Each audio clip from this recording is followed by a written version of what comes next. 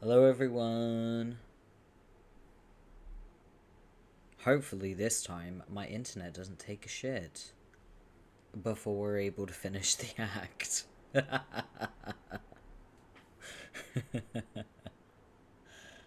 Let's jump over. Okay. So, um for those who were in the last Homestuck stream and were like, what the fuck happened? It ended out of nowhere. The reason why was because my internet service provider did not notify me that they were going to be doing maintenance. You would think, right? Like, maybe that's important. So my internet was only out for like 15 minutes. Um, but yeah, I didn't know. So my internet just went completely kaput. But it's okay.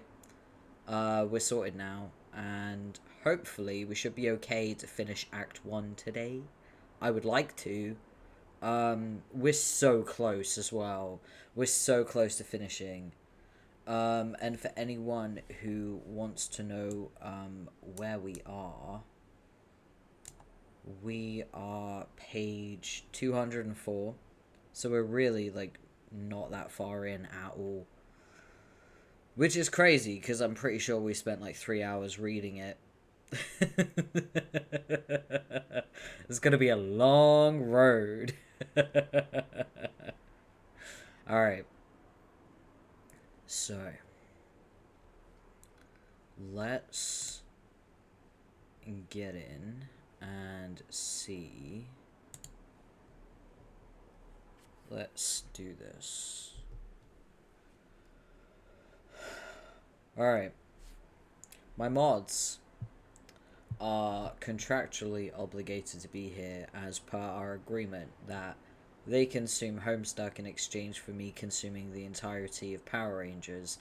However, they're not here because time zones exist, and I can't guarantee that I'm gonna be energized enough to stream at a later time zone because, well, this stream was supposed to happen yesterday. Unfortunately, I was wiped yesterday, and I just slept. So I just decided to do it today, even though it's supposed to be my day off, because, it's nice not sticking to a schedule. The schedule's more of a guideline. I feel like Jack Sparrow in Pirates of the Caribbean. They're not rules, they're guidelines. Anyway, let's get into Homestuck, shall we?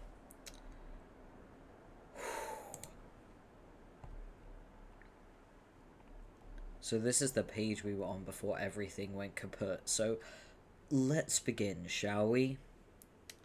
Oh god, I'm about to butcher. I'm just warning you now. I'm not American. I will not be held accountable for any butchered American accents. Also, my voice can't go that high, so I apologize for Jade. I can't do her voice. It's difficult, okay? Don't get me started when we get to Nepeta. It's gonna be a nightmare. Alright. I'm working on the bathroom, but we're running low on build grist. Oh man, who cares about the bathroom? Now there's a meteor heading. I did not warm up before the stream, and I'm feeling the effects already. Let's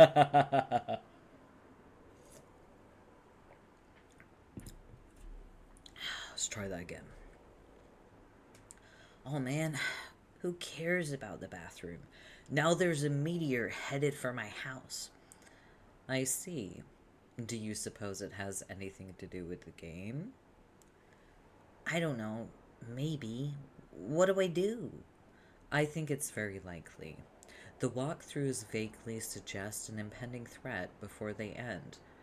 The already poorly constructed sentences become even more curt and ambiguous, as if written hastily and with a sense of alarm.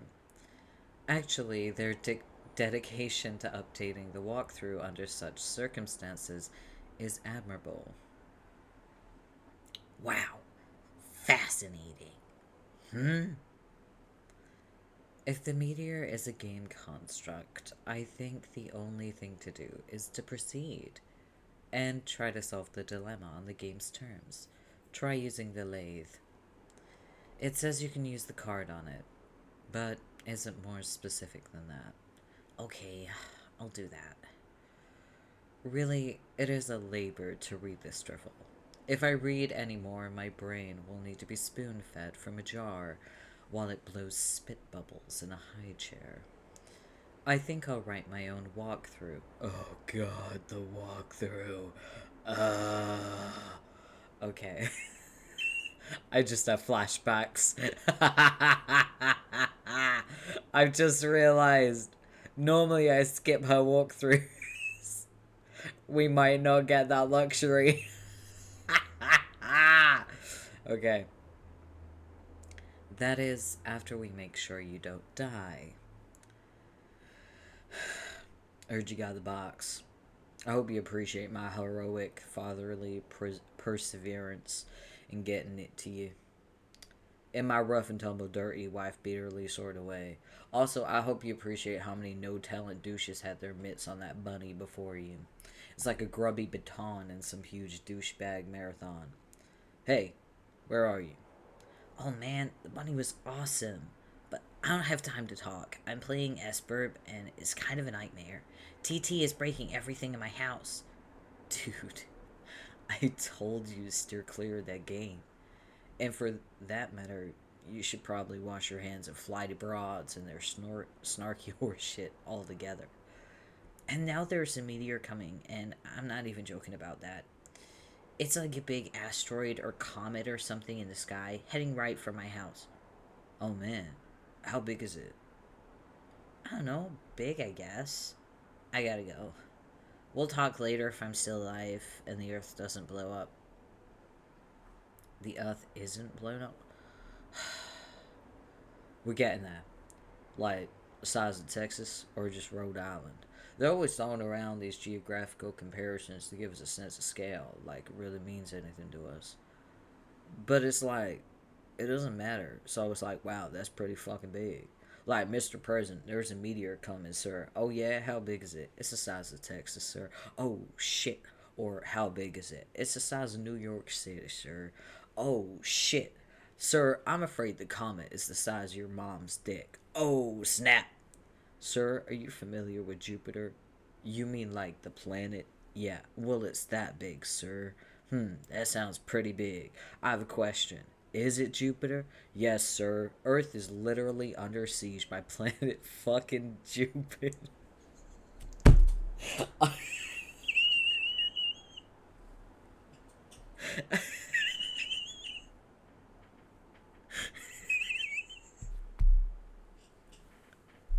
I hate this man.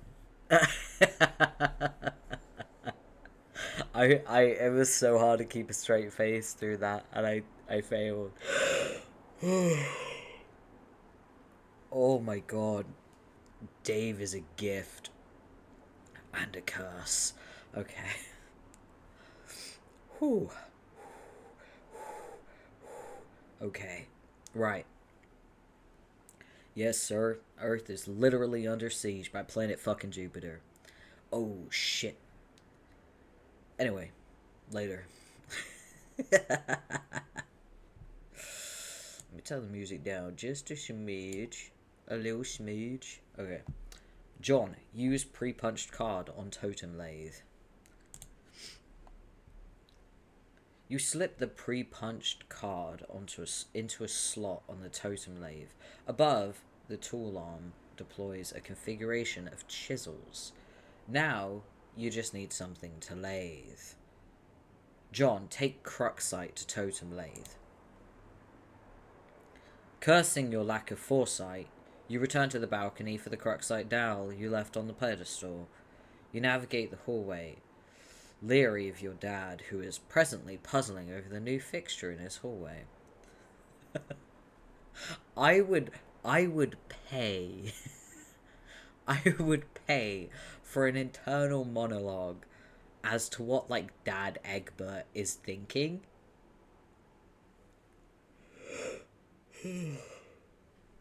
Because he must be so fucking confused. Also, I need to sort out my model. Hold on.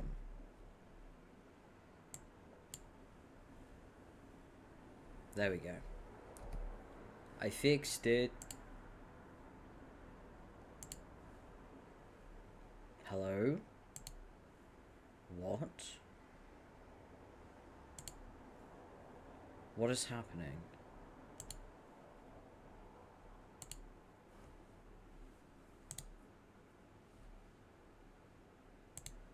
Oh, okay, right. Yeah, I just had to fix it. It's done now. Yeah. Looks better, my horns are clipping. Okay, cool. Yeah, I would pay for the inner monologue of Dad Egbert, because you can imagine, this fuck is just like, I'm gonna bake so many cakes for my beautiful boy, it's his birthday. And then he's like, oh no, I need more baking supplies. He comes back. And he's like, why can't I get in through the front door? So he comes in through the back. Goes through the house. And he's like, oh, my son opened his birthday present. Where is it? Did he take it with him somewhere? And then he's like, what happened to my mother's ashes? And then he goes up the stairs and he's like, I don't remember leaving the bathtub here. You know what I mean? Oh, man. Oh, it's just funny. Okay.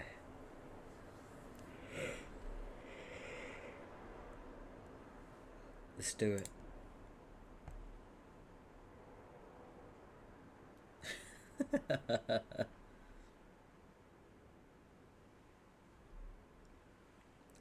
The perfect crime. Oh my god. You retrieve the Cruxite dowel.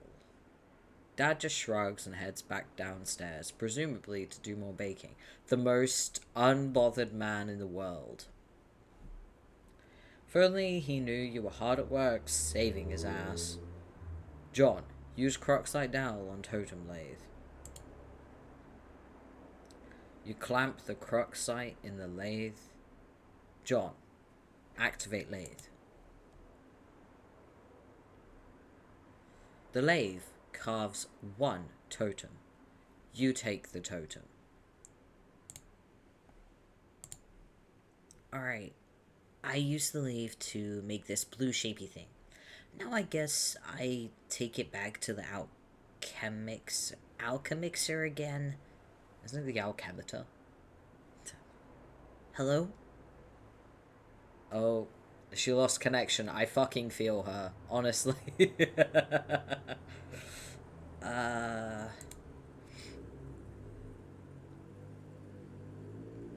Connection lost.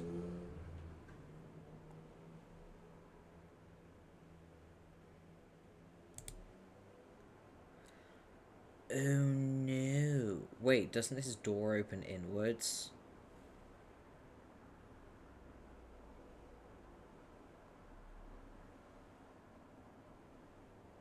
His door opens inwards, doesn't it? Why is he acting like he can't open the door? A young lady stands in her bedroom. Due to a violent storm, her house has just lost power, along with her wireless internet connection. This has severed her link to a popular video game she was playing with a young man at a critical moment. That young man is relying on this young lady to re-establish a connection somehow. This young lady, named,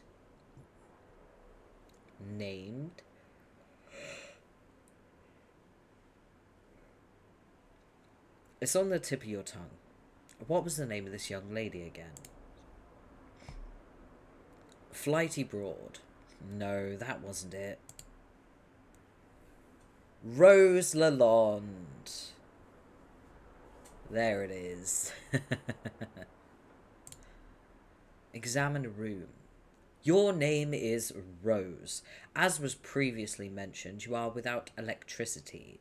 Although your laptop computer still functions on battery power, you have a variety of interests. You have a passion for rather obscure literature. You enjoy creative writing and are somewhat secretive about it. Oh my god, I'm Rose.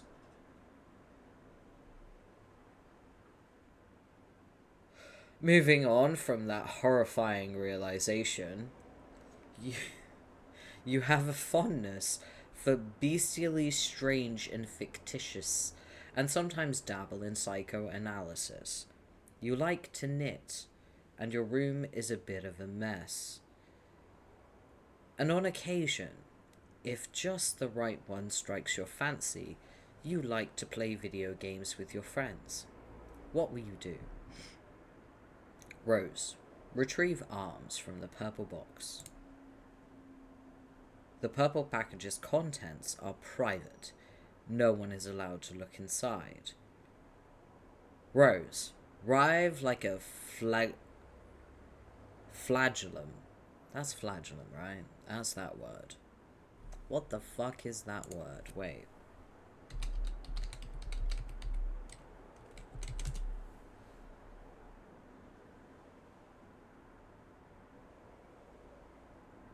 Oh.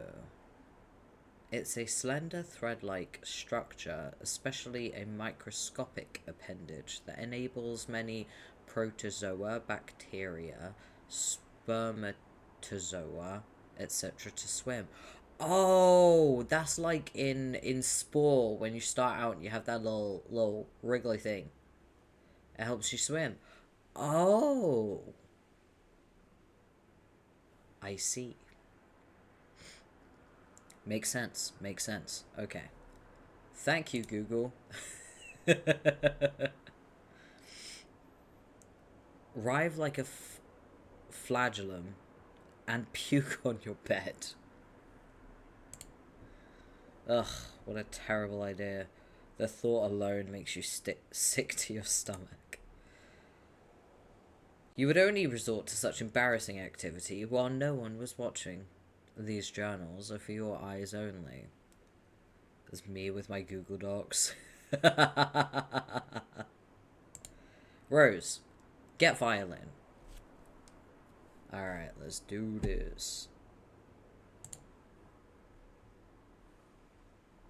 Rose, play a haunting refrain on the violin.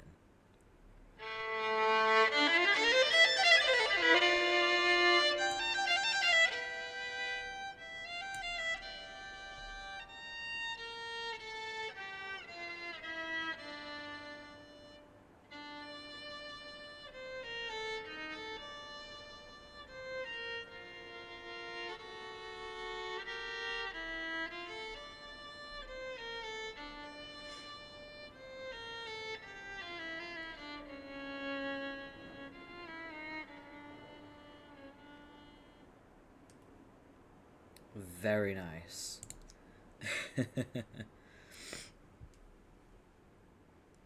John, tell Liv... Oh, wait. You waste approximately 40 seconds playing the violin while your friend is in peril. Nice time management skills there, sweetheart. John, tell Liv Tyler you love her before impact. Since your good-for-nothing friend is obviously not going to bail you out in time, you issue words of parting fondness to dear sweet Liv. Oh, if only Affleck could have been the one to make the final sacrifice instead of her stubborn, blue-collar, salt-of-the-earth father. Then she would fall into your arms for consolation, and you would be the one to make the deceased Bruce Willis proud. Rose, capture log knitting supply bag. You get the knitting bag. It occupies the left leaf card under the violin. Per the tree modus's alphabetical sorting method, K less than V. Rose, look out the window. Your panoramic window offers a view of your yard below and the mausoleum housing your dead cat Jaspers, who died when you were young. Your mum had the structure erected with a spirit of scornful irony in response to your youthfully innocent request to hold a funeral for the animal. At least, that is how you've come to interpret the gesture in retrospect. You can also make out a silhouette of the laboratory next door, a facility which likely broadcasts a strong wireless internet signal. You may be able to connect to the signal from a different part of the house. Perhaps if you seek higher ground? Rose, get laptop. You take your laptop and prepare to make the journey through the house. L less than V, L more than K. This causes the tree to be unbalanced, so your Silodex auto-balances itself. Now the laptop occupies the root card, while the other two items comprise the leaves. K less than L, V more than L. Rose, examine the book on desk. This book is absolutely indispensable for enthusiasts of your ilk, of which there are very few. Grimoire for summoning the zoologically dubious. Rose, take book. You take the grimoire. G less than L, G less than K. Rose, go explore the house. You leave your bedroom. Hanging just next to your door, in the hallway, is a painting of an exquisite wizard. Your mother collects these awful things ironically. She must know how much you detest them. And there is no doubt in your mind she stores these dreadful things in the house to bother you. Down the hall, to the right, is the way to the observatory. Perhaps you'll be able to connect from up there. Your mother's room is also in that direction. You will have to watch your step. Let me see if I can summon my mods. I'm not sure if they're still gonna be asleep or not. I don't think they are. Yeah, they're not online. Okay. They're still asleep. They're still sleepy. EP sleepy. Tiptoe to your observatory. Tiptoe through the window. Anyway. Hold on. My allergies got me acting up and I have no tissue. One moment, please.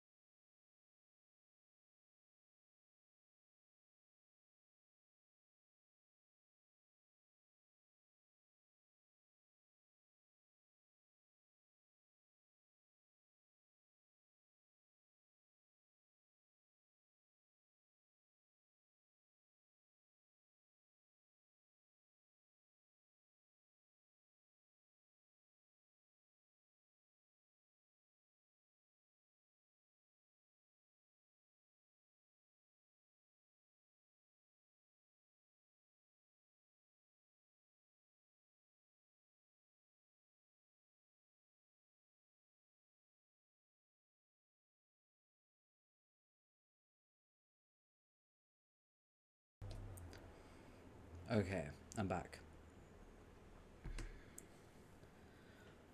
Oh. I have tissue because my allergies suck. My body is just like, plants? Nope, can't handle them.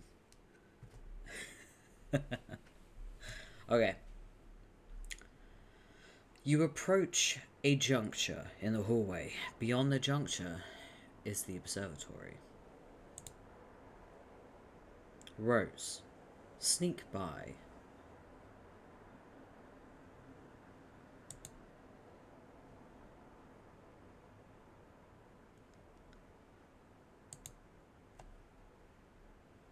This door leads up to the observatory. You haven't ventured up there in quite some time. I'ma be so real with you. If I had a house, As an only child, and it had an observatory, that would be my new bedroom. Straight up. I'm like, yeah, this is my bedroom now. Deal with it. I 100% would want that to be my bedroom. Hell yeah. That'd be so cool.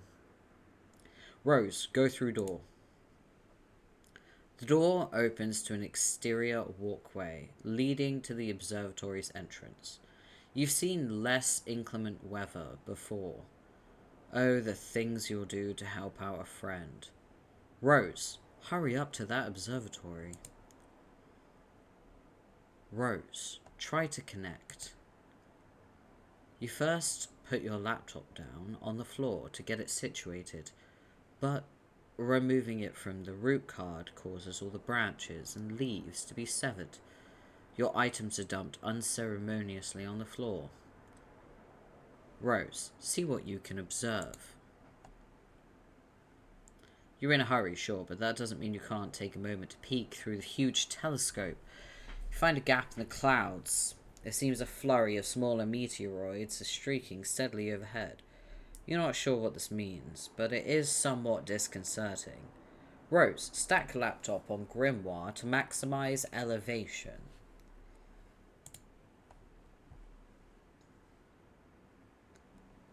You'll need every advantage you can get. Access laboratory Wi-Fi network. There are several signals being broadcasted from the laboratory, each of relatively decent strength. One of them is mysteriously and quite conveniently unsecured, requiring no password. You select the signal and reconnect to the game with John. What did that say?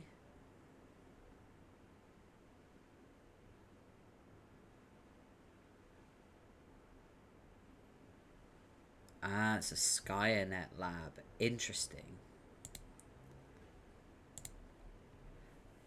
Oh, I'm gonna sneeze again. No, please don't do this to me. Nose. Why? 1 second, I need to sneeze.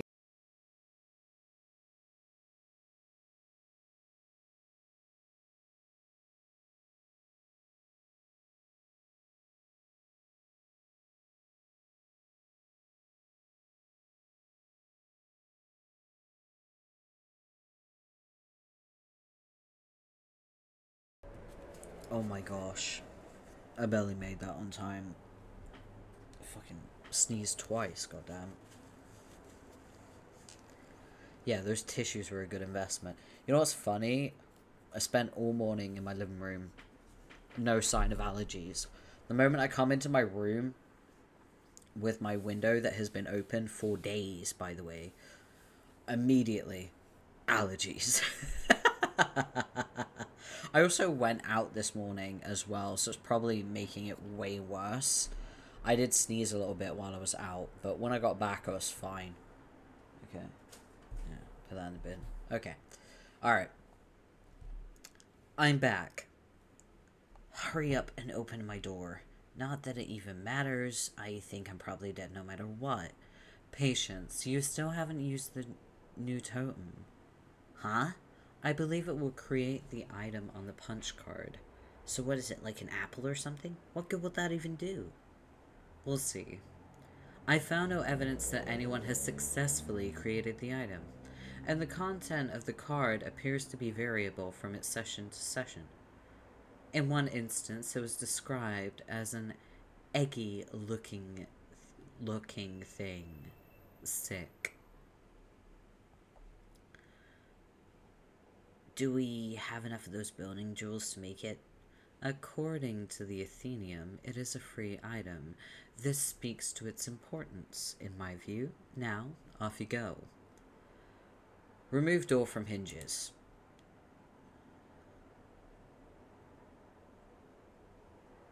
There goes the rest of your build, Grist.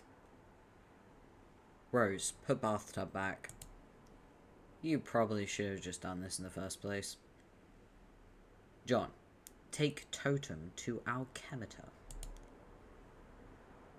Gotta get those stupid blocks out of the way first. The Colonel Sprite is getting awfully worked up about this.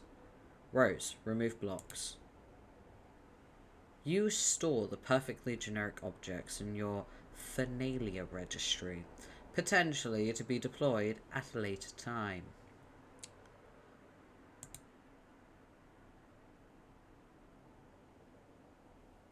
Here we go, baby! Here we go! We did it! We're here! I am going to mute the music and enjoy the end of Act 1. Let's go.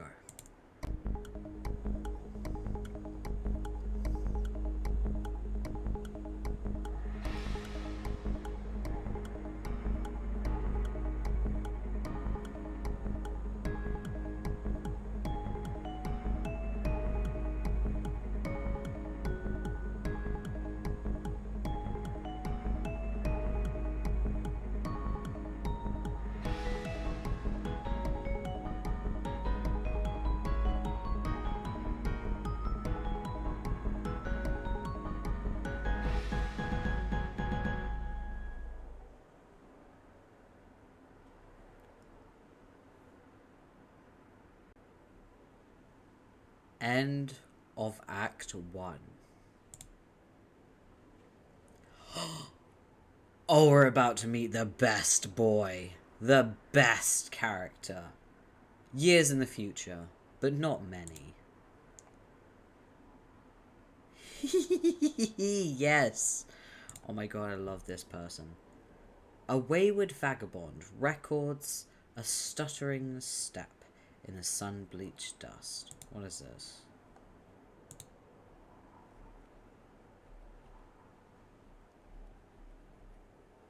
Ah.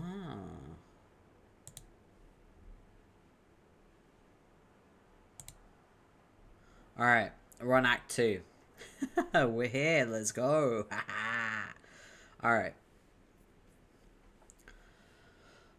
Okay, this is Rose's fucking walkthrough. I'm warning you now.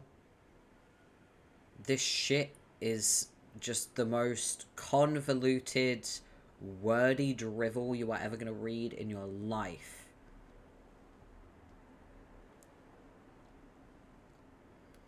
Spur Beta Walkthrough, version 1.0, April 13th, 2009, by Tentacle Therapist.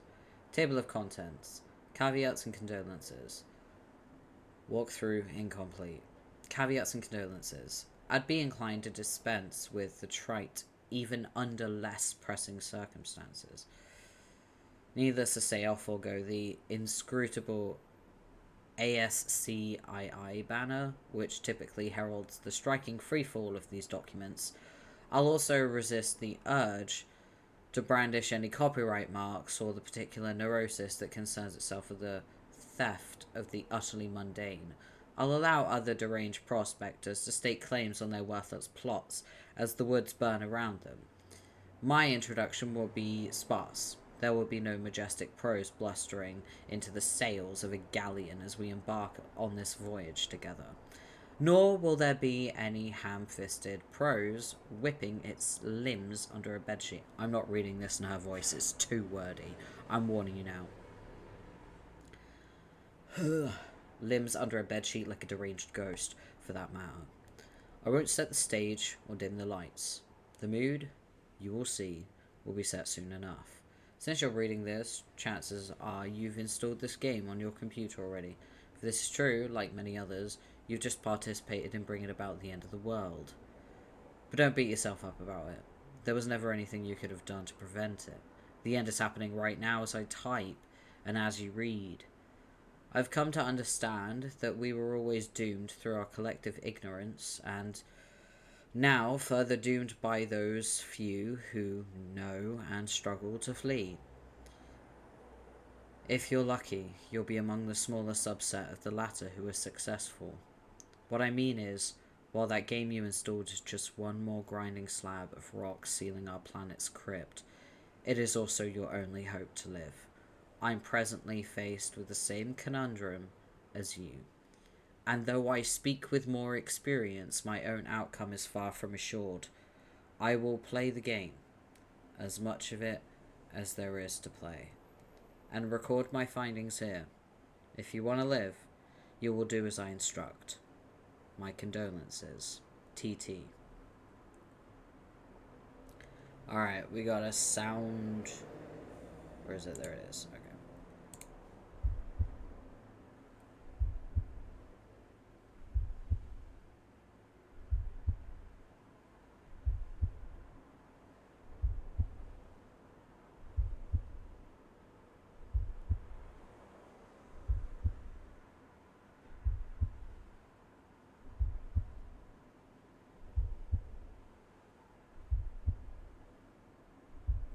Oh, we are so in.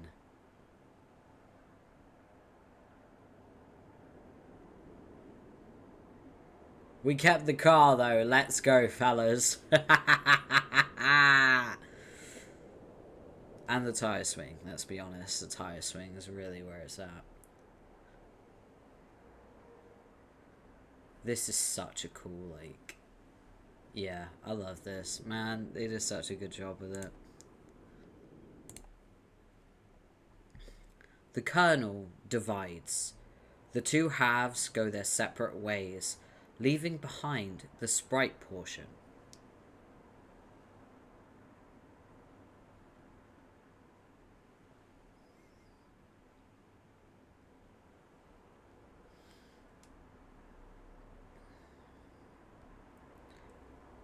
Boy.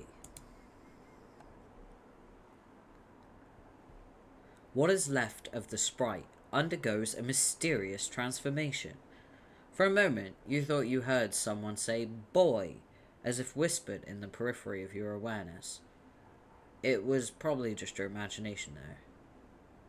You there! Boy! Hold on. There's a lot of sound in these ones.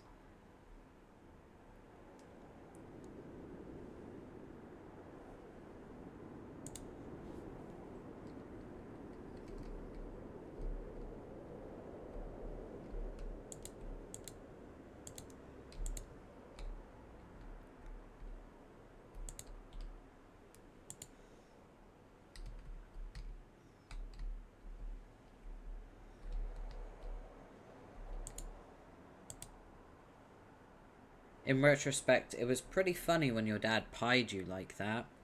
Gotcha'd again by the old man.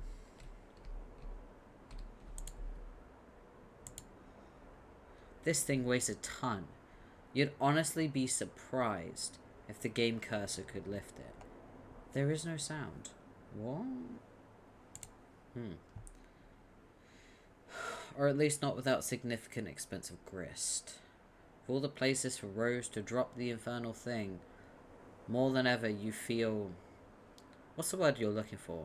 Of course. House-trapped.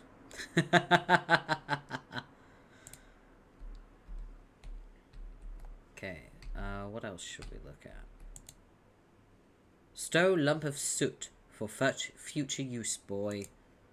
That stuff is really dirty, and you don't want it. Besides, you have it on good authority that a significant portion of it is comprised of asbestos. Ooh, poker. Wield these instruments of combat. Any one of these would make a fine weapon, if only your strife specibus wasn't already allocated. Oh well. This is precisely why I really would like to get a scythe. Because I can say, hey, if SBUB ever happens, I got ya. I got a scythe. My strife specibus is sorted. What else do we have here?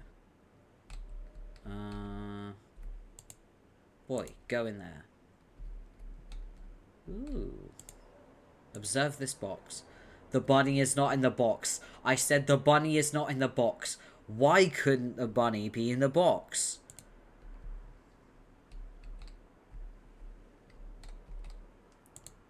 What's that? It looks different now. After you bit that apple, your whole house seems to be transported. Transported?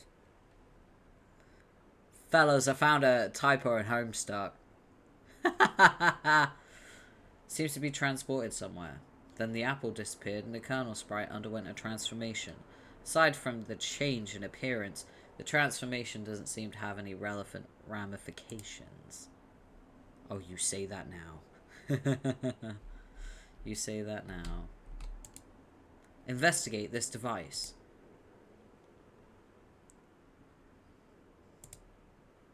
It seems you're still connected to the internet.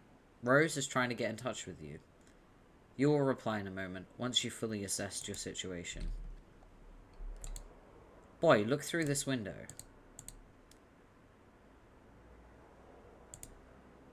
At least your tire swing remains unmolested. Choices. Word choices. What the fuck? Brother, why? Brother, Brother, no. That is not the verbiage we're using today. Oh my god, it's not even 1 o'clock. Ugh. A tree without a tire swing is like a house without a surrounding neighborhood, you guess. Okay, we're analyzing. Go out the door that is not there. Okay. What is down here? Proceed, boy. Go in here now. Okay, the sprite is in the way. The sprite is in the way. Peer through that window. At least your backyard was salvaged too. Sort of. Hey, Liv! Welcome! We're on Act 2 now. Don't worry. We were near the end of it anyway. So, when you get round to the VOD watching, you've only got to catch up on like 40 minutes. Not even that. It'll be fine. What a thing to wake up to. Homestuck. Fun. Homework. Basically, yeah. Yeah. Also, welcome. I hope you slept well. Also, I saw that you were vying for recipes. I can help you with that. I can give you some recipes. I can also give you some cooking tutorials.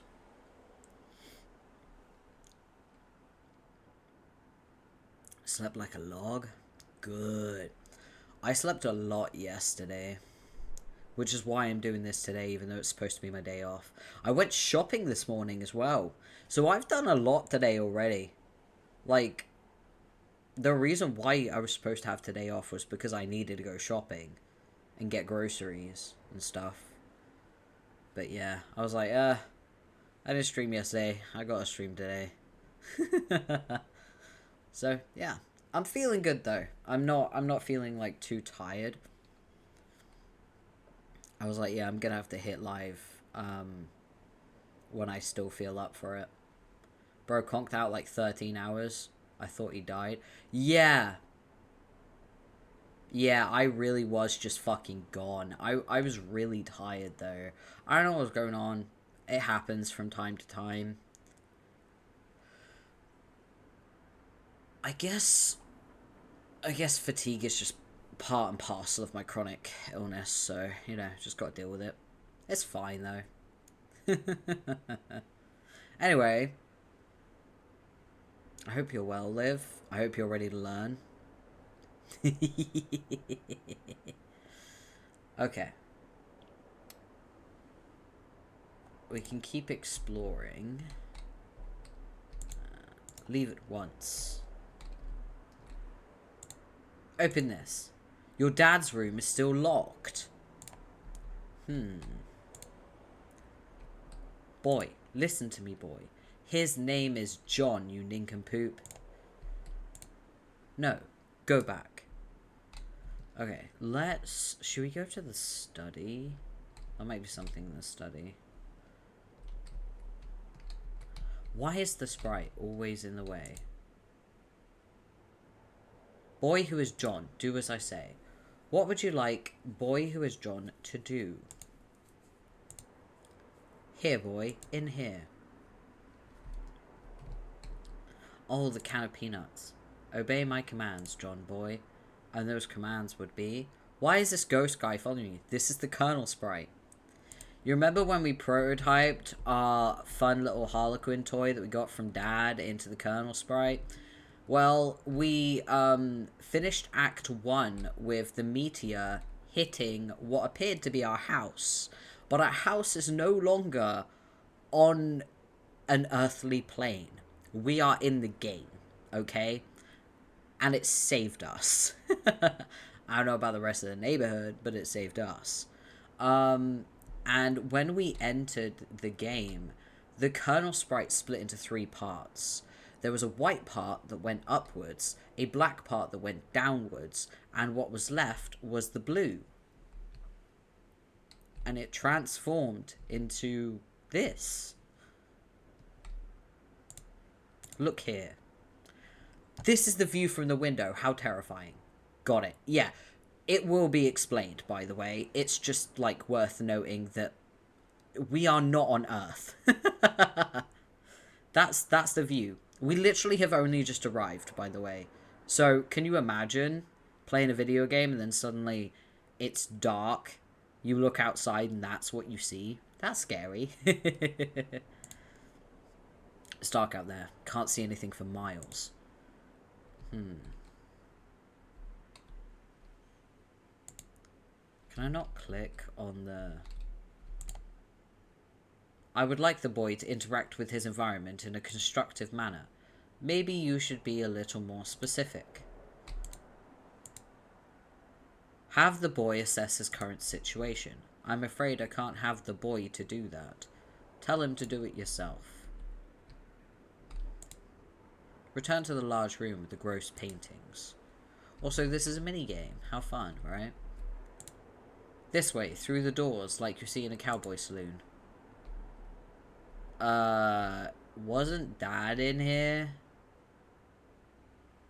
Where did Dad go? Why is Dad not here? This book is too big for a young, stupid boy. Fucking savage. Colonel Saska's your favourite book. Almost as favourite as Wise Guy. They are both your favouriteest of all time. Open this door now. Okay, we're in the utility room. Okay. This is no time for laundry. You're right. Thank you for being sensible about it.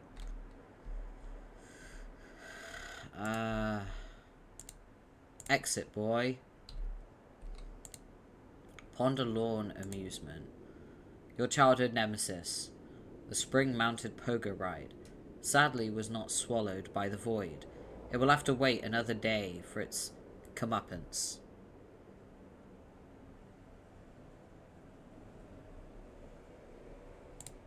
Huh. Boy, engage this 3-mangled trapeze display. Looks like your swing set is toast. You relive fond memories in a moment of sorrow. Okay.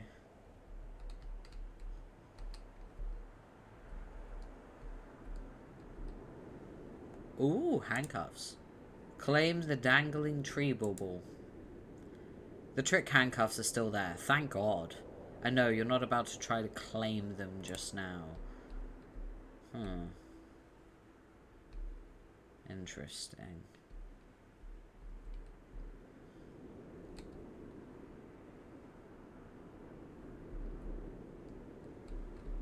Isn't this a song that plays in Openbound? Hell yeah, love this one. Okay. There isn't much we can do because we're literally just... It's just a house on a rock and a cliff. Admire this wall-mounted gadget. Through some mysterious force, your house still seems to be powered, even though the wires are severed. Quite bizarre. Fiddle with the bright sparkly things. That sounds incredibly dangerous. John sensibly disregards your awful advice. Very well. Okay. Back into the house with you. Okay. Go back into the luncheon parlor. Peek into the bowl of goo. Wherever your dad went, he seems to have left in a hurry. For all his absurdities you put up with, you sure wish you were here right now. Aw, that's actually really sweet. Oh, he even has a drawn picture on the fridge. Examine this artwork. Your dad was so proud when you drew this. He hung it up immediately and it stayed there ever since. That was 1 week ago.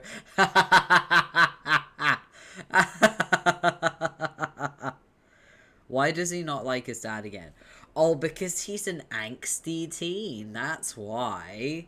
Oh, it pissed... Okay, right. So, the angst that John and TT has with their parents pisses me off because their parents love them, care about them, cherish them, and do everything they can to ensure that their children live fulfilled lives, right? And spoil them. Dave does not have that. And the harsh part is, like, him and TT, like, John and TT will be like, oh my god, my parent, oh, they're so awful, they suck, oh, I'm gonna get harassed by them again. Dave is always like, yeah, my bro is cool. He's dope. He's like the bestest. And in actuality, Dave is going through hell. And they don't even realize. Because Dave thinks it's normal. And that sucks. Oh, and don't worry, it will be addressed. It will be. It will be addressed. We love abuse. No, we don't! Can I report you for saying that? Alright. Return to the room with the dead hag's remains. Ah, yes. Topple this urn immediately. That would be disrespectful to your nana. You just won't do it. Or not intentionally, at least. You consider that it's fortunate she's no longer around to witness the sorrow. On the other hand, you'd probably benefit from her elderly wisdom right now. Forgot the tone indicator, my bad. You think?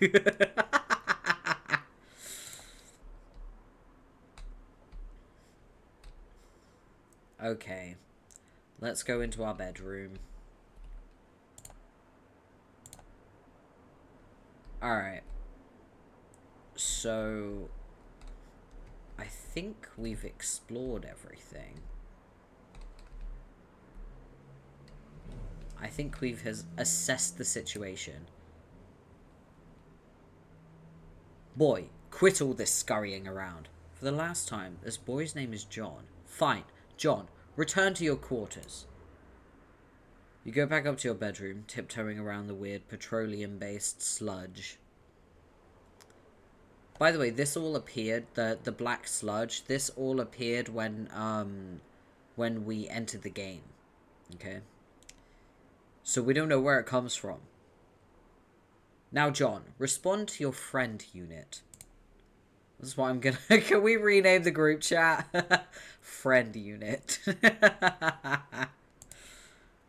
John, are you there? Hey, yeah, I'm here. And not dead, I think. I know. I've been watching you scramble through your house like a lunatic. You should have answered me sooner. Oh, man, sorry. I was looking around for my dad and I can't find him anywhere. Have you seen him? No, I'm sure he'll turn up.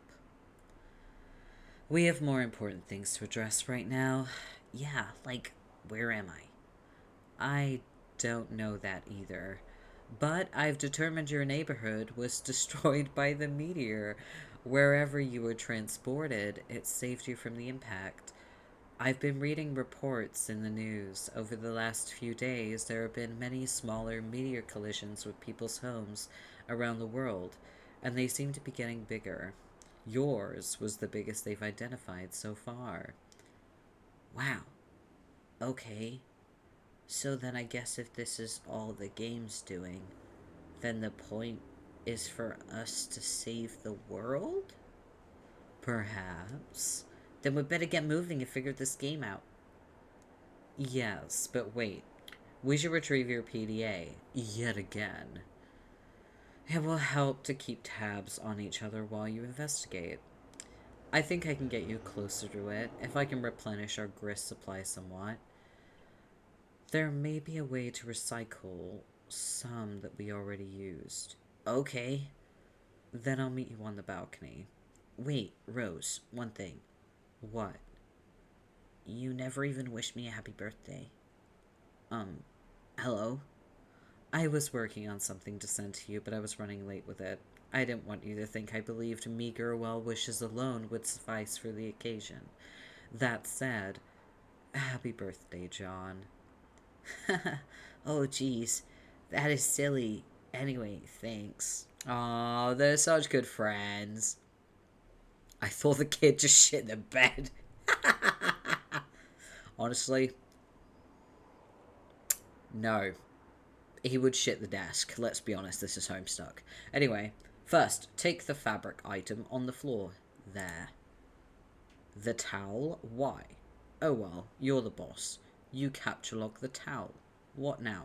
Do as the purple text says. To the balcony. John makes his way to the balcony per your awkwardly worded request. Wait, take that blue wobbly thing. You whimsically decide to capture lock the totem, which was used to create the apple tree earlier. John, recycle the grist as was dictated by your cohort. John cannot do anything with the grist at this moment. That is up to the expert player. I see. Yes, that will suffice. Rose deletes the perfectly generic object. 6 units of build grist are restored to your grist cache. Rose oh my gosh. Rose extends the grist to drag a new plank from the balcony in the direction of the PDA. John, run across precarious platforms swiftly. John isn't sure about that. It's a long way down.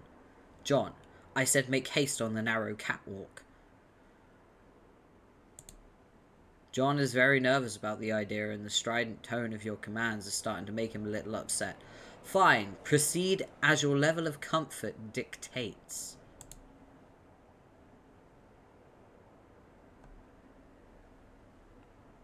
You cautiously walk within range of the PDA. Rose retrieves it. Now take it. You grab the PDA, launching one of the Harlequin figurines into the night. You can kiss that one goodbye.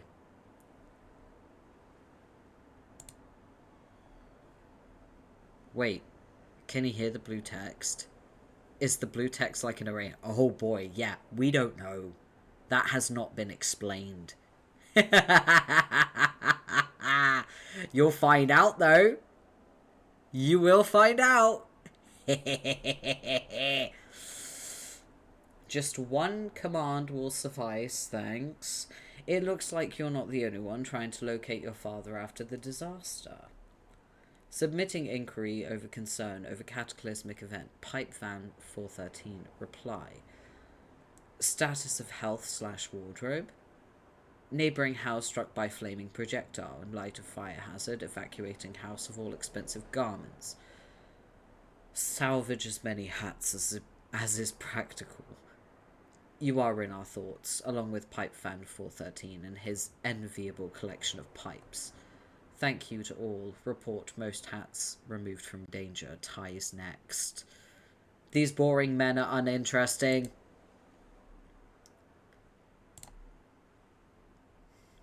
John, are you okay? You seem a bit tentative. I'm fine, I guess. Since I got here, I feel compelled to do these weird things I don't really want to do. By some kind of voice that I can't really even hear. I don't know what it is. It's hard to explain. Perhaps the early symptoms of an anxiety disorder, like post-traumatic stress? Yeah, maybe. Who knows? Well, If you can pull yourself together, there are a few more things we should try, like prototyping the kernel sprite again if possible. We should hurry. My laptop battery won't last forever. Okay, I'll go back inside. No, don't do that. Hop off this ledge, onto that car. What? No, that sounds incredibly dangerous. Now you're just being a pest. Which turnip truck did you just tumble out of anyway? Who are you? Here it is. I'm just gonna imagine it's narrator guy from the Powerpuff Girls. You're about to find out who it is. Years in the future, but not many. An unsealed tunnel welcomes hot desert air into its stagnant depths.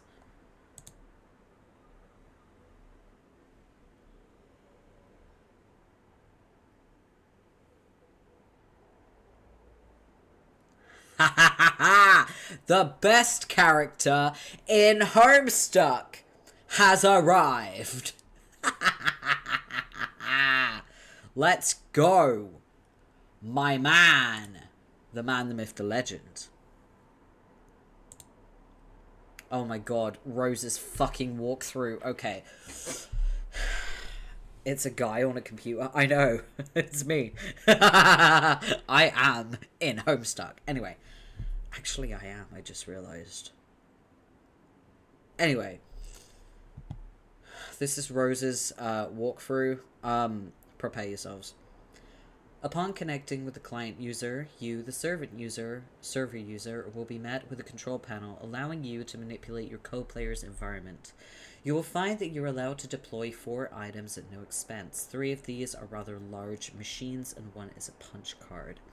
It's quite possible you already deployed some of these items before reading this. If this is the case, and you have activated the machine called the Cruxtruder, such that it displays a countdown, you must proceed to section A100 of this walkthrough immediately. The life of the client user depends on it, and your co-player has activated this device in your environment too, then yours does as well. But if not, please refrain from... That fucking dirt bike user can go to hell. Where I can torment that bitch every single day of his life. Anyway. But if not, please refrain from doing anything with the Cruxtruder, aside from merely deploying it. This will buy us some time to think things through properly, and to go over the basics of the game before you find your soft, easily punctured head in the jaws of the lion. As mentioned, there are 4 items to consider, each playing a role in the process, which appears to have a singular purpose, to manufacture objects out of thin air. The bike go vroom. I hate that bike. I hate that bike. I wish I could slash his fucking tires. I really do. Oh. This motherfucker has been doing this for years, by the way. Like, years. Ugh, hate it. Sorry, I'm getting comfortable because my knees are screaming. Okay. At least it's not Cybertruck. Cybertrucks are silent.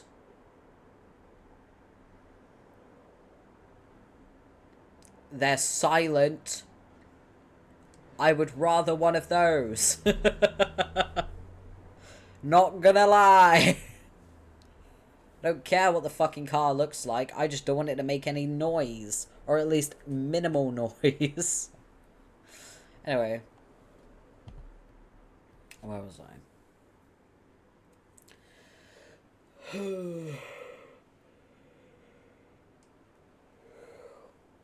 The designers of the game, judging by the language used, regard this process as a sort of alchemy.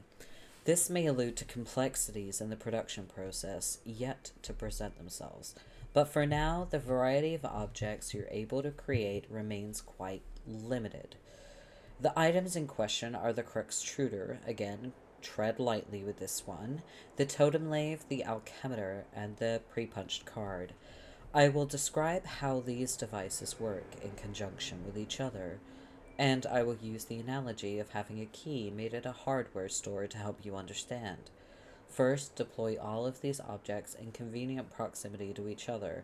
Be sure not to block doors or pathways with them. You can always revise the dimensions of the rooms to make space for them, but I'd advise against this, or even experimenting with the function. Doing so comes at the expense of build grist, a commodity which appears to be at premium on the onset, and one you'd be best advised to save for later. The Cruxtruder. Removing the lid signals the moment your life becomes a great whirling batshit pandemonium, somewhat resembling the chaos of an especially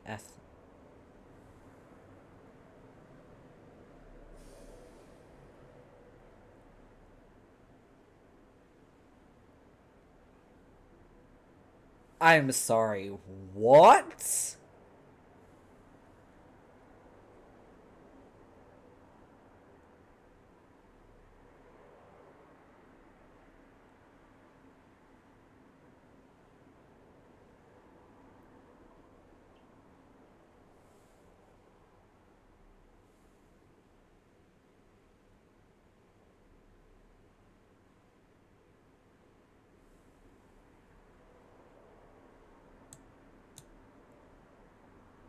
Somewhat resembling the chaos of an especially ethnic wedding.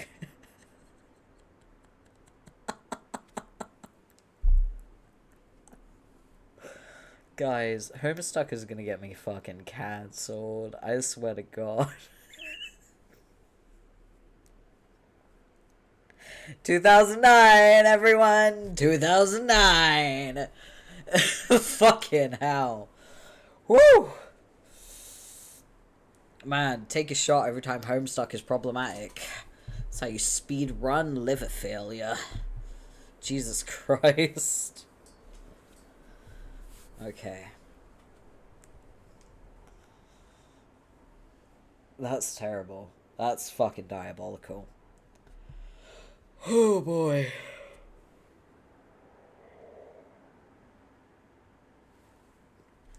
Somewhere, a soused uncle deliberately shatters china on the floor. Muddy livestock is decorated, and then lost track of. The question, whose mule is this, at times can be heard over the din. This is now your reality. But aside from that, it marks the beginning of a process I'm about to describe. The countdown begins, yes. Also, an entity called the Kernel Sprite is released. But neither of these things all that relevant to this process. To my knowledge, more on these things later. What is relevant is the unlidded Cruxtruder's ability to dispense Cruxite dowels. It will dispense at least one, though I suspect it's capable of producing more. Given parameters I'm not yet familiar with, in my key-making analogy, these dowels represent the uncarved pieces of metal which the hardware store employee retrieves from a drawer. I can't do that in an American. How do you say drawer in an American accent? Draw? Drawer? Draw? Draw? Draw? How do you say that? That's a hard word. What the? A draw. It's a draw. So draw. Retrieves from a drawer or a rack and sets about carving into a key. I'd have to be uncool to say it. Yeah. Oh boy. I mean, you can join call if you want to. It's up to you. If you have questions, you can ask them too.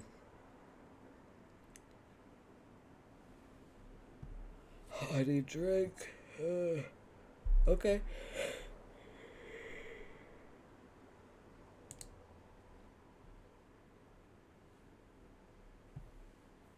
We're doing this. We're making it happen.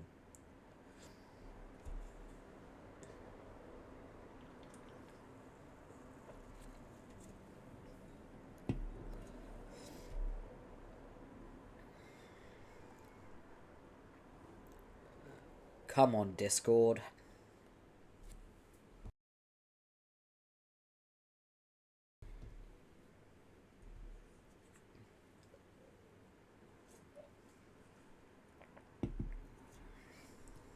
Wow, Discord's taking extra long today. I love that.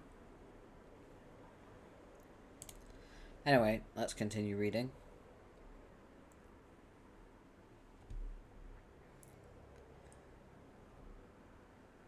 The two following items are needed to the carving. The pre-punch card. It is a simple Siladex card containing an item.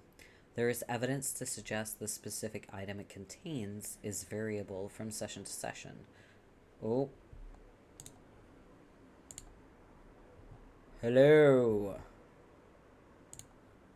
Oh my god, you sound dead. Wait.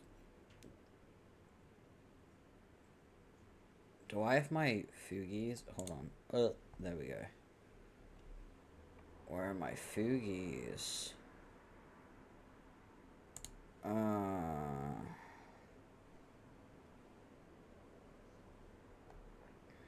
Yes, we are. Let me just add the Fugies.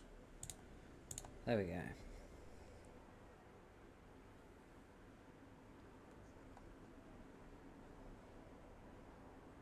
Oh, there we go.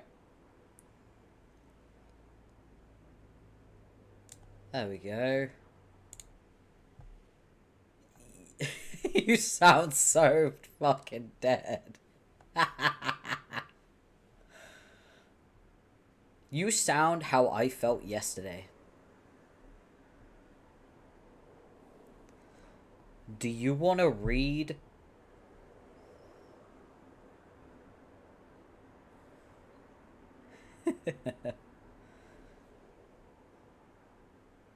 Oh, it's 8 for you. God damn.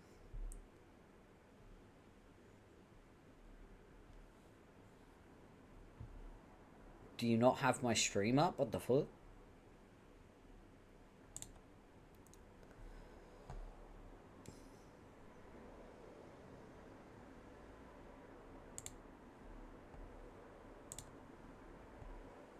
Also, hello, Coco. Good morning, world. Coco said good morning, everyone. Alright. Oh, it's really blurry, for fuck's sake. Where are my glasses? This couldn't have waited until like noon. No, because I have a dynamic disability, which means I have highs and lows, and there was no guarantee that by 2 p.m. I would feel the same way. You know what I mean? So... Alright, I'm up, I guess. Okay. Where are we? You want me to read? I started reading the pre-punched card bit, so right at the top here where my mouse is. I can't see your mouse, but I can see what you're talking about. Is my mouse not being captured? Hold on. That's a problem. Where is Homestuck? Properties? You love problems. Hello, chat. Oh my god, what happened? Ah! Wait. Why is it capturing Spotify? I'm so confused. We love Spotify. Hold on. It's not supposed to be doing that. Coco, there's a guy on a computer that's telling this boy what to do. He tried to make him jump to try and reach a car across a ledge. I do have to get ready for work in a little while too, so I can't stay too long. There we go. That's okay. We love serving corporate America. No, we fucking don't. Okay. What's the worst part is I'm gonna have to watch this stream VOD, which Can you see my cursor now? Yes, I can see it. Okay, this is where I am.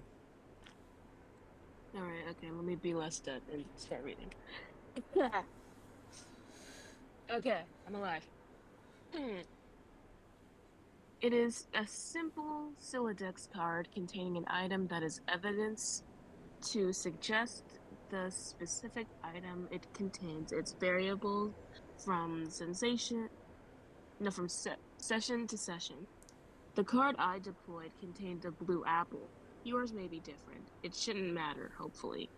Additionally, the card, as you may guess, is punched, like one used with antique computing systems. The patterns of holes, what's that word? It's too blurry, I can't say. Which word are you at? Wait, where are you? Fuck. The second sentence. The pattern of holes Comprises. comprises data, which I believe corresponds to the instructions for creating the item the card contains. That it is pre-punched suggests there is a way to punch an unpunched card, possibly imprinting it with the data for the items it contains, though no mechanism for this has presented itself. But the data on the card cannot be used to create the item directly. There is a middleman. The middleman is the Totem lathe. totem.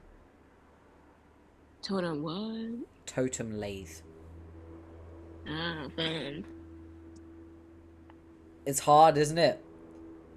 It is. It's very difficult to read Homestuck because it's wordy bullshit. I will continue reading because you were struggling with that, and I'm torturing you enough by making you experience Homestuck, so I will reel it in a bit, okay? Yay. The Totem Lathe. This is essentially the key carving machine. It will carve into your Cruxite dowel a pattern of grooves and contours, the sort which makes a key unique. The instructions for this pattern are supplied by the punch card, which is inserted into the lathe pre-activation to configure its chisels. Once the dowel is carved, you have a totem serving as your key, which can then be used to unlock the card item through the alchemitor. But at this point, I will diverge from my key-making analogy and switch to a barcode analogy, which is not a terribly strenuous leap to make, since the concepts of a key and a barcode are essentially the same, one being a unique pattern of grooves, the other of varying black lines. The alchemitor. If you place a Cruxite dowel, carved or uncarved, onto the alchemitor's small pedestal, its robotic arm will scan the contours with a laser, hence the barcode analogy. This is the machine's way of reading the data originally imprinted from the card and transforming that data into a physical object, though typically this is not done without expense. I believe an uncarved dowel results in the creation of a perfectly generic object, which is a seemingly useless green cube. It costs 2 units of build grist to make, and I do not advise you to waste resources on it. There appears to be many other varieties of grist, ostensibly used in combinations to create different sorts of items, which possibly offers some insight into the game's use of the term alchemy. But quite conveniently, there is an exception to this. Creating the item on the pre-punched card costs nothing. This is good, because creating this item turns out to be essential. Now that you know this, you can, in your own time, begin the process. Once you initiate it, naturally there is no going back. So, best to be prepared. But you probably shouldn't drag your feet too long. As I mentioned earlier, this is your only means of escape. When you're ready, be prepared to follow the steps in the next session swiftly. A100. So your Crux Truder is ticking. Do this to live. So yeah, Rose's fucking walkthrough is just the worst, and every time I reread Homestuck, I normally skip it, except for this time. There aren't even any pictures. I know, it's the worst. In the distance, meteorites fall with greater frequency. The fire in the forest burns so hot, not even the rain is putting it out. Rose, check status of battery. Also, we're Rose now? Yes. We've been bouncing between Rose and John since, towards the end of Act 1. So Rose is like the smart one or something. Oh, you're serious? None of them are smart, they're all dumbasses. She just uses colourful language to make herself sound smart. Relatable. Yeah. Okay. Your laptop battery is alright for now, but it won't be for long. If the power in the house doesn't come back on, you can think of one last resort. The small backup generator stored behind the mausoleum. Aren't they all like 13? Yes, Coco. They are all 13, but at the same time, at the age of 13, I don't remember being this fucking stupid. I mean, I was stupid. I wasn't this stupid. Of course, the dumbass is the 13. You could at the very least type this in chat, Coco, so that people can see you actively dunking on the characters. Rose, prototype sprite with Betty Crocker box. What? Oh man, you're gonna use that? That sucks. What a stupid idea. We have to hurry along. I'm running low on battery power. But the cake mix, oh, that's so dumb. I doubt it matters. We might as well just use any old crap lying around. Fine, I guess. I have a question. Yes. Is Rose getting narrated by the same guy on the computer? I don't know. Got it. Do the plotted Oh, the sprite is playing hard to get. You guessed that's what you get for originally prototyping it with something that engenders mischief and pranksterism.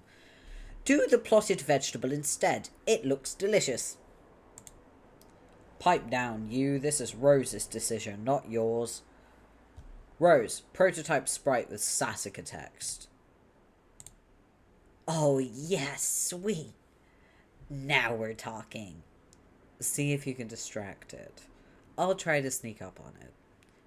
John, flail about in a distracting manner. The sprite finds the distracting manner in which you flail about to be rather distracting. The pesky sprite eludes you again. Not even the great Colonel himself can outfox it. In narrowly missing with your attempt to create the Colonel sprite, you drop the massive tome. The entire house rattles under the astonishing girth of the book.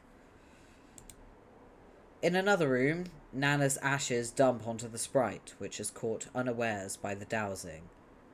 Inspect Hag Ash incident. You find the sacred urn toppled again. This time you're quite sure it wasn't your fault. The sprite is nowhere to be found.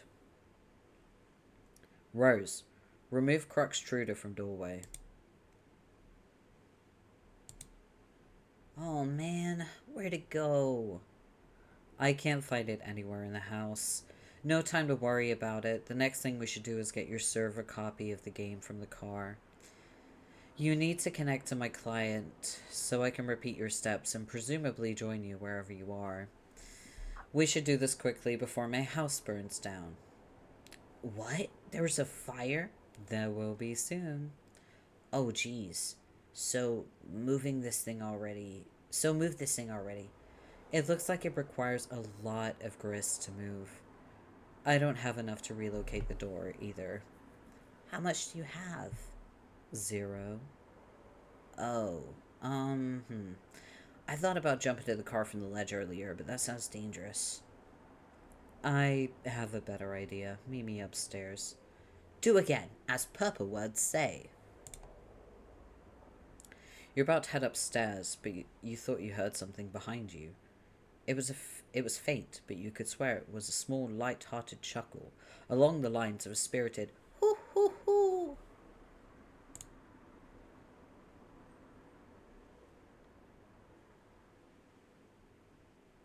Ignore this woman's antics. You're not sure. Grandma Jester. Huh? Grandma. Did you say jester? 286 words into Homestuck, and you haven't realized. Harlequin. Same shit. Nah, different thing. Different thing. Anyway, you're not sure you even saw a woman, let alone any of her hypothetical anthem. What's the difference? The difference is that they spent a good 200 words making sure that you knew there was a distinct difference. Otherwise, they would just refer to them as jesters instead of harlequins. But no, they're harlequins, not jesters. And they make a point to let you know that. That's the difference. Something about history? I don't fucking know. I just know that Homestuck makes a point to say, hey, these are harlequins. So did they explain the difference at all? No.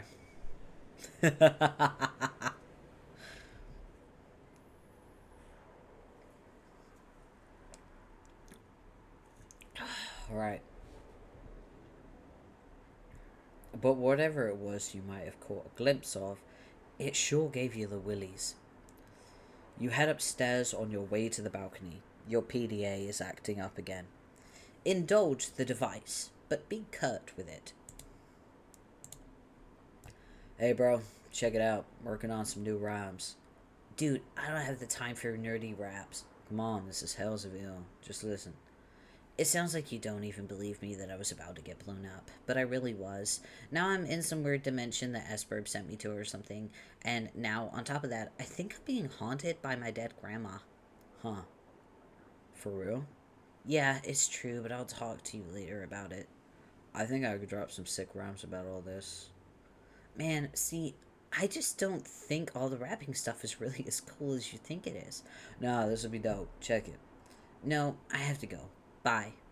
Wait. Armageddon's getting waged on us, but I'm getting armed and dangerous. Sending men in space for saving us. See which play is more courageous. Ben and Bruce, dudes reach a truce. Put the blow shoots to use and up suck it. Affleck sacrifice, crefice. Would have to suffice, fluck it.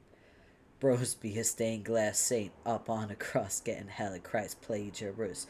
Bruce is like off of that crucifix. Enough for this fucking save of us.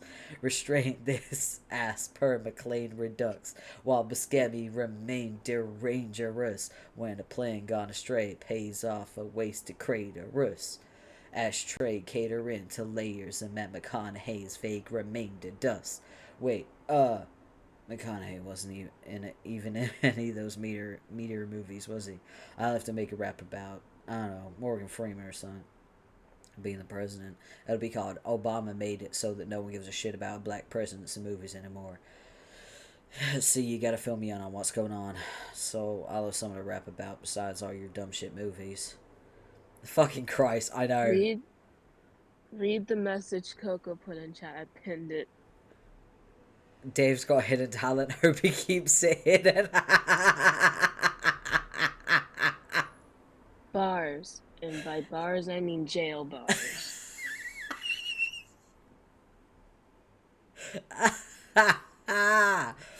True. Yeah, he really thinks he's gifted. Oh no, you missed it earlier. There was yet another not okay joke. This time made by Rose. So yeah. Enough strange poetry from the red text. You head out to the balcony to find out what Rose has in mind. She's messaging you again.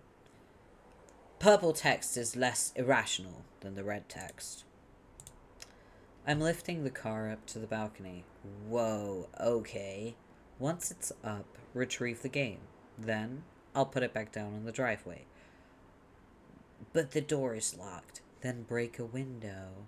But it's my dad's car. It's just a window, and this is sort of an emergency. Otherwise, I promise I'll handle the car with velvet gloves. Alright. Rose, pick up car. I have a question. Okay. Okay, so are these guys going to be the only humans to ever be in this story? No. Are any of the humans going to be of any other skin color other than white? You seem to be forgetting the color of the writer. Oh boy. Yeah, Nope, sorry this about is gonna that. be fun. I mean, a lot of people headcanon Jade as having melanin, and I do headcanon her that way as well. And I always imagine Jake to be kind of like tanned, but like kind of ambiguous, like racially ambiguous. Some people try to headcanon Dave as being black. And I'm just like, I understand the need for representation, but the racist Texan is wild to headcanon as black. They can't have black people in this game while they make these jokes. What would Obama think? Exactly. Now you're getting it. Now you're getting into it. Oh boy. Okay. So, Rose just lost connection again, and the car is gone. So we're fucked. Ridiculous folly. Inexcusable. You're inclined to agree, but hey, accidents happen. You double check your PDA to make sure if Rose is really gone. Indeed, this seems to be the case. TG is still pestering you, of course, but another chum is now logged in as well. What colour are the words that this chum says? Oh god, I hate doing her voice. It's so high. Do you want our help? Yeah. Yeah. Can you do a really high-pitched, cutesy uwu voice? I can try. Okay, no, I said cutesy uwu voice, not baby. Never mind. I'm back. Hang on. Oh, hi. I went to investigate the explosion I heard. Was it by any chance a meteor? Yes. How did you know? Oh man, it's kind of a long story. Anyway, are you okay? Did it blow up your yard or start a fire or anything? No, I'm fine. It landed a pretty good ways from my house, and I went to look at it. And it's pretty big, but Beck doesn't want me to go near it, so I came home. So hard to keep that up, by the way. This isn't Uwu voice. No, it's not. But it is in the same Venn diagram. Change my mind. You sound like a valley girl. What kind of fucking valley girls have you met? You sound like a valley girl who huffed helium. No, I don't. I don't sound like a valley girl at all. This isn't my valley girl voice. I'll take your word for it. Oh my god, I was talking to Becky the other day and I couldn't believe it. She told me that, like, Bryce had been cheating on her. And I was like, oh my god, really? But the whole time I actually knew that he had been cheating on her with Stephanie. And oh my god, the things I could tell you. Like, that's a fucking Valley Girl voice, bitch. Valley Girl Porpy was not in my 2025 Well, you poke the bear, you deal with its anger. Got it. Jesus Christ. The audacity. She just has a very generic, high-pitched kind of voice. Gotta go in 5, but that was... Everybody say bye to the tree. Yeah, the tree is going, wait. One hell of a way to wake up. Go get higher education. Go get that education, tree. Okay, right. Ugh. So, let me try and not ruin my voice by reading these lines. Sorry, my voice is all morning voice, so I can't do high voice right now. That makes sense.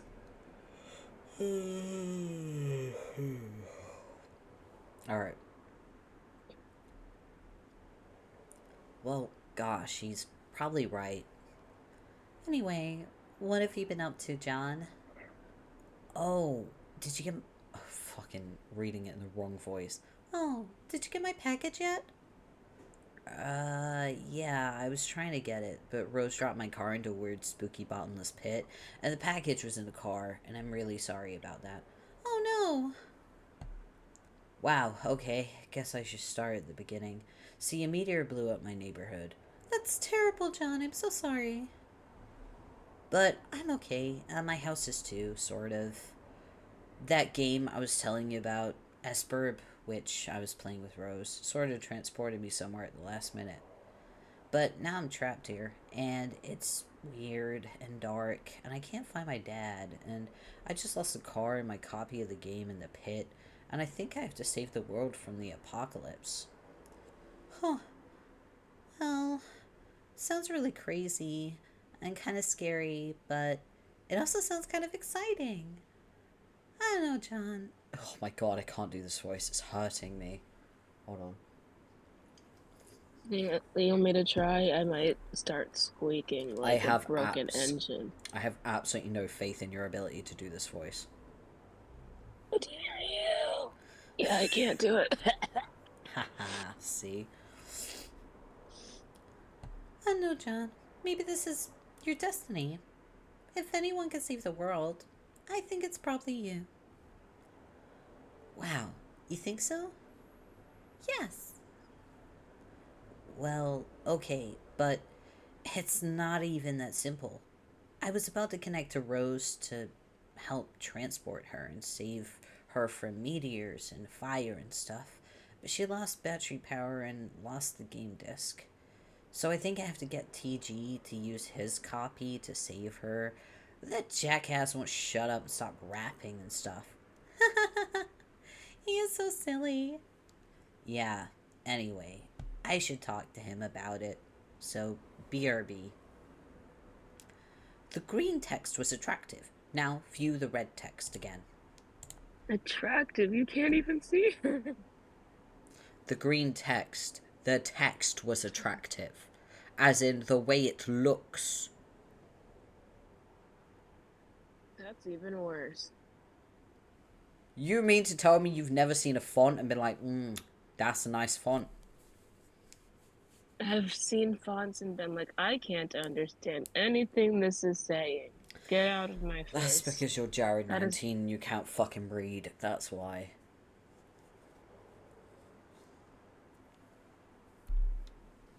Okay, moving on. When the film crew zooms where the president's at, and I'm like, if that dude's black, I'll eat my hat. Turns out he is, so we're all damn. Director's got gumption. Like, we'll all flip our shit, he ain't shining his shoes or something. It's called free emancipation. If it's not pres-election, it's God ascension. And Bruce Almighty whips different Bruce from the one I just mentioned. Ah! Can't explain to me why this ain't condescension to think I'll shit a brick. Not even he can convey the intention with his quick spun wit. Rather defray all this tension sit on his lap while he whittles a splint. And some guy eyes what he does and patronizes. I guess negrosity is the mother of invention. What? Why am I here? Emotional support at this point? What the fuck? Porpy,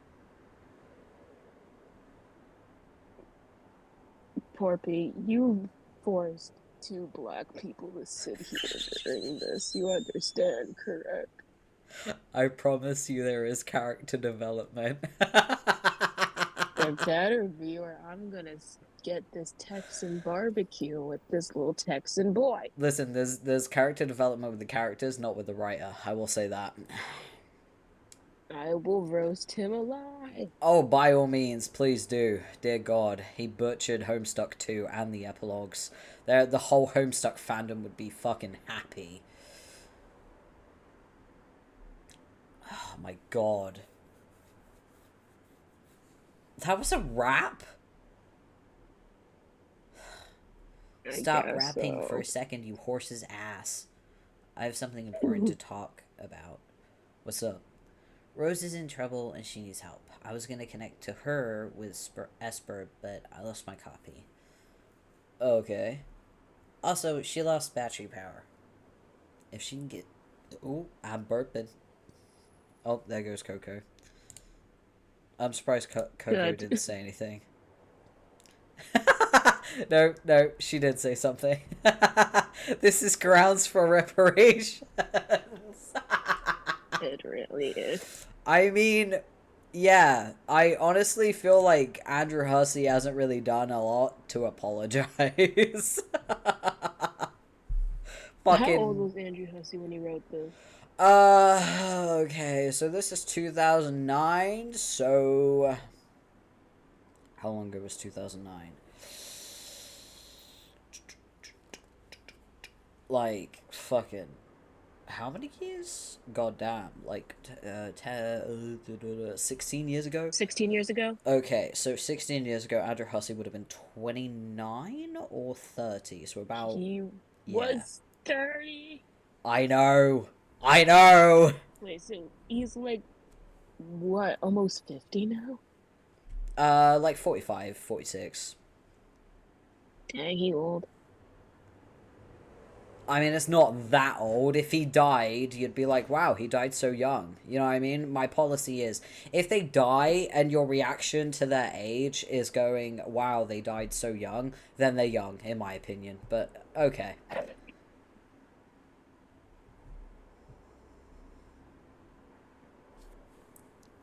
Porpy, the What? next time you do a Homestuck stream, I want you to make a game where you have to take a shot of something. It doesn't have to be alcohol. It could be stamina potion. It could be water. I don't care. I But think for the sake of my health, it there should be water. every time there is a racist joke, you have to take a shot. Okay. Write Alright. it down somewhere. Alright, I will. You know what's crazy?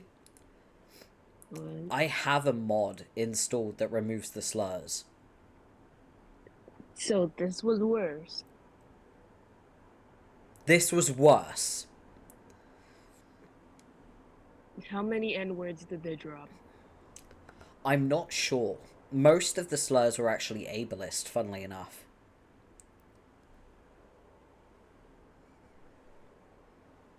What is this? A privileged white man's story about a coming-of-age apocalyptic adventure. I've said it once, I will say it a million times. The things I do to get people to watch Power Rangers with me. Yeah, it's worth mentioning that Hussey doesn't write Homestuck anymore. James Roach is in charge now. Do we not like James Roach? I honestly don't know. I mean, I'm very much on the fence. I don't really know much about him. I know that he's a great composer. Thing is, he's also the director of Homestuck 2, and it's a pile of garbage. So, you know, there's that. I'll take your word for it. Because after this is done, I'm not touching this shit again. Oh, you don't have to consume any more Homestuck after this, I promise you that. Awesome. You say that, but, like, I know for a fact you're going to be so into the world building. Right, you got me for like 15 more minutes before I gotta get ready for work. Okie dokies. Alright. Sell me. Sell me on this. I can't sell you on it. It's an experience. You have to experience it. Okay. Where were we? She'll need someone with the game to get her out of there before her house burns down. So I think you should use your copy of the game to help her. My copy? That's gonna be tough. Why? I lost it. It's a stupid story and I'd rather not talk about it. Shit be embarrassing, yo. I thought you said you had two. Well, yeah. One's my brother's copy. Okay, well, get his then. Alright, but he's not gonna be happy about that. Whatever. Also, you might want to read Rose's walkthrough to get up to speed on this. Oh, man. Fucking same. Same, Dave. What?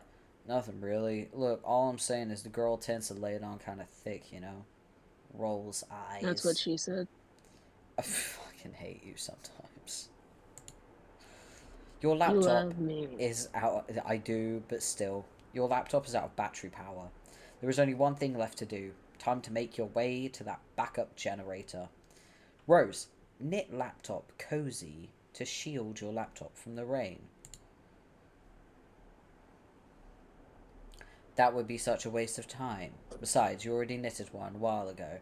You retrieve it from your knitting bag and apply it to your laptop. Your capture log. You capture log the laptop plus cozy.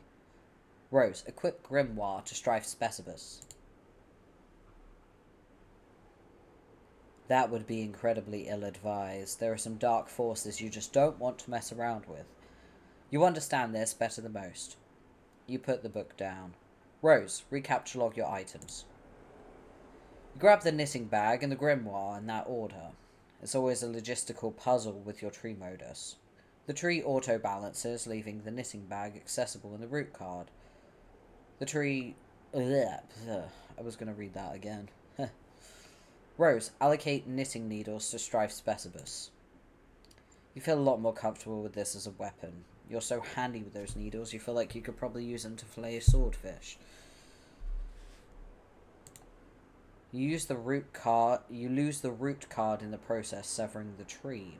Hey, careful with all that stuff. Rose, knit plush cuddle Cthulhu to soothe nerves. That would also be a preposterous waste of time. Besides, you're quite sure you've never heard of this creature called Cthulhu before.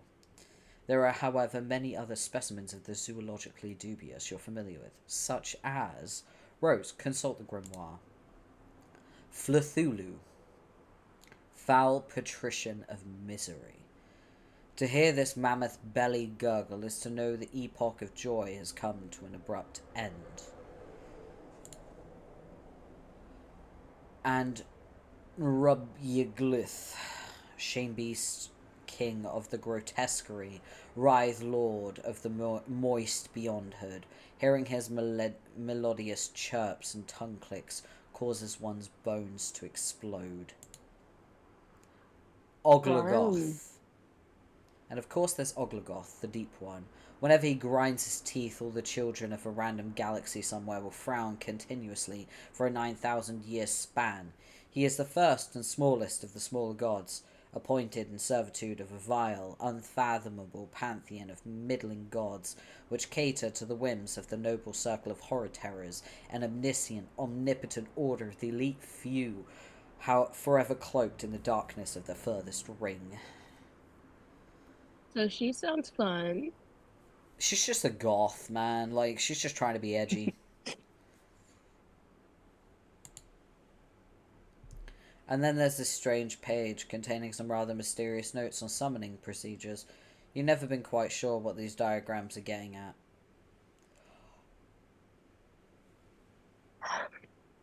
Oh my god, the foreshadowing. I've never noticed this before. Really? I can't tell you. Rose, take items and proceed downstairs. You recaptulog everything the way you want it to appear in the tree, and head downstairs. You figure that's enough dilly-dallying. Time to get a move on. Here we go, fellas. It's time. We're going on a trip. You wonder if this rain will ever let up. It's driven since the month began, perhaps long enough to forget its purpose. It no longer even knows... Wait, a month's passed? No. It's just that the rain has been going on for like a month. It no longer even knows to assuage fire. Somewhere a zealous god threads these strings between the clouds and the earth, preparing for a symphony it fears impossible to play. And so it threads on and on, delaying the rays of the conductor's baton. How you hate this season. April is the cruelest month, breeding lilacs out of the dead land, mixing memory and desire, stirring dull roots with spring rain. American sports legend Charles Barkley.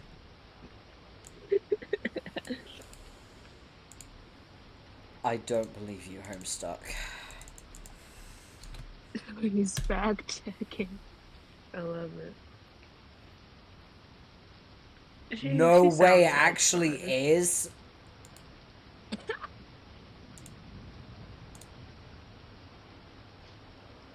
No, T.S. Eliot once wrote, April is the cruelest month, breeding lilacs out of the dead land, mixing memory and desire, stirring dull roots of spring rain.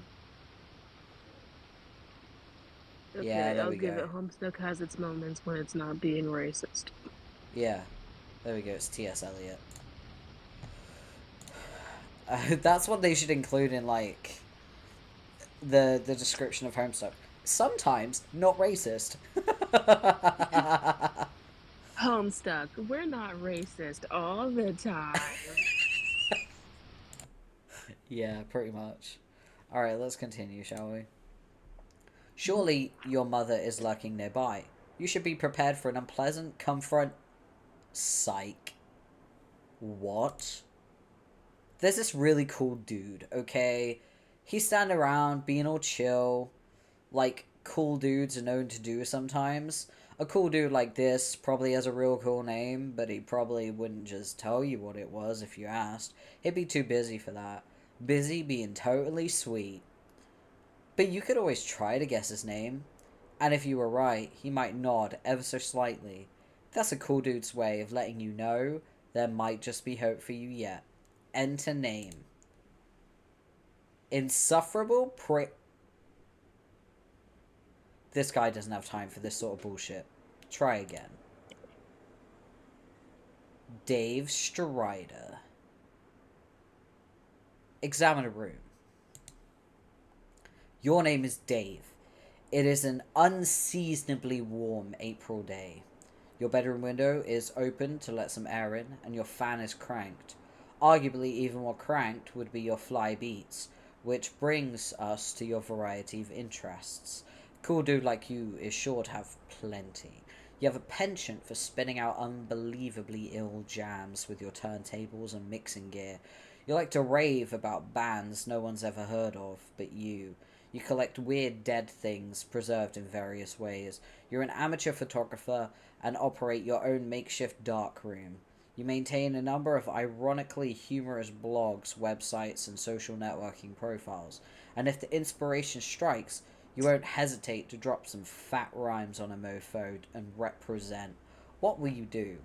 Dave, quickly retrieve arms from cinder blocks. Nah.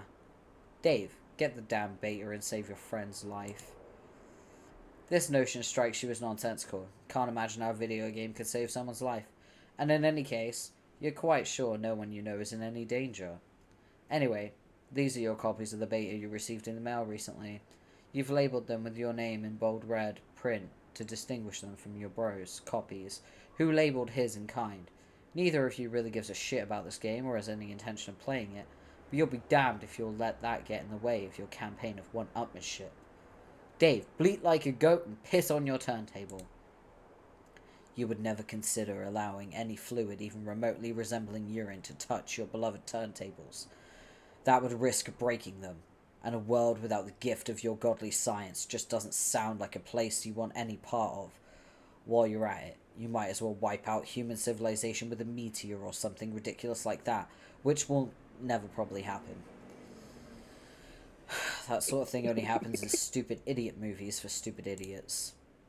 You will, however, contemplate bleating like a goat for ironically humorous purposes at a later date. Dave, examine closet. This is your closet. This is where you keep a lot of your crap. Like that box. And that bottle of... What is that? Is that... Dave, check blue box. This is the package that your friend John Egbert sent to you for your 13th birthday a little while ago. It now contains nothing except a note and a certificate of authenticity vouching for the genuine Hollywood memorabilia which the box originally contained, and which you are now wearing to be ironic, but also to be incredibly cool in a way somehow intangibly related to the ironic nature of the accessory. You find it sort of exasperating to explain these subtleties to people. The box also included a signed photo of Ben Stiller, which now proudly hangs above your closet, proudly and ironically. Dave, take box. You capture log the box through your hash map fetch modus. Your modus's current hash function resolves the index by valuing each consonant at 2 and each vowel at 1. The total is divided by your number of cards, and the remainder is the index. Box 2 plus 1 plus 2 equals 5. 5 divided by 10 equals 5. The box is capture logged in card 5. Dave, examine jar of unknown yellow substance in the closet.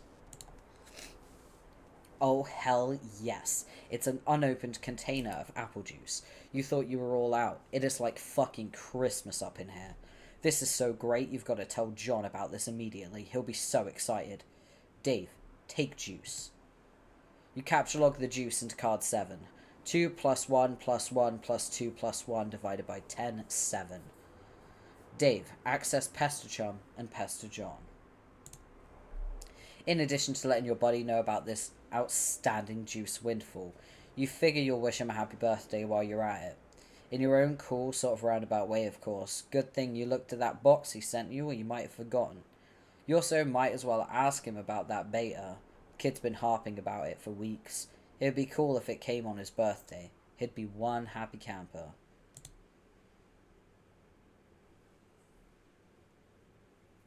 God, I hate their backgrounds. They're so, like, I'm 13 and edgy. Like, I'm 14 and this is deep.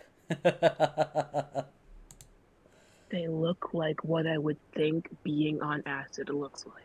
Yeah, probably. Honestly, we don't know if Andrew Hussey was on acid when he wrote this. He's a juggalo, so there's always a fucking chance. Of course he was on acid. That's not even a question. He was on piles and piles of acid. Probably, honestly. He was swimming in that shit. Okay, so we've actually seen this conversation. This was the first conversation between John and Dave, so we can skip it. Dave, go online and view sites. What? That was kind of blacking out because of all of the math. This is the racist Texas little boy. This was the very first conversation between John and Dave from Act 1. This was the very first one.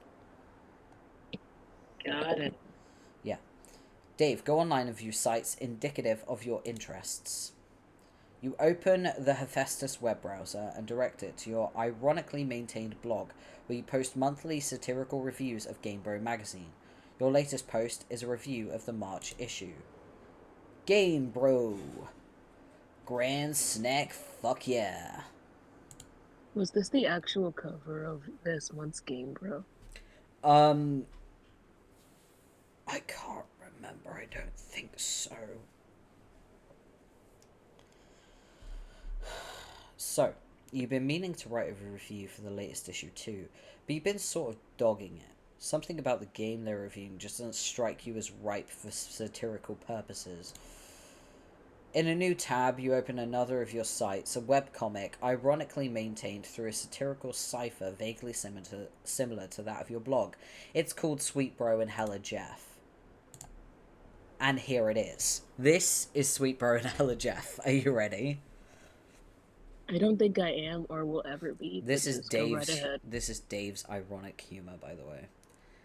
I can't wait to be a useless piece of shit all day and play all these games. Fuck, I'm falling down all these stairs.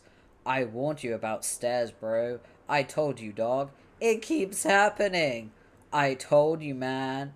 I told you about stairs.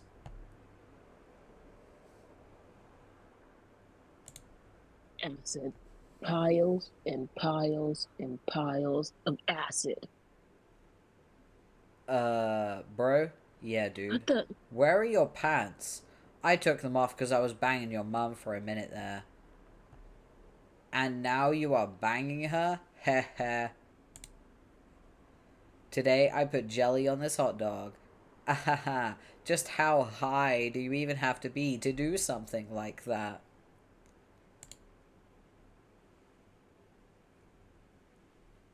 The economy in ruins? Pff, bruh, time to get my game on. Know what I'm saying?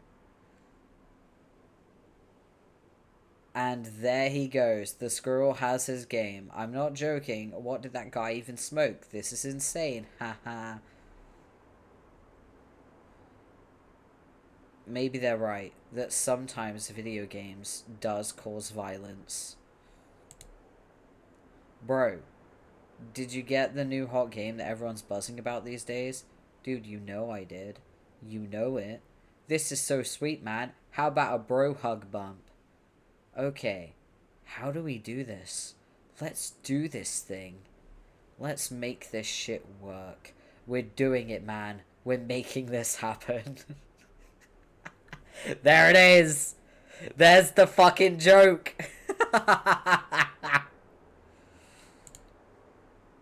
Bro, I got it. What? This feels like something that would crawl out of my nightmares. This is Dave Strider's creative genius. Genius in quotation marks, of course. Genius in a 13-year-old racist way. Yeah, pretty much. Bro, I got a ticket for the big game. It's sports. Dog, I am so jealous. You know I love the big game. I love the big game. Oh yeah? And there he goes. The big man has the rock. He's driving so hard through the point downtown. Alley-oop for the slam dunk. the fuck is... The fuck is this? Introducing the new friend, Jeremy. Bro, have you seen my socks? Around anywhere? No, dude. Again with the socks. What is it even with you and socks, man? Why is this me and you?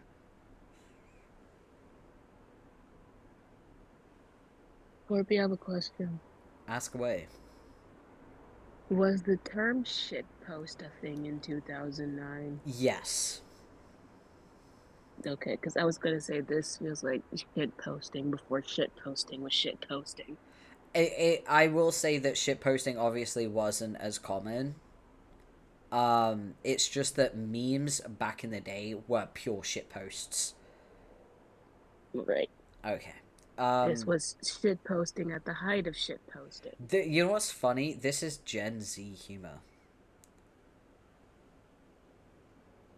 I mean, as a Gen Z, I won't say you're wrong, but like, I think it's just these guys' mouths that are like this. This scares me. You try to draw mouths in MS Paint with no artistic That's skill. fair.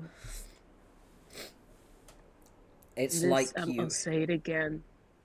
I'll say it again. Piles upon piles of acid. Yeah, definitely. It's like you must be toking up on a joint to make you stoned or something. I can't even think of who leaves all their socks lying around like that. Ah, the sock ruse was a distraction. I have the car. Why is there just a random black guy there? Representation. Alright, this is the last one. Then I gotta go. Okay.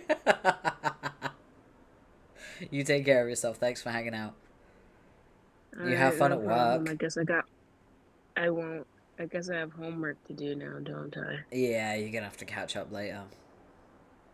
Fun. I'll fill Alright, you in have on all the fun. racism you miss out on. Great. Like, take a tally. Take Yeah, a I will. tally. Bye. Bye.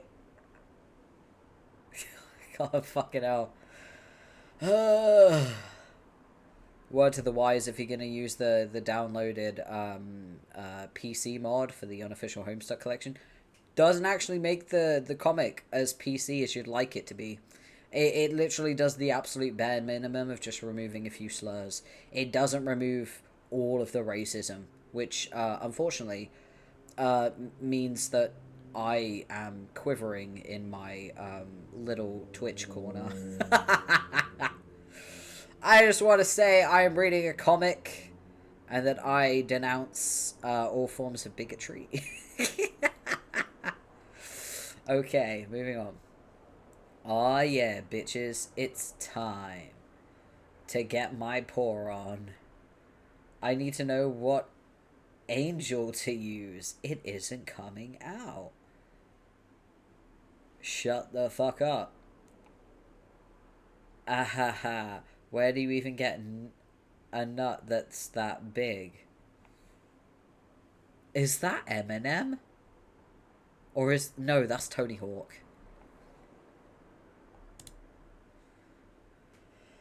I just do not believe I saw what kind of skills even are those. Stunts you just pulled. I could tell you, but I would have to kill you. God. Damn. Sports. In my dream, I am the star, it's me, and then the big man comes for a little one-on-one. But it turns out to be crazy what kind of dunks this guy has. I'm telling you, air like that is unreal. It doesn't even happen. The co-art is on fire? The court, oh my god. He's so illiterate, it hurts me. Dude, come get the ruler, check this out. Okay, dude, no. You're holding it wrong. Dude, no dude. Dude. Dude, hurry. Look, he's escaping from above. Dude, no, let me show you. No, fuck, no. No, fuck, dude. You've got to flip it turn ways. Fuck. Fuck Jesus, dude.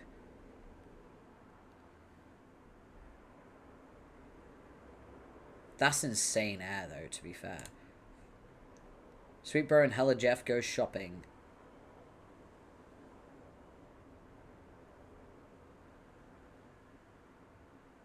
For a split second there, I thought it was worse than what it actually was. Hold the fuck on.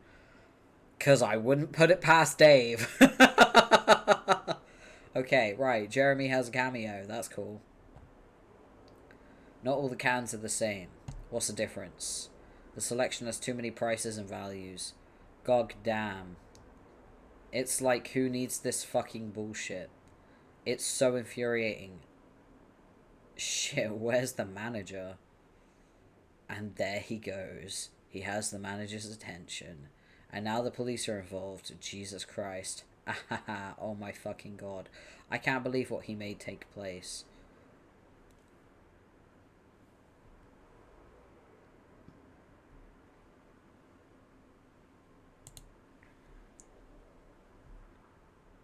Fucking Nancho party. Get my Nancho on. Oh, bump. Shit, bro, you scared me, dumb ass. Who were you expecting, the Easter Bunny? Shit, now look, Einstein. They're falling. Bro. Okay.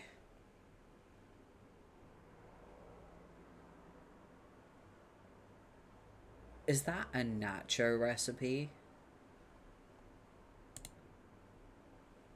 Last time on Sweet Bro and Hella Jeff.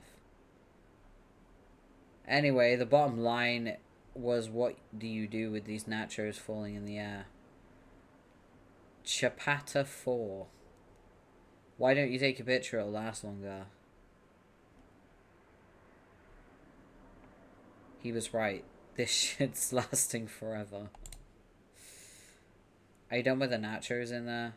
Jesus fuck, how can you even be this greedy? Just slide some under the door. What? And there they go. The nachos are under the door. What is that guy? What is that guy's even his problem? It's like Heg got broadside school fed up the bone bulge. What? I'm sorry, did he say bone bulge? That's troll linguistics, right? That's troll verbiage. That's troll vernacular. Huh?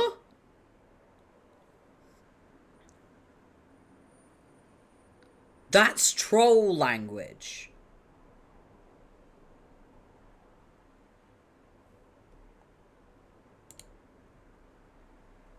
Shit, let's be Santa.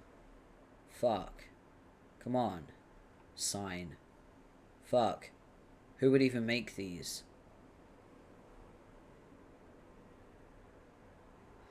Okay, alright, we're making a tally. A tally of problematic moments in Homestuck. That's 1. Fucking hate this. Bimp. And the night before Christmas, and all through then house. God bless us, everybody. Why is Jeremy sticking out of the chimney? Why? I don't want to keep reading, guys. Holy shit, that dog is huge. He probably wants a treat. What the fuck, is there anything you do that's not falling down that dog, shithead? Well, time to put the spoon back in the drawer. Pap. Get a load of this Horns' ass. Is that an inhaler?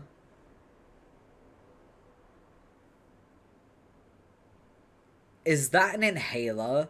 Why would he draw an inhaler, though? Oh, no, wait, it's a glass of water. It's just that Dave has no artistic ability whatsoever. No, you shit. Jesus fucking Christ. Okay, turn the spoon first, you shit. Okay, no, okay, you turned it 4 ways. Turn it is back, then start over. Fuck. Dude, open the drawer first, then put the spoon in. Dude, you closed it too soon. Listen, you shit, turn it halfways, not the whole way, you piece of shit.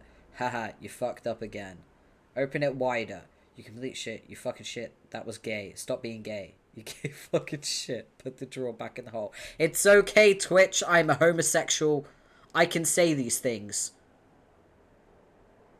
Also, I'm reading a comic that was made in 2009. I am gay. It's okay. I mean, it's not. Because it was written by someone who is not gay. And it was made in 2009, so, you know, it had a different meaning. But now, it's okay.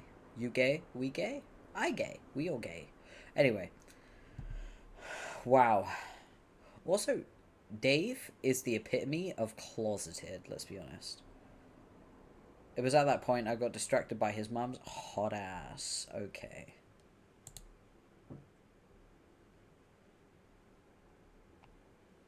I'm so tired of reading Sweetbro and Hella Jeff that I actually have a headache. I wish I was joking when I said this, but, like, I actually have a headache because of Sweetbro and Hella Jeff, so I'm just not going to read anymore. I'm good. I think we have the gist of Dave's shitty sense of humor. Dave, check the latest page of the Midnight Crew. Let's go. You figure as long as you're chilling at your computer, you might as well see how that new MSPA story is going. You haven't looked at it in a while. You are members of a sinister gang called the Midnight Crew. Your nefarious plots are serpentine in complexity. Your schemes convoluted. You're planning a heist in your underground hideout. What will you do? Use Occam's razor on plans and schemes. Spade Slick uses Occam's razor to carve a circular hole into the heist plans, freeing it from the knife. You wonder what moron would jam the knife so hard into the table in the first place. SS. Climb ladder and exit hideout. Implement nefarious plots.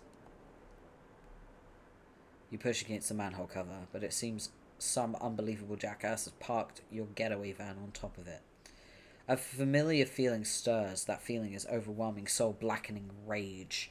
It's the sort of rage that'll make a man feel totally justified in sporting an unnecessary elaborate assortment of fancy blades. Dave, skip ahead 100 pages or so. Me with Rose's walkthrough. Sorry, I was picking up my lap blanket. I have a little blanket for when I'm at my desk, and it's too warm to have it on, and it keeps sliding off my chair. Well, shit. You don't remember where you last left off, so you jump way ahead. You always forget to save your place in the story. I don't, because there's a bookmark feature. See? Looks like tempers have become short in this pressure cooker already. You speculate that the tipping point may have been an ill-advised motion for a game of 52 pickup. Dave, save your place, read it later. Even though the adventure began recently, it's already over 3,000 pages long. You just don't have time for this bullshit. You'll catch up later. Besides, it looks like someone's pestering you. You're pretty sure you know who it is. Dave, answer chum. In some cultures, the persistent refusal of a lady's invitation to play a game with her would be a sign wanton disrespect. Either that or flagrant homosexuality. What? Oh no. No, look, I'm busy, okay? I got a lot of shit on my plate. I'm sort of a big deal, okay? I know. Sometimes I wonder how you're ever allowed to pay for meals in restaurants. It must be hard to keep a low profile when you're always overhearing odd voices whisper, "It's that guy who has a blog." Seriously, dudes be worshipping me left right. I can hardly walk down the street without stepping over torsos of the prostrate. Navigating the urban landscape, I'm sure, is difficult enough without an obstacle course of deferential flesh and skyward asses. Perhaps adapting the art of parkour to your unique environment would help. Yeah, I mean, damn. Like, there's this scruffy little shit at my feet. An orphan or something. I don't know. Faced flush on the pavement. I'm like, dude, you listening for a stampede of buffalo or something? He braves to look at me, gives my shoe a little kiss, and scurries the fuck off. Heavy as the crowd. Yeah, not kicking Oliver Twist in the fucking face every day is my gift to the world, I guess. Breathtaking oh my god, I hate that. This word is a word I hate. Breathtaking magnanimity. I can't say it, guys. I can't say that word. Magnanimity? Magnanimity. Magnanimity. Breathtaking magnanimity. We got there. I will never be able to say it again. Among other things, I just give and fucking give. Indeed, nary a jewel tumbles from your wish box. Can't speak now. Nary a jewel tumbles from your wish box of daily exploits, which I imagine does not sparkle. Oh, for fuck's sake. You're just lobbying for me to play that dumb game. Baseless accusation.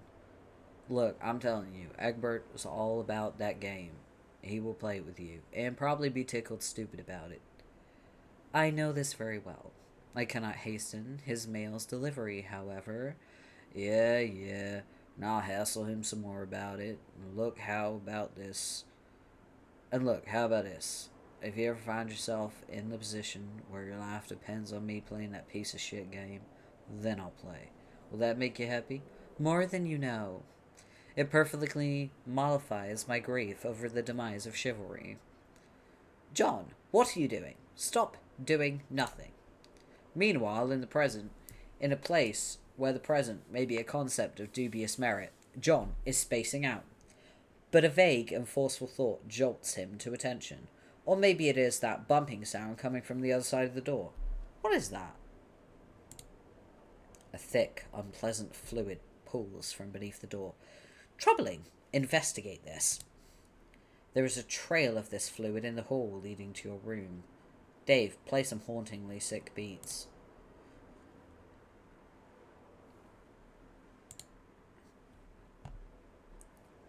You've had enough of the computer for a while. You feel like you've been messing around on it all week. It's time to get your jam on. You pull up your trusty AKAI MPC 1000 sampler and prepare to get sick nasty.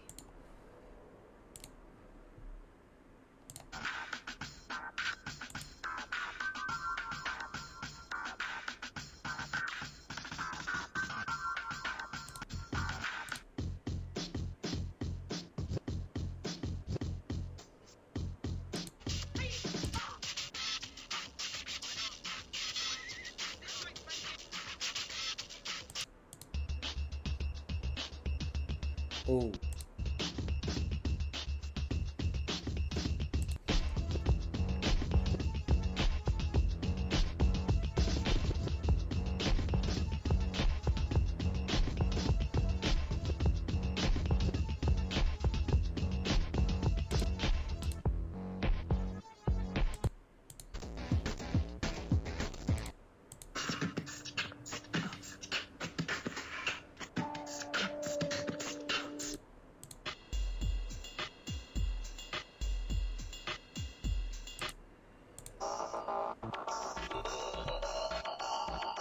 Ooh, that one sounds good.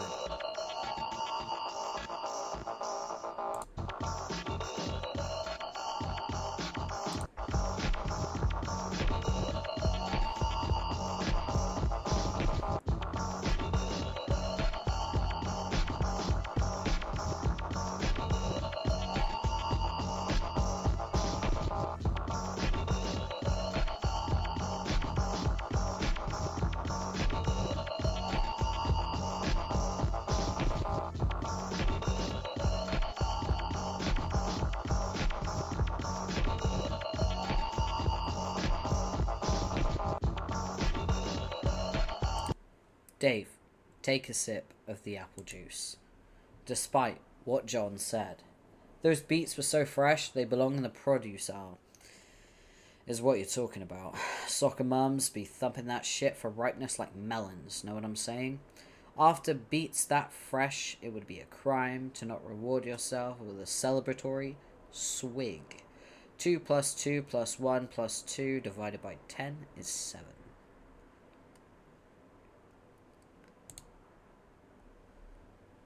You can't do it.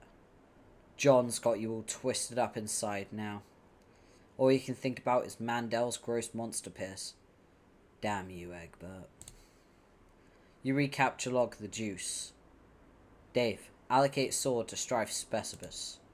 Your Strife kind Specibus is already allocated with the blade kind Abstratus.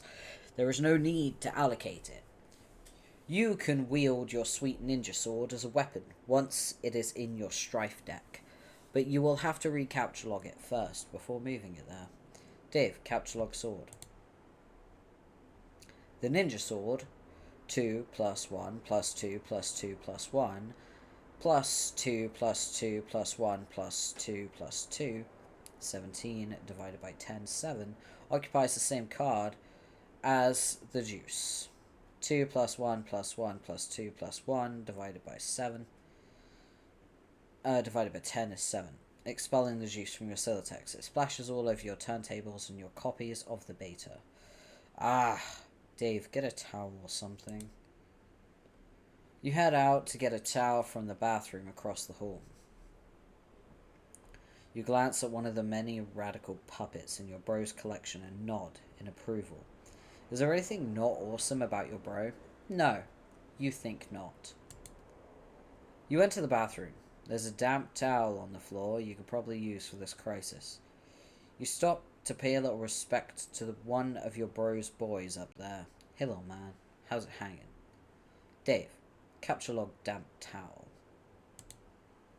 You take the damp towel, 2 plus 1 plus 2 plus 2, 2 plus 1 plus 2 plus 1 plus 2, 15 divided by 10, 5, expelling the box. I'm sorry, it's a lot of maths and I have dyscalculia and my brain is starting to like error 404, so I am no longer going to be reading the hash map codes, okay? Dave, search the bathroom for something slightly less damp. Now you just decide to wring this towel out into the toilet to make it less damp. It is now just a towel. Take towel. You take the towel and grab the box again while you're at it. Dave, clean up the juice. You clean up the juice with the towel and hang the damp beta envelopes on your line to dry off. In the breeze of the fan, the betas jostle near the open window. This arrangement is a little disconcerting. If they fell out, it sure would be a stupid way to lose them. Dave, turn off the fan. The crisis is easily averted. You can't imagine it will ever resurface later in any way, shape, or form. That beta is as good as yours forever.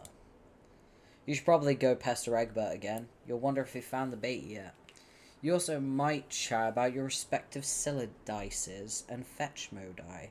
If the topic happens to come up, you wonder if he's anywhere near as smooth with his Silidex as you are. Probably not. It's probably not even humanely possit. Suddenly, a rambunctious crow flies in the open window and snatches the beta, possibly to make a nest with, or maybe just for the sake of being a brainless, feathery asshole. You yell at the bird. Stop. You accidentally launch your ninja sword. Everything goes flying out the window, dead bird and all.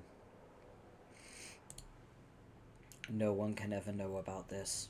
Dave, look out window. Yeah, you can kiss all that stuff goodbye. You feel sorry for the bird, but at least you never planned on ever using that beta, ever. Anyway, now that bit of ugliness is behind you, you guess you can look forward to several more hours of messing around in your room. Whoa, wait, what? Oh, snap. You prepare to descend the stairs to your living room. You're standing eye to eye with a familiar foe, a 20-foot-tall granite statue of the mighty wizard Zazapan the Learned. Your mother had him installed through a hole in the roof with a heavy-duty crane. Just look at that mystical gaze. To peer into those aloof glassen eyes is to arrest the curiosity of any mortal. To behold the wisdom concealed in the furrows of that venerable face is to know the ceaseless joys of bewilderment itself. Any man so fortunate as to catch as Kant's his merry twinkle. Askance? Askance. Oh my god, my brain. Askance his merry twinkle or twitch of whisker shall surely have all his dreams fulfilled. You find this grisly abomination utterly detestable. Rose psychoanalyzed mother's love of wizards. There is nothing to psychoanalyze. Your mother clearly has no real affinity for these damnable things. She only collects them to spite you. If anything, she finds them even more repellent than you do. She's just a committed woman. Rose, go downstairs to the kitchen back door. You descend to the living room area of your home's expansive open layout. There is the sound of rushing water beneath the floor. It tends to strike guests as a strange presence in the living space, but it's become hardly audible to you through familiarity. There's the front door, but hopefully there's no need to make the long trek around the house in the rain. You might as well see if you can slip through the kitchen and out the back unnoticed. Rose, view mother's solid copper vacuum statue. Okay, but it's bronze, not copper. But it wasn't always. A while ago, you gave this as an ironic gift to your mother for Mother's Day. You even customized it with a drink holder to support one of her I hate reading. One of her ubiquitous alcoholic beverages. She liked the gift so much, she had it bronzed and put on this pedestal. She even left it plugged in so it can still be turned on now and then. But never do any cleaning. It never leaves this display. Sometimes at night, when you're in your room, you can hear it wailing from downstairs. She must know you can hear it. She's completely deranged. Rose, grab the Eldritch Princess. It's too big to capture log. Not that you would want to move it in any way. The pretty princess doll has been sitting there for months, ever since your mother got this abomination for your birthday, as a totally passive-aggressive gesture. You decide to make it much less abominable by knitting Her Majesty a new head and new arms.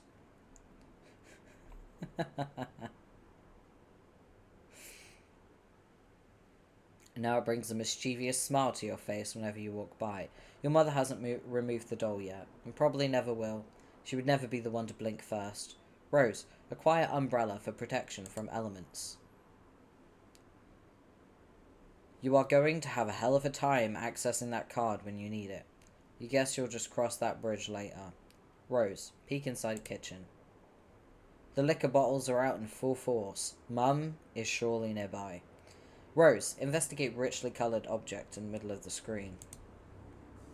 That would be your refrigerator, whose surfaces have customarily served as the battlefield for a chilly siege of passive-aggressive one-upmanship.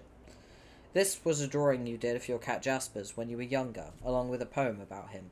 Your mother bought this ostentatious $15,000 frame for it, and had it welded to the door. Oh, welded, my bad. Fucking brain. Using the colourful magnet letters, you recently left a succinct message, which may or may not have been directed towards anyone in particular, but you couldn't find the letter W, so you just stuck two V's together. Your mother then purchased a fresh pack of W's and left them there for your convenience. Appreciative of the thoughtful gesture, you left her a sincere thank you note, which you had legally notarized and then marked with a drop of blood. But part of it was touching the floor, so your mother was kind enough to lift the lower portion of the document with a velvet pillow. Rose, attach W to face as fake mustache. This is incredibly silly. You're not sure how it fits into your campaign against your mother, or getting your computer back online to escape your doom, but it's hard to resist getting a little silly sometimes, especially when you're absolutely positive no one is watching. Capture log W. But that unsightly void in the W pack won't do, nor will the gash in the plastic. You deposit 12 cents in its place, which is your approximation of the letter's value. You also make a vow to return later and neatly sew the plastic shut. Rose, think of ways to one-up Mother. You now wonder how to address the pillow situation. It seems the woman has you at a clear disadvantage. Perhaps slipping a fresh doily under the pillow will do the trick. Or maybe spilling a bit of word...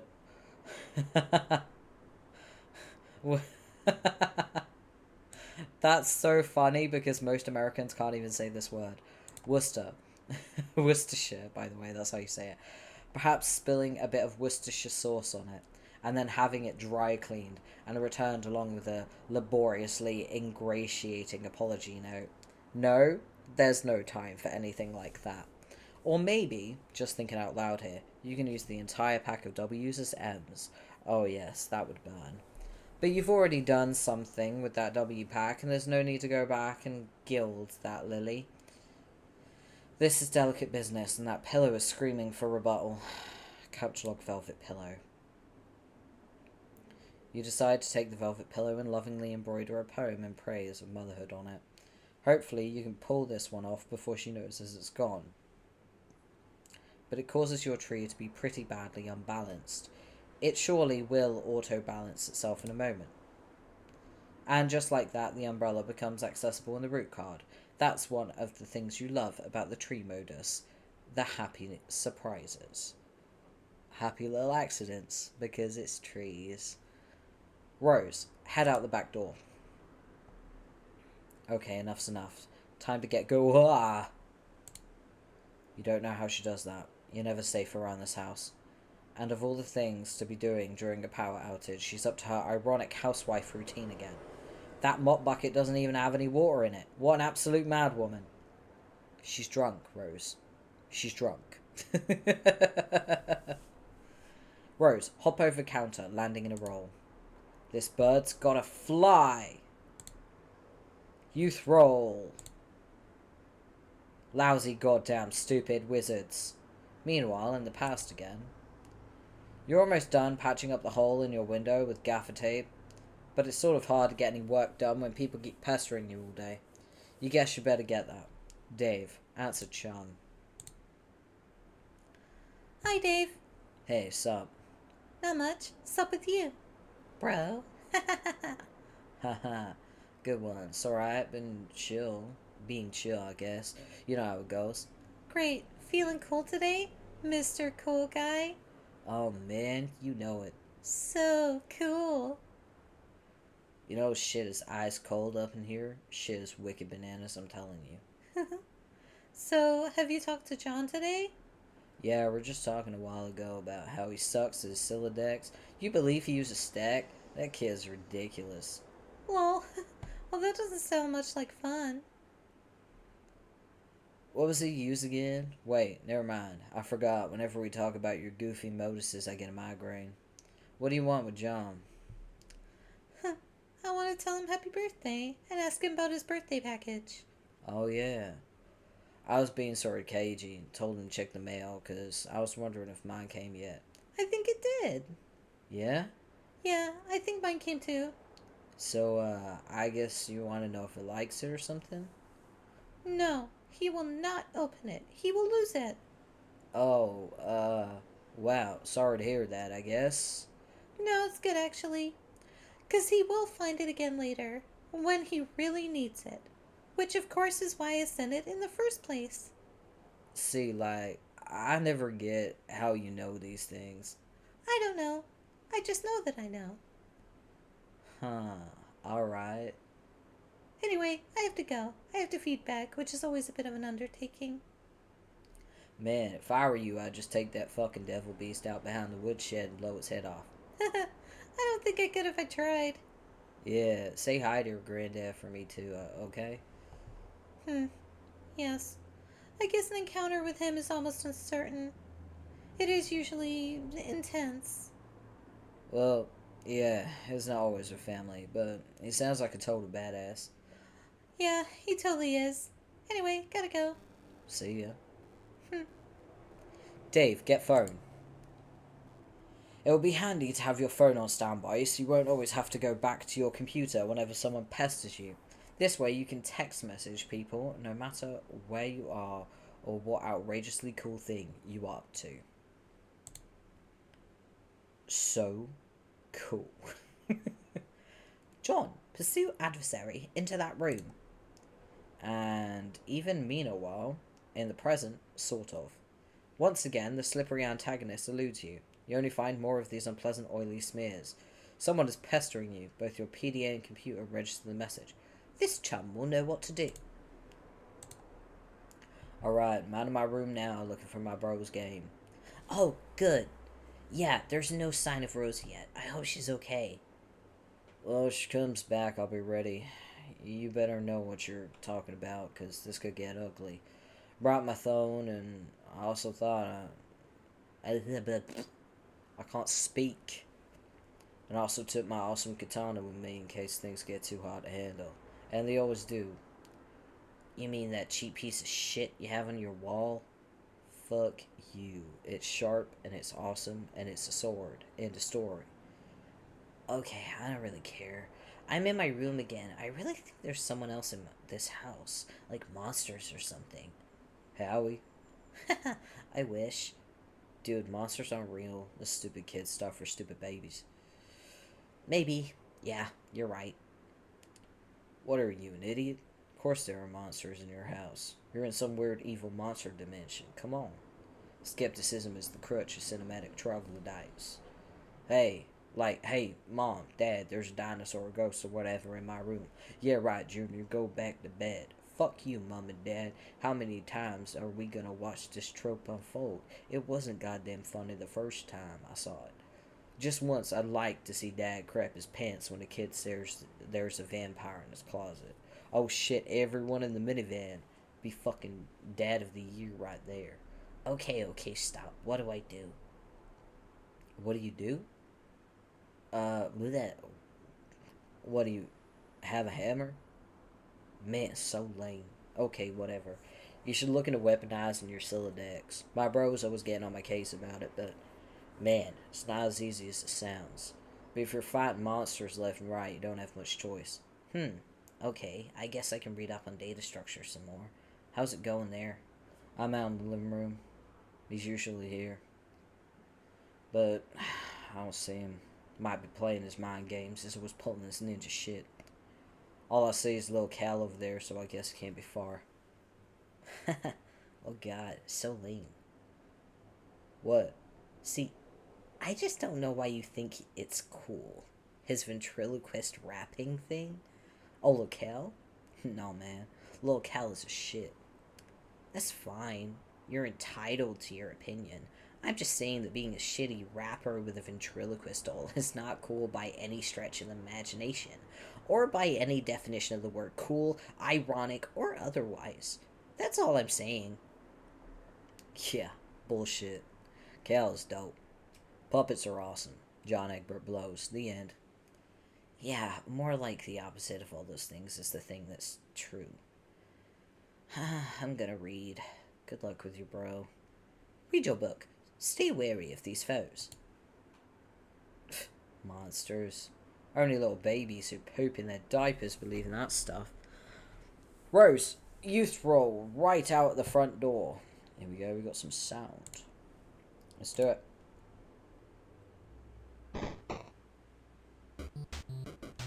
Hell yeah, let's go. Let's aggress. Passive.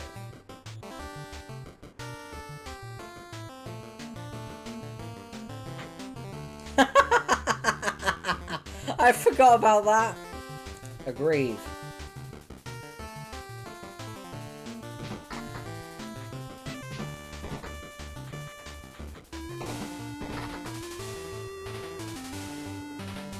Abjure. A beautiful pony. Abstain.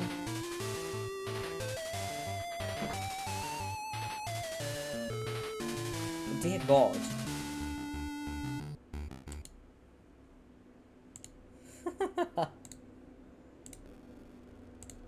Okay. Looks like Mom has satisfied her strife quota for the day. She simply returns to her housework. No point in going out the front door anymore. Might as well head out the back like you originally planned. Rose, First, be the pony. Second, trample mum.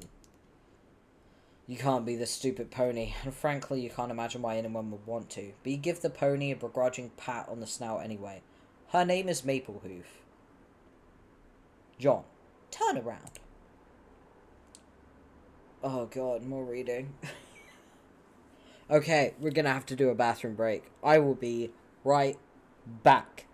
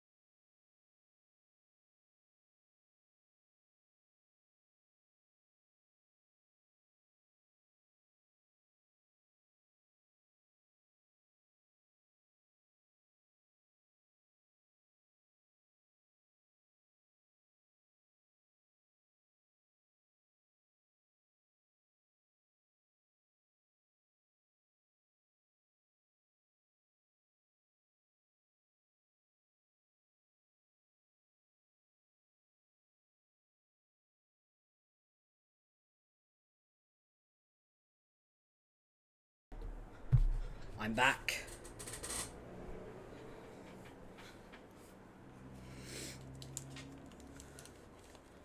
Okay.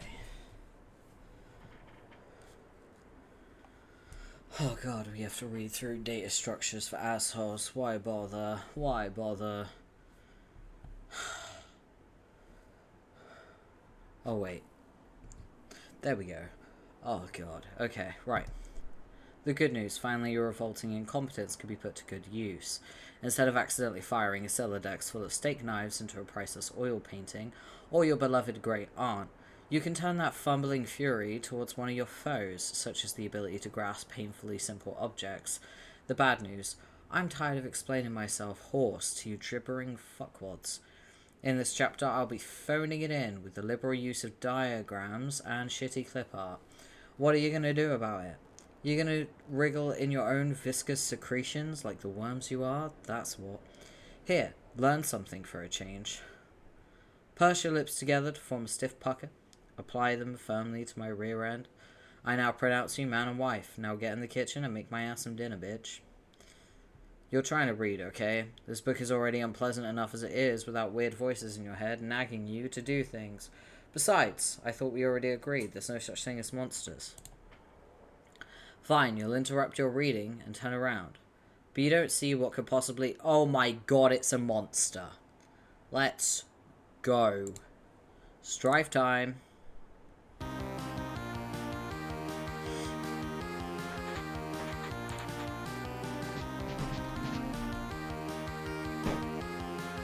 Agreed. Put the bunny back in the box.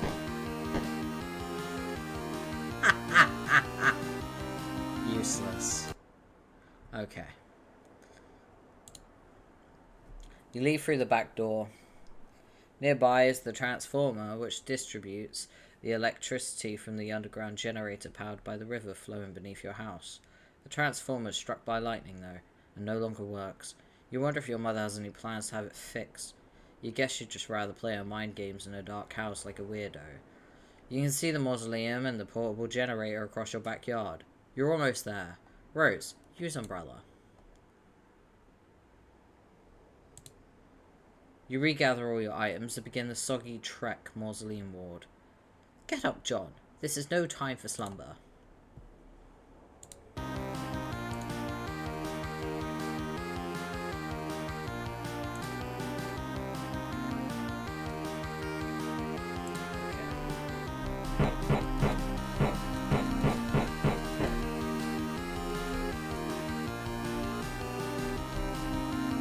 Get up. Get up. Bro, get up.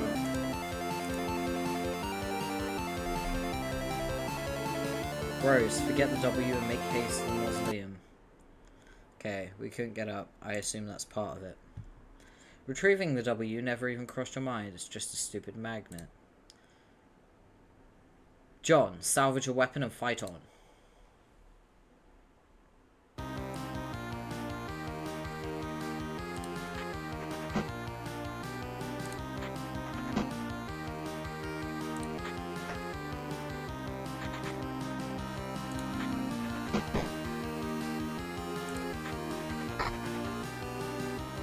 Sweet catch.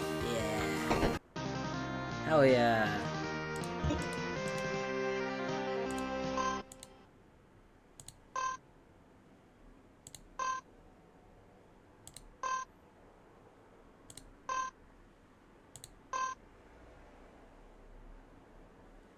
Hell yeah. We did it.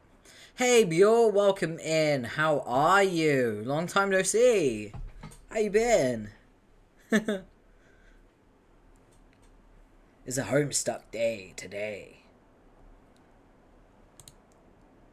You said put the bunny back in the box.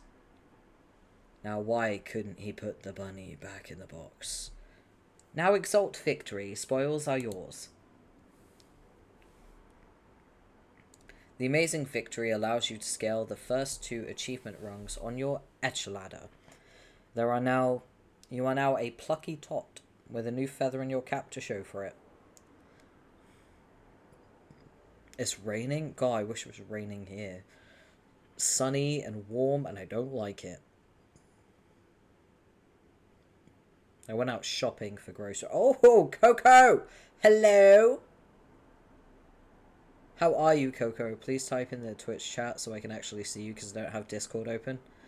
Hello, welcome. How are you? Let me make the Fugi smaller. Hold on. There we go. What did you miss? John just defeated his first monster. Here, winter is starting out. Oh, right. You're... Okay, other side of the equator. Makes sense. Damn, do you want to swap? That would be so nice.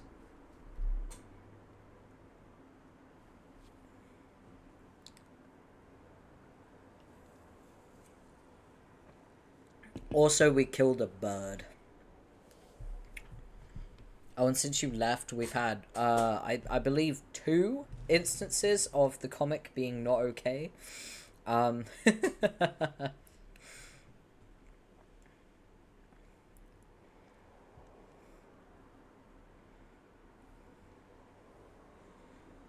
So, yeah.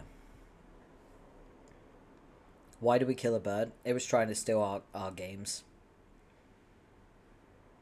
Ah, you don't love me. You don't want to do that. I'm incapable of love. But also thank you. The Echelada rewards your bold ascent with 125 boon dollars. You waste little time in storing them in your ceramic pork hollow. Additionally, climbing the rungs has boosted your gel viscosity and cash limit. By expanding your cash limit, you've just made room for all that nice grist you collected. You now have 32 fragments of build grist and 10 fragments of shale. What about that card? It seems the shale imp has allocated the bunny to its strife specibus. Sort of a stupid thing to use for a weapon, but you might as well grab it and stick the bunny in your strife deck while you're at it. It will, at the very least, be safer there. Okay. Yeah, big scary demon man. I'm not big, actually. I will never deny the fact that I'm small. I don't need to be big. It's as simple as that. I am very small. I am small, but terrifying. I am a foe to be reckoned with. Small but mighty, as they say.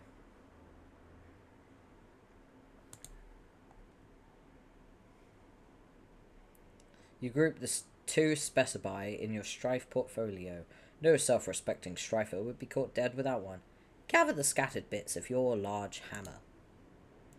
Oddly enough, it seems breaking the sledgehammer altered the abstratters from hammer kind to handle kind, even going as far as expelling the head of your smaller hammer from your deck to force compliance. You didn't even notice in the heat of the battle. You grabbed the sledgehammer handle, expelling the useless Harlequin figurine. Now, repair the hammer. Merge the sledgehammer head with its handle, and return it to your strife deck, repairing the hammer kind abstratters in the process. The smaller hammer handle is rejected from the deck, since of course the handles of any sort no longer belong in there, obviously. Fine. Now what? Dave is pestering you. Don't think terrifying, so I'm quite scary. Socially. I mean, most people rate me about a 7 or 8, like, out of 10 in terms of intimidating. So, there we go. But it's mostly because I'm an extrovert and I'm very blunt.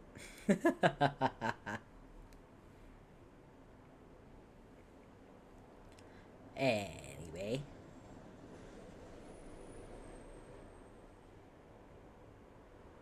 I love you, Owo. Owo.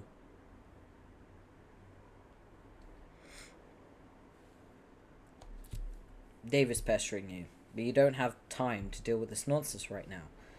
Something is amiss in your room. You can't quite put your finger on it. Rose, hurry and activate the generator. You fire up the generator and drag a cord into the mausoleum. It of course would be foolish to run the generator inside a confined space. Generator safety is everyone's business. Rose, defile tomb. Sorry, Jaspers. Have to make space for the laptop. Besides, your final resting place is already a mockery. You should have decomposed years ago under a bed of petunias like a normal cat. Not given to a taxidermist and fitted with tiny, custom-tailored suit, and then stuffed into a coffin built for infants. Rose, plug in your laptop. You plug in your laptop and connect to the internet signal again. Everything predictably falls out of your Cylidex, but you're not about to get bent out of shape about it. You have bigger fish to fry. Looks like Dave noticed you're back online. He pesters you like clockwork. And there's John. What on earth is he up to now? The door, John. Look at the door. You're right. Didn't Rose... Words. are so hard today. Didn't Rose yank the door off its hinges and prop it on your bed? Someone or something has put it back and left it slightly ajar. Incredibly alarming. Investigate. Hoo hoo hoo hoo hoo. What? This is so outrageous.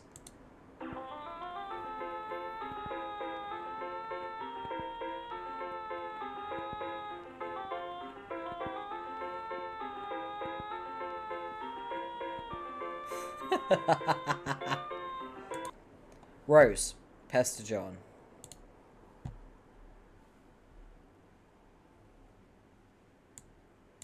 There we go.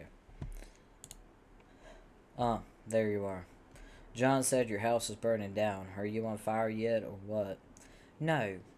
For now, I have retired to the safety of a smaller building, which is much closer to the forest fire, threatening my residence. Oh, that's a relief.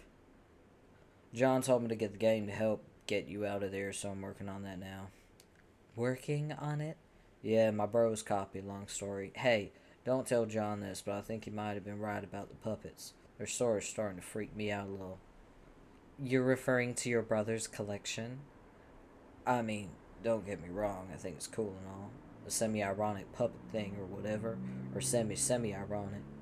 Man, I don't even know. I'm starting to think some of this shit's just going a little far and it's kind of fucked up. I've seen his websites. I like them. Yeah, well, you would. Oh man, I wish little Cal wouldn't look at me like that. Those dead eyes, Jesus. Sometimes I dream that he's real and he's talking to me, and I wake up in a cold sweat and basically flip the fuck out. Interesting. Oh god, why did I just tell you my dream? You're gonna have a field day with that. I'm currently scrawling notes furiously onto one of the many psychoanalysis journals I maintain for you. Published papers forthcoming. Because, you know, it's not like either of us have anything better to do at the moment than to evaluate each other's radically debilitating pathologies. Yeah, I'm gonna get moving. Oh, have you heard from John? He's not answering me. He won't answer me either, but I am watching him. I suspect he's preoccupied with the fact that he just had a bucket of water dumped on his head by the ghost of his dead grandmother, who also happens to be dressed like a clown. Alright, I'm out. Later. Interrogate this madwoman. Nana? Yes, dear. Wow, you scared the living daylights out of me. Hoo hoo hoo. Well,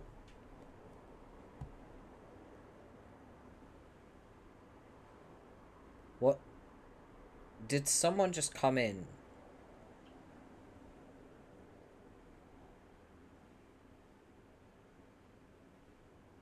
Is that a troll?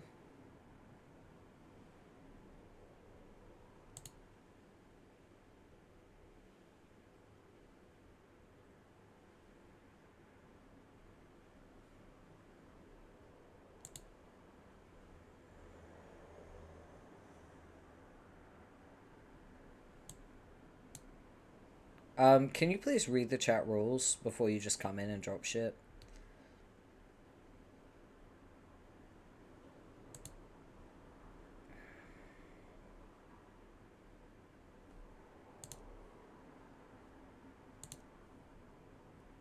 Whoever the fuck you are, read the chat rules.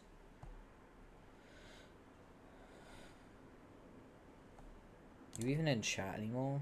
Yeah, you are. Hey, Chaos Dragoon. I'm gonna assume that you're, possibly a Doki fan. Hey, welcome in, first of all. Second of all, please read the chat rules. One of them is to try and stay on topic. Going on tangents is my job, okay?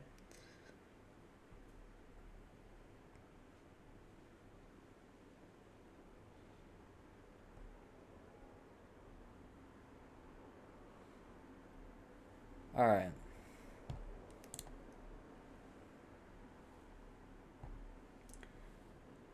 Let's continue, shall we? Where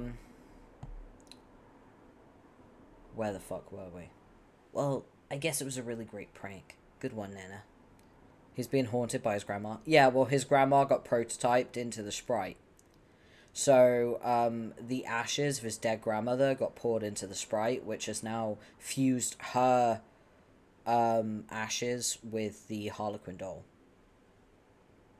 Yeah. Which brings her back to life, basically. In a sprite form.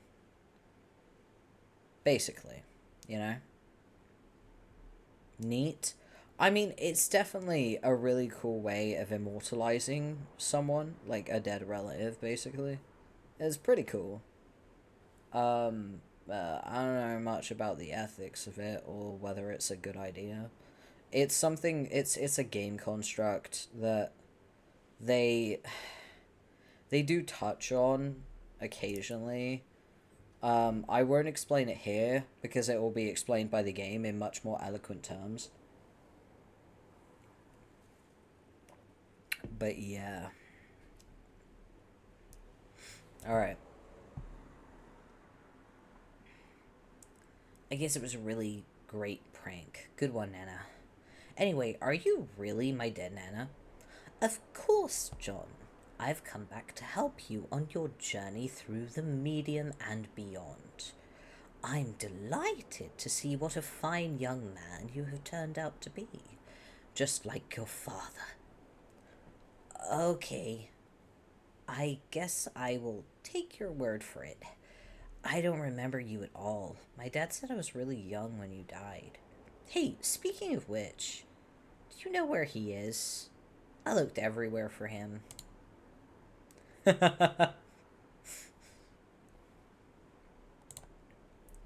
Your father was kidnapped. Oh no.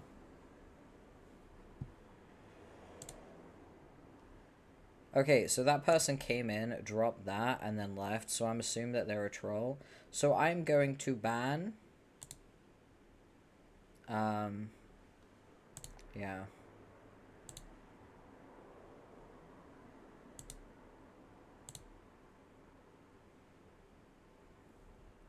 We don't want that shit.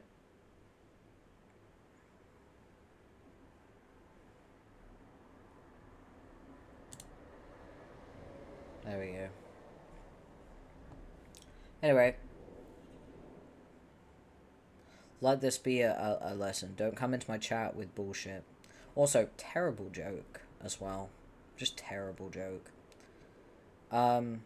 Is there a guarantee that a dead relative will be the same when they're prototyped, or does it depend on something? Well, you have to bear in mind that the prototyping is twofold. So you have to prototype two things. He prototyped a Harlequin doll and also his grandmother. So you're basically creating a Harlequin, right? Which is a trickster, a jokester, a prankster with his grandmother. Making his grandmother a trickster, a jokester, you know.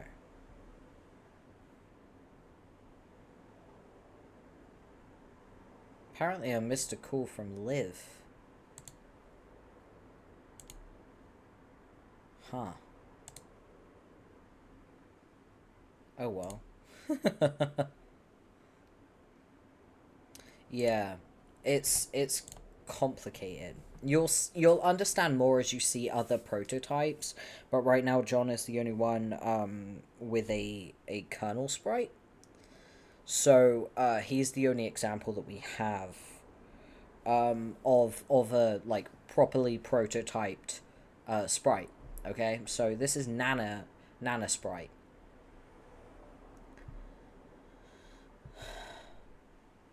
When you crossed over to the medium, he was apprehended by the very forces of darkness, which your presence here has awakened.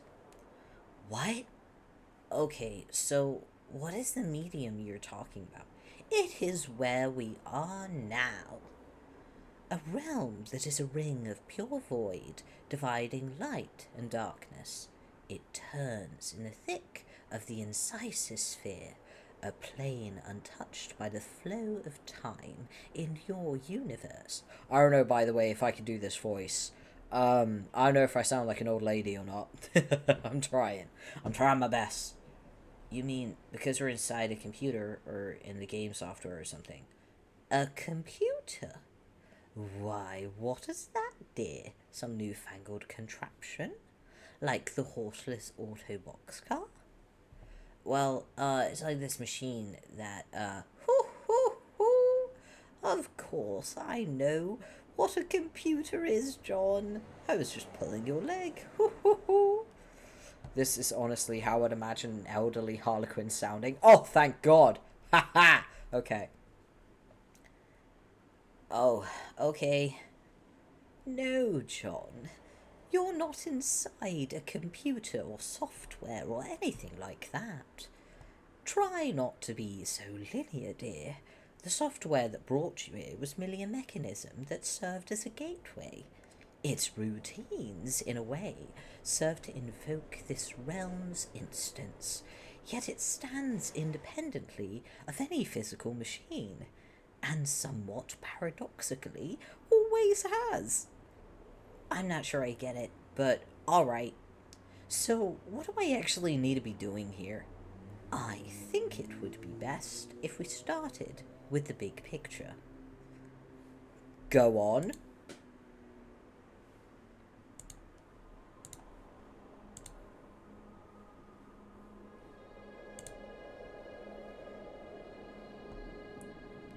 Here it is, baby. Above the medium, beyond the 7 gates, residing at the core of the Incisor-sphere is a place known as Skya. Legend holds that Skya exists as a dormant crucible of unlimited creative potential. What does this mean, you ask? I'm afraid my lips are sealed about that, dear.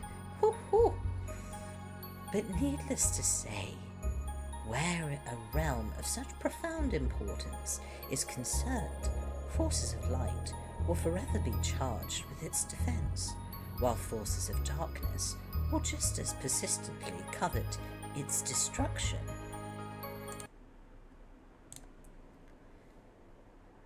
There we go. And as it so happens at the center of this realm, whose fate is in question, these very forces duel on a stage stuck in an eternal stalemate. Yes, they have duelled in this manner forever. That is, until you showed up. Me? Oh, this is what happened with the sprite, by the way. It split into 3.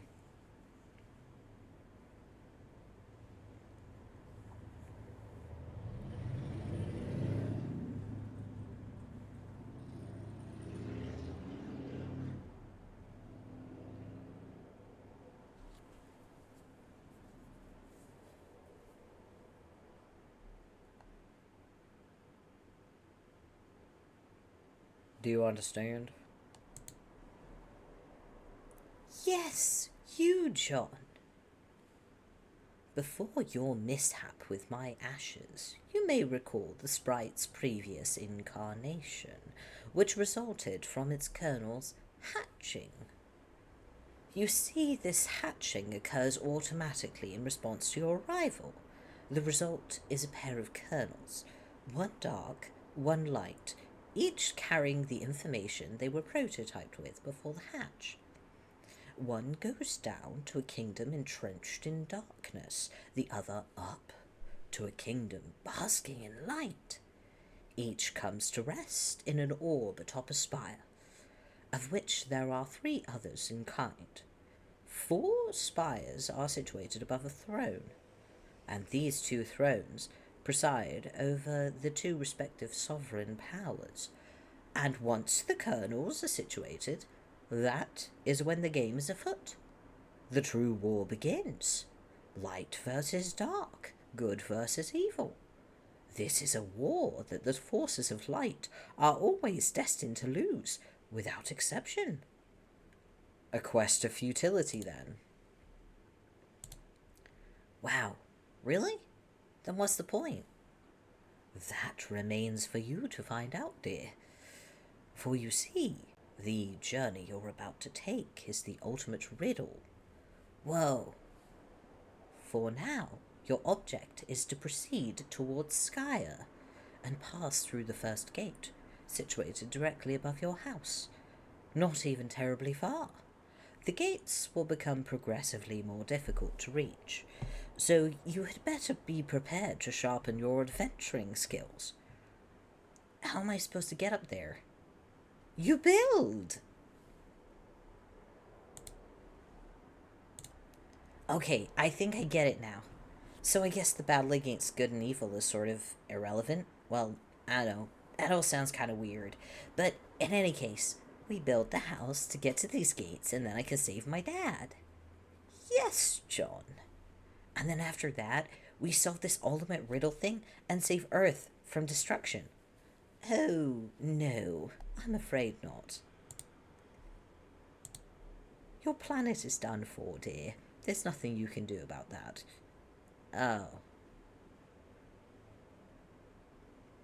Your purpose is so much more important than saving that silly old planet, though. And that is...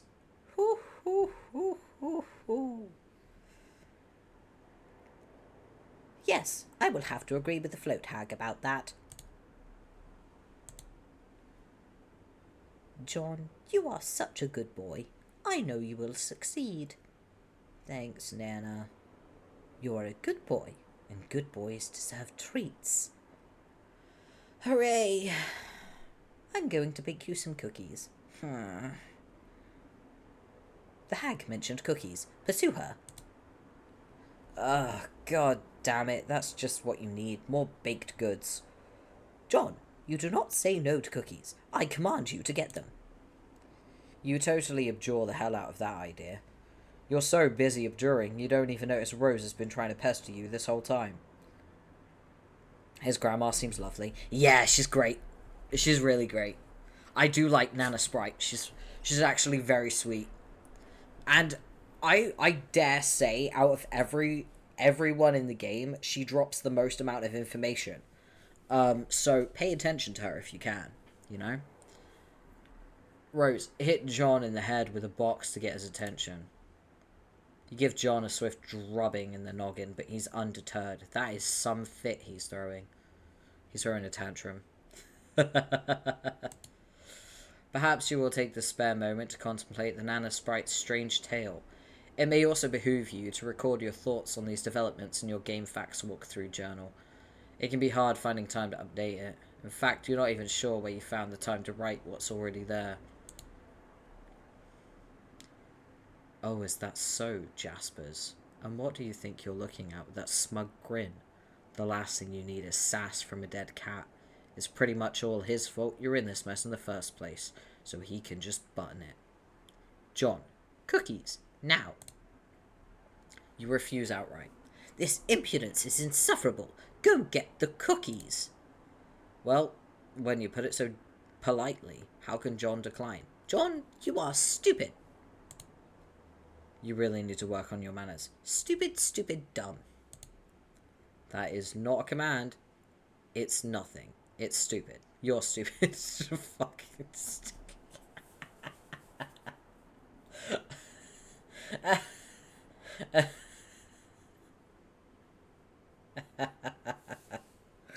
Oh, that's a good frame right there. That right there is a good panel. That was, for the last time, I command you to get the cookies, boy. It's just not going to happen, buddy. Years in the future. But really not enough to write home about. An agitated finger slips mid-keystroke.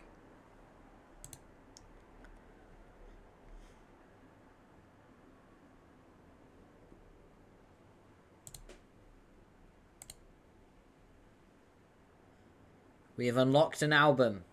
See? Oh, shoot. Wait. Let me lean. Hold on. Beep, beep, beep, beep, beep, beep, beep. That one.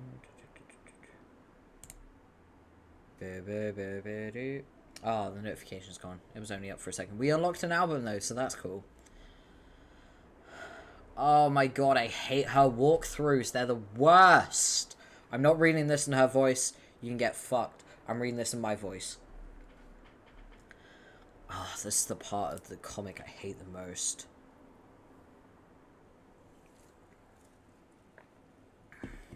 This is the part I skip. But I'm not skipping this. Because you guys need the info. I'm also going to make your Fugi smaller because I moved down. There we go. Alright. The long and short, the medium too. I may have been a bit hasty in advising you not to bother with the prototyping process. If I spared any detail, it was only to optimize your chances of survival. And if you find yourself begrudging the absence of certain instructions, which if followed would have resulted in your demise, and I guess that makes two of us. Otherwise, you're welcome.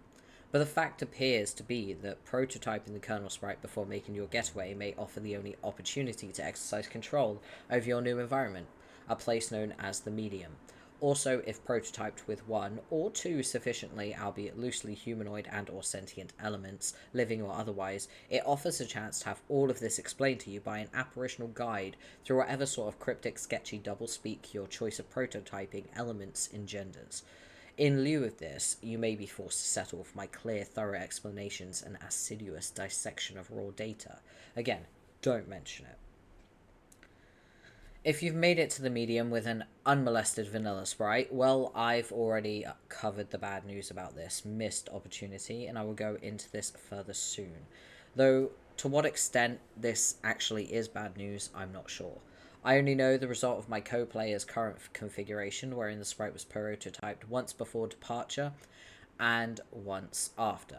Which brings us to the good news, which is that you can still prototype after your departure and salvage the massively rewarding experience of haggling with an exposition-slinging phantom guide, so long as you avoid prototyping with terribly inert items such as a brass door knocker and your father's pornography collection.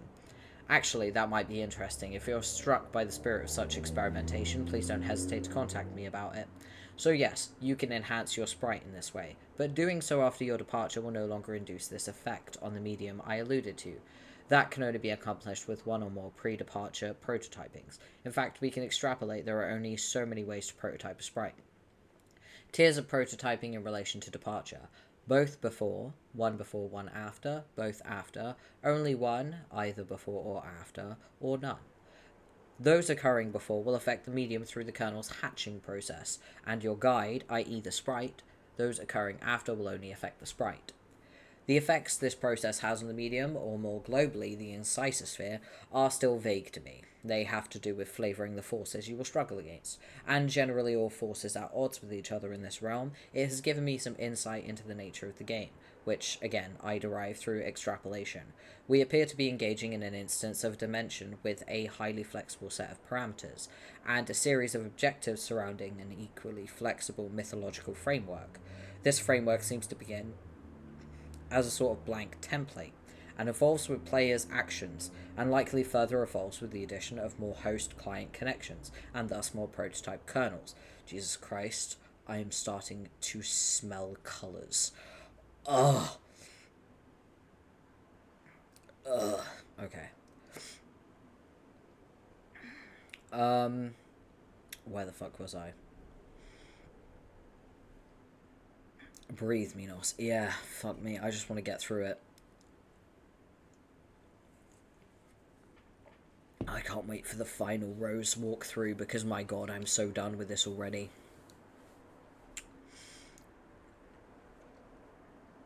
I regret to say I can't be much more specific than that without loosely extrapolating further. There are plenty of questions that have occurred to me, however, questions concerning the kernel sprite which I've raised implicitly already. Such as, what is the effect of an unprototyped kernel on the medium, or a doubly prototyped kernel, for that matter. And even more salient are questions about this dimension itself. Do all players worldwide make it to this dimension if they successfully complete their departure, or is a unique blank instance of the dimension created for each new player? I have no evidence, but instinct tells me it's closer to the latter in situation. There is no indication of any other players present in this realm. Alterations in the realm seem singularly centered on the actions of my co-player and myself. If I had to stake anything on it, I would guess every separate client-server pair activates its own fresh copy of an incisor sphere, or a unique session, if you will. But the quantity of players is a further complication which invites more questions. It seems the game was designed to suit two players most naturally, the server and the client. But through a mishap, my co-player and I have slipped out of the obvious tandem arrangement. The only logical course of action to continue playing is to string a daisy chain of server-client connections together until presumably the chain is complete. Theoretically, we would complete this chain with only one other player functioning as the server to my client, and the client to my current co-player's server, assuming he can recover it. The strange thing is, though, in our instance of this dimension, there are 4 receptacles for divided kernels, not 3. Does this mean we're destined to have a 4th player chain? How could the game know such a thing? Perhaps it does. If this proves to be the case, I will be sufficiently numbed to the realization I can consider nothing about this game surprising at this point. And in fact, from the first moments of play, it managed to deviate far from my expectations, that I completely forgot what my original purpose with it was. I had chances to test some information I attained on good authority during the prototyping phases, but it completely slipped my mind. Instead, the game's catacombs securing the dark twisting paths to necromancy were blundered into rather on accident. But perhaps you don't need to know any of this. Rethink organization. Lead may be waist deep. Logoric, sludge, trim down, bleh. Gotta dash again, have fun. Indeed, get your education. I would say have fun, but education these days rarely is. But still, get your education. I'm rooting for you. She's not finished with this yet. Jeez, cut her some slack. Maybe you could go bug someone somewhere else for a while. Or at the very least, someone else. Months in the past, but not many.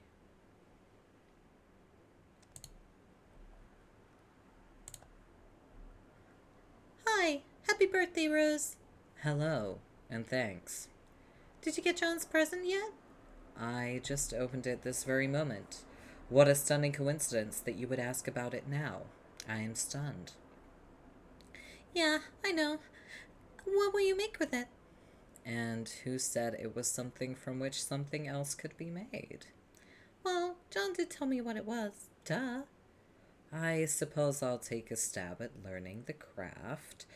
It's the least I can do in response to the subtle dig concealed in his gesture. He often tells me I need a new hobby when I make perfectly reasonable analytical remarks. Oh, but Rose, I don't think he meant anything like that by it. You see, not everyone always means the opposite of what they say, the way you and Dave always do. Maybe. His birthday is in a few months, isn't it? Yep. I finally finished a present for him. I've been working on it for years. Years? It's so hard to tell when you're joking. Or if you're even capable of it. I just mailed it too, so it's sure to get there on time. Mail takes a while to get anywhere from here. I'll probably craft something with strong sentimental value. That should burn him.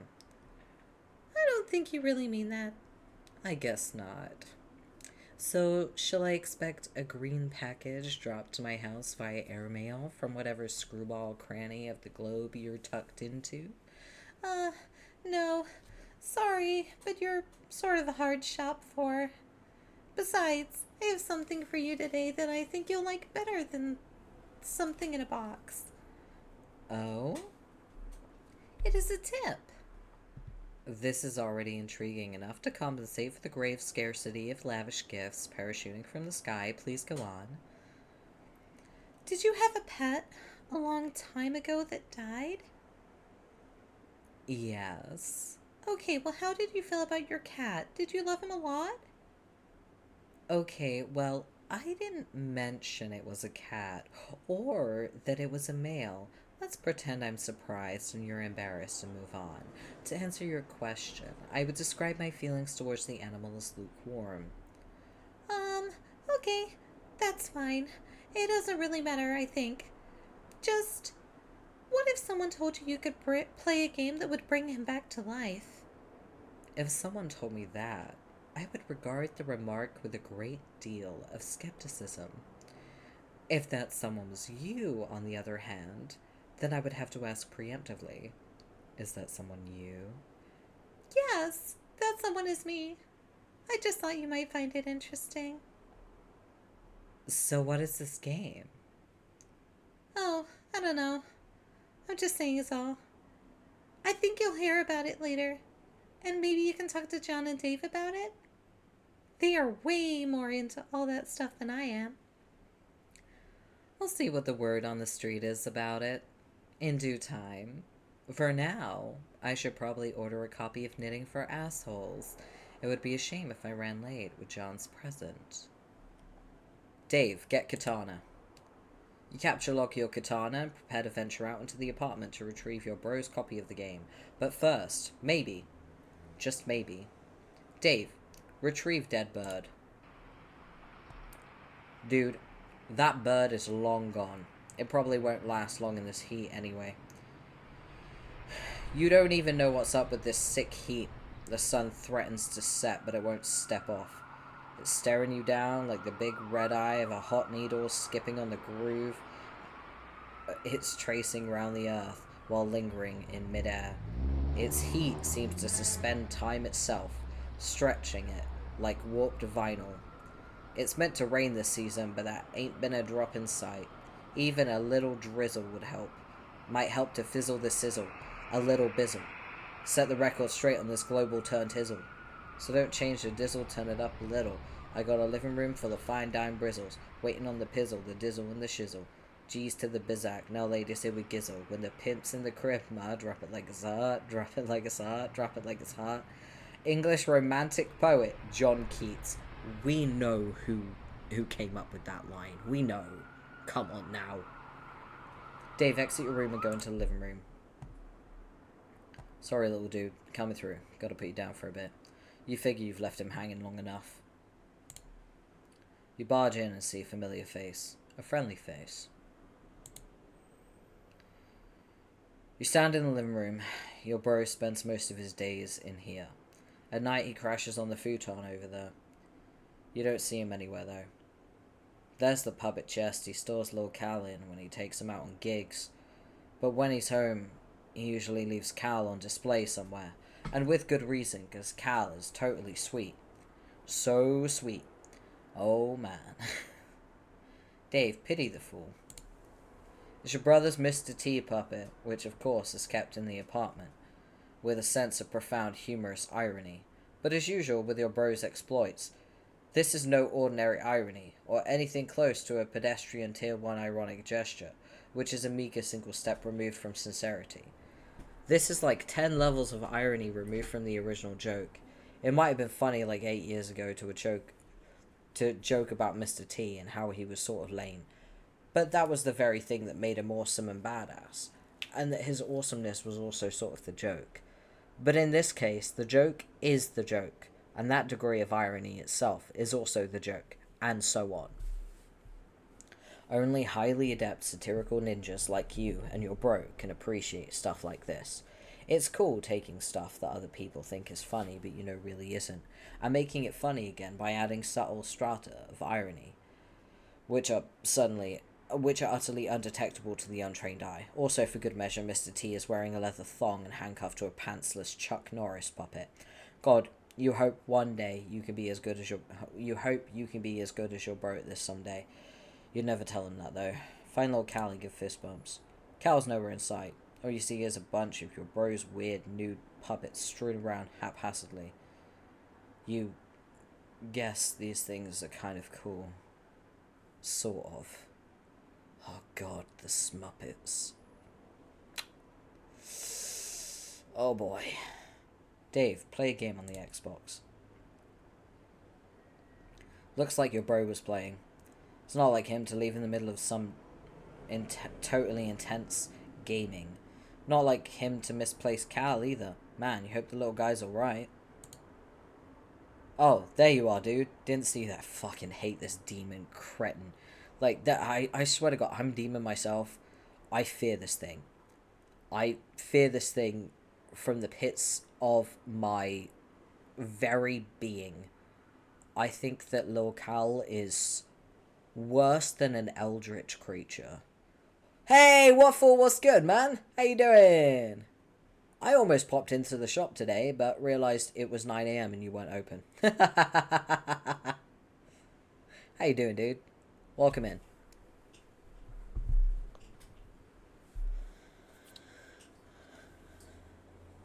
I did my grocery shop today, and now I'm reading Homestuck. How's your day been? You good? You came in at the worst possible time, because now we're looking at Cal, which is just the most evil creature to exist. Today's Monday, we do open... Oh, fuck! You see? I didn't know that. Alright, I'm gonna have to bank that information for future references, because I always try to avoid going in too early on Mondays. I usually get paid on Mondays, so I'm like, oh yeah, there's grocery shopping. And I always do early grocery shopping, because I hate crowds. I'm gonna have to remember that. Goddamn. It's okay.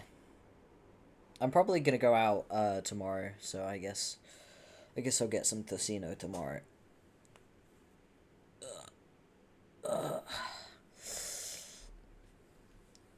So this puppet right here, this little cow, it is an evil entity from the depths of Tartarus. I cannot explain it right now because it would be a huge spoiler, but I hate this thing with all of my being. It is truly evil. Like, this is the last frame, right? You see this? You see the speaker? There's nothing there. And then he turns around and Cal is suddenly there. Looks very gross. I mean, that and also the fact that it fucking teleports. Yeah.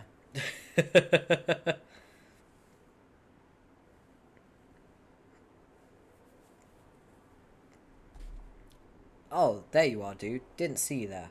We be chill today, Cal? Yeah, you better fucking believe we be chill. Cal is the man. Dave, resist great urge to play bro's Xbox. Bro, that is an Xbox Slim? Do you remember the Xbox 360 Slim? I had one. Like 10 years ago. And I had one when the Xbox One came out. And I was still playing my 360. This thing is old as fuck. Remember, this comic is from 2009. You fail to resist the urge. You start thrashing up stunts, something uncanny brutal, on your quest for mad snacks, yo, and get this way rude hunger under control. Shit is basically flying off the hook. It's like shit wants nothing to do with that hook. The hook is dead to that shit. But you get stuck in some poorly modeled 3D fixture or something, like a railing or a piece of the wall. You have to reset. Fuck this shit. Dave, give Lil Cal a bro fist bump. Bump. Aw, man, you almost forgot. Gotta give the C-Man some props. Dave, check out your bro's sweet gear.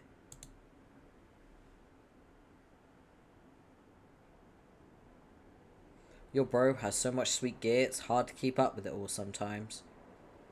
Here's his computer setup. He's usually got a lot of stuff cooking on here at any given moment. Since he's not around, you might as well sneak a peek. Dave, look at your brother's computer. Okay, content warning.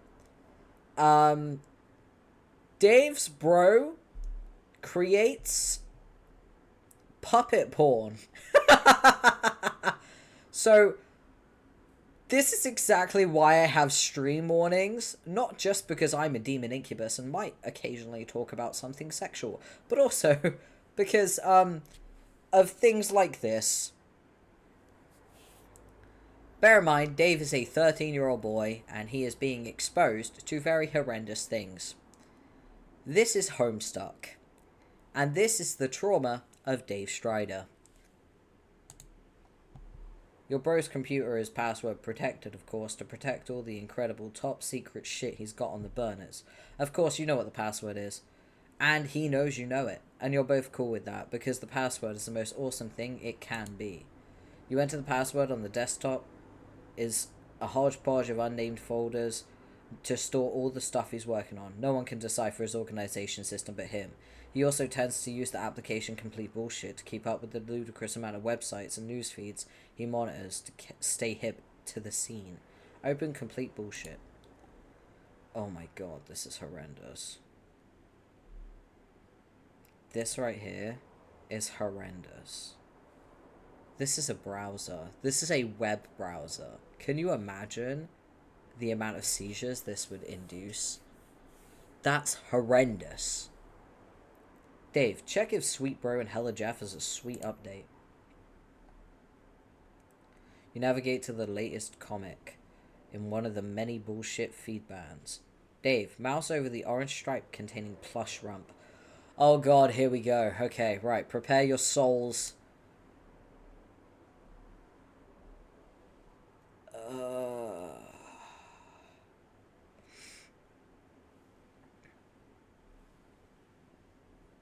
Puppet cams, marionette. Oh god, finger puppet. What the fuck?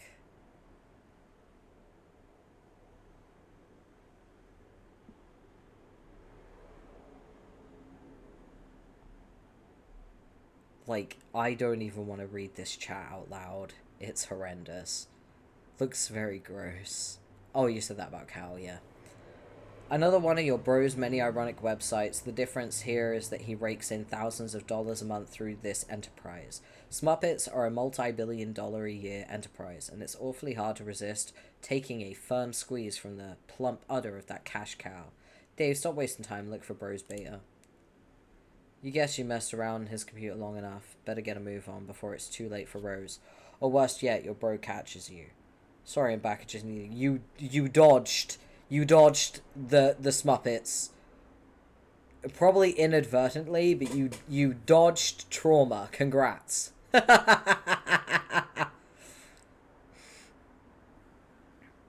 what? This. Smut puppets. Puppet porn. Dave's 13 and his older brother does puppet porn to make money. And his brother does not try to hide it from him and safeguard the minor in his care.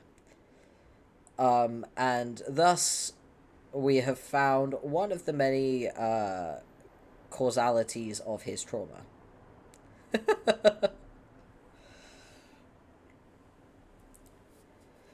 So, yeah.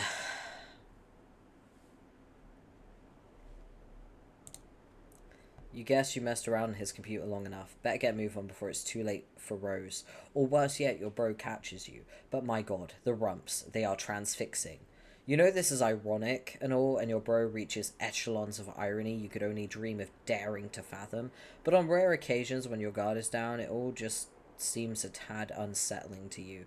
Holy shit, this is something. Yeah, you're watching a 13-year-old process trauma in real time. Oh, Cal has moved.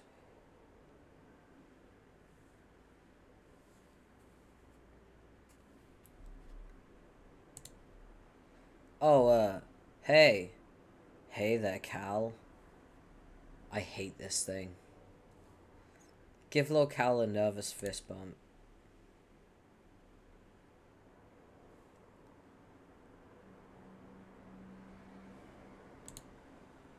You're sort of starting to flip the fuck out, without losing your cool, of course. Pester John to ease your nerves. You get Egbert on the line again to give him the lowdown on your progress.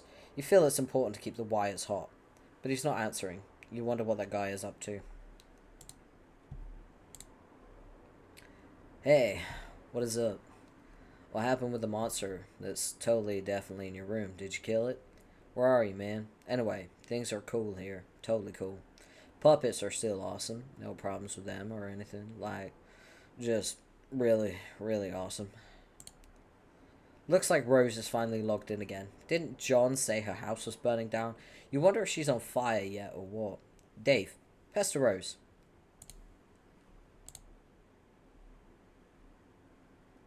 we've seen this conversation, so we're gonna skip it. Seconds in the future, but not many. John, what are you doing? Snap out of it. We ought to discuss what your grandmother told you. Don't you think? Fine. Enjoy your stupor. I'll go about my business elsewhere. Rose, deploy the punch design X.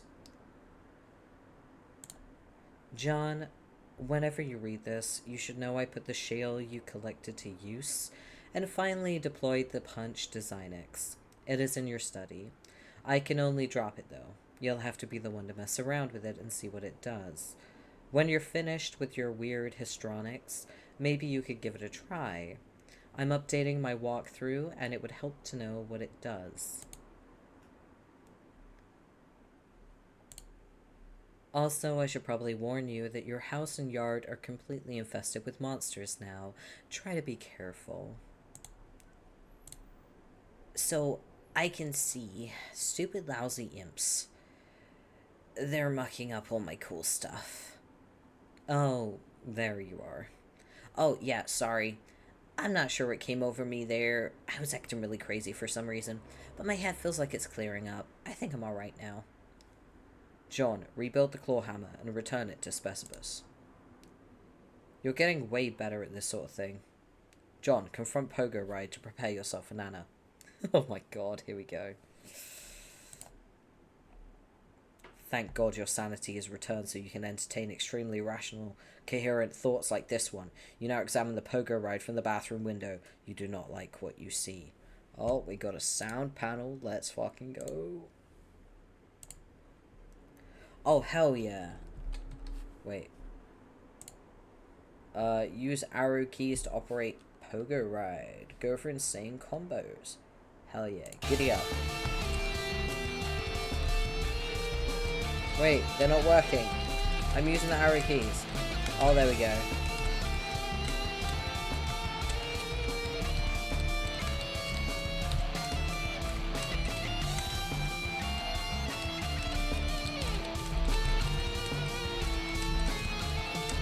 How am I not getting a combo on this?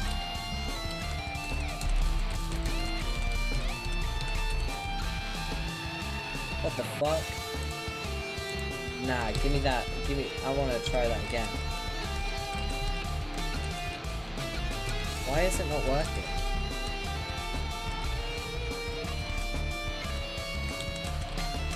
Hello?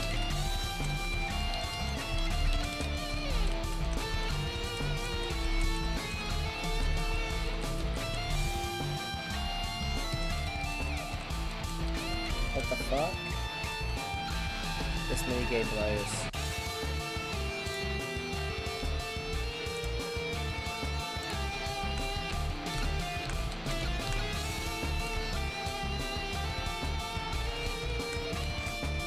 Yeah, it's not working.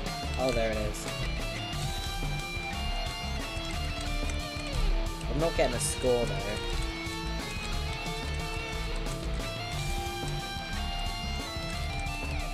Oh, there we go.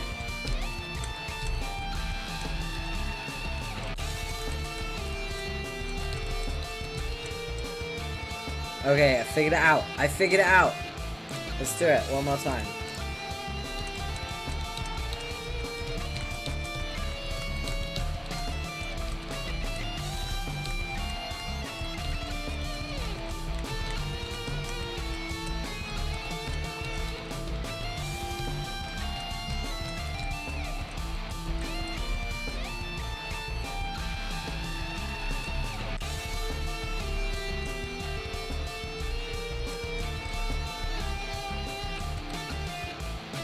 There we go. Alright.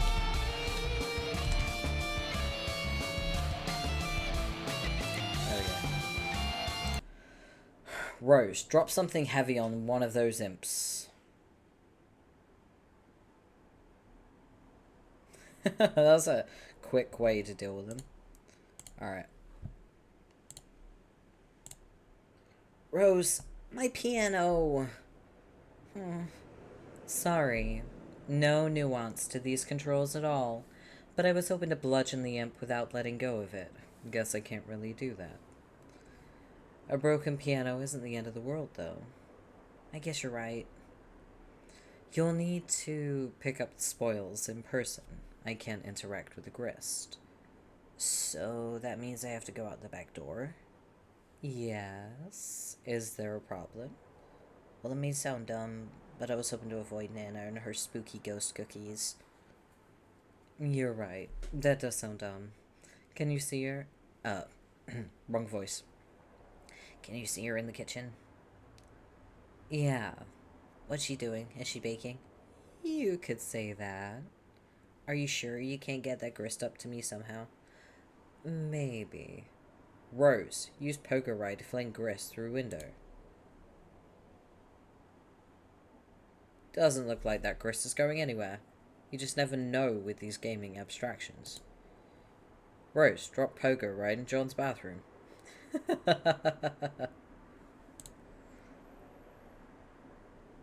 John, get grist.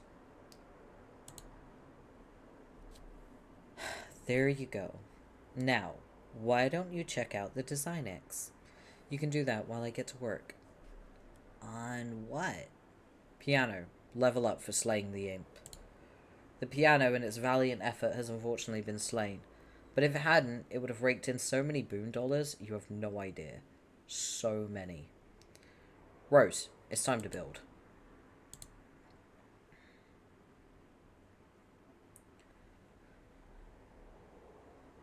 Nana said to build, so that's what I'm doing.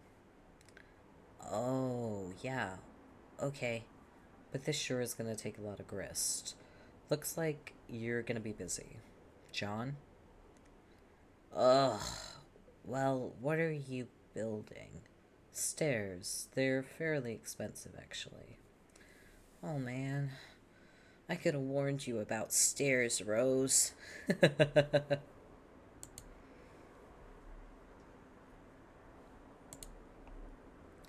I'll try recouping some of the grist from the catwalk I built earlier.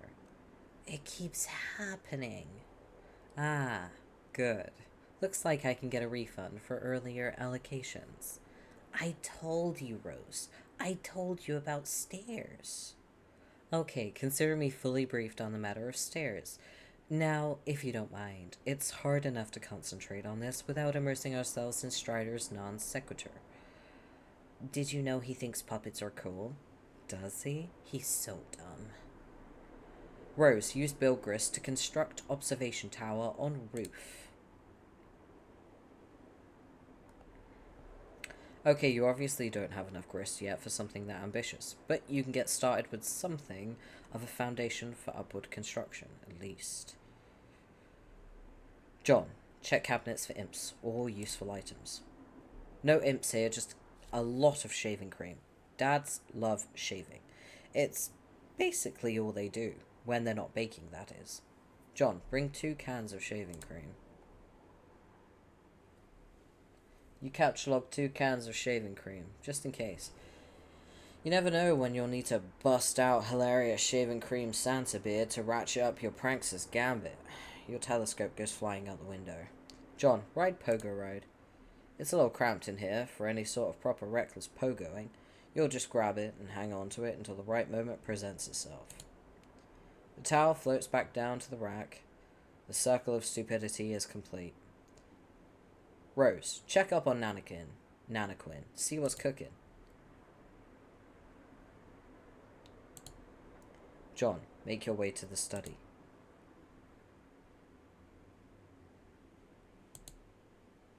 It looks like the imps have taken a shining to the Cruxtruder. Cruxite and black goo everywhere. John, ride Slimer Pogo and one-up that imp.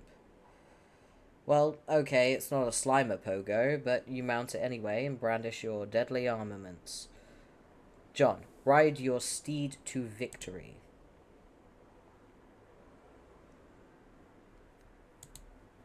This is incredibly dangerous. John, flip the fuck out. Let's see how they like the double bower lather blaster? Whoops, oh shit. Mr. John, respectfully ask that you please stand up. Don't move, or the pogo gets it. Now, sir boy, flee from this boorish rabble post haste.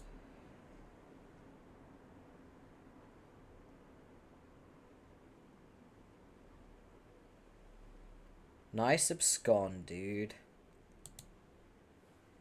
Refrigerator. Level up for slaying the imp. The refrigerator skyrockets up the ladder to a new rung.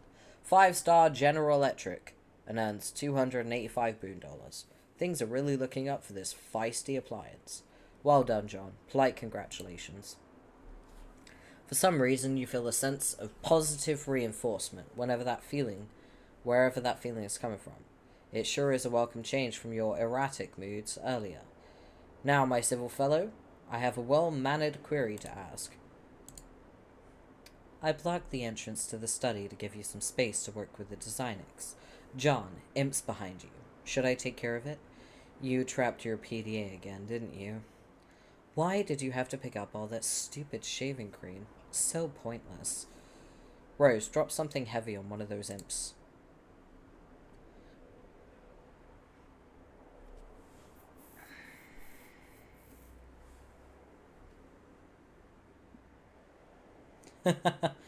John, might I bother you for a can opener? Oblivious to the commotion behind you, suddenly you find yourself pondering the whereabouts of a can opener. You think there's probably one in the kitchen, but the path is blocked by your refrigerator.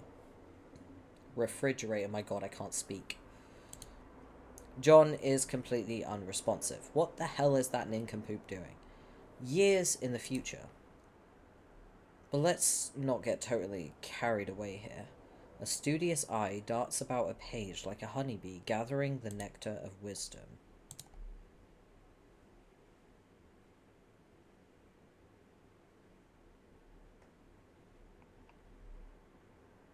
He's eating the pages. He's literally consuming knowledge.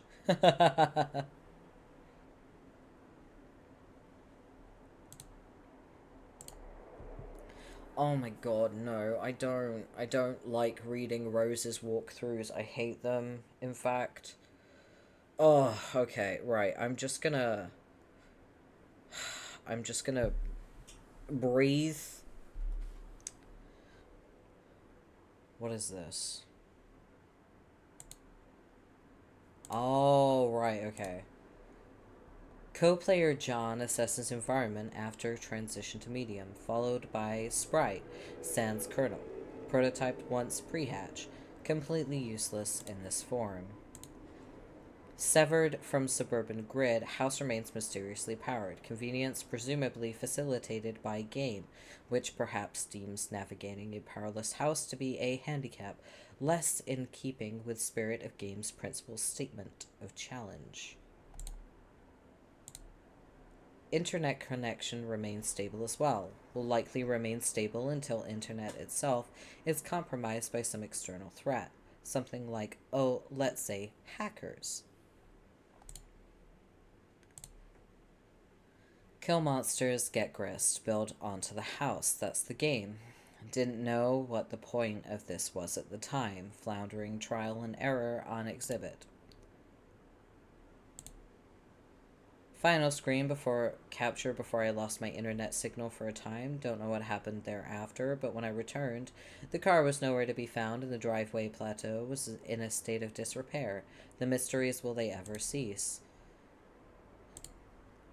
Sprite prototyped once more with grandmother's ashes. She treats John to some helpful exposition in a friendly and maternal, grandmaternal manner. Co-player has displayed inexplicably capricious behavior since arrival, stress-related, contracted virus indigenous to realm. It should be noted he was kind of a weird guy anyway. Designix deployed, still no clue what this does, at mercy of co-players' foolish prioritization tendencies.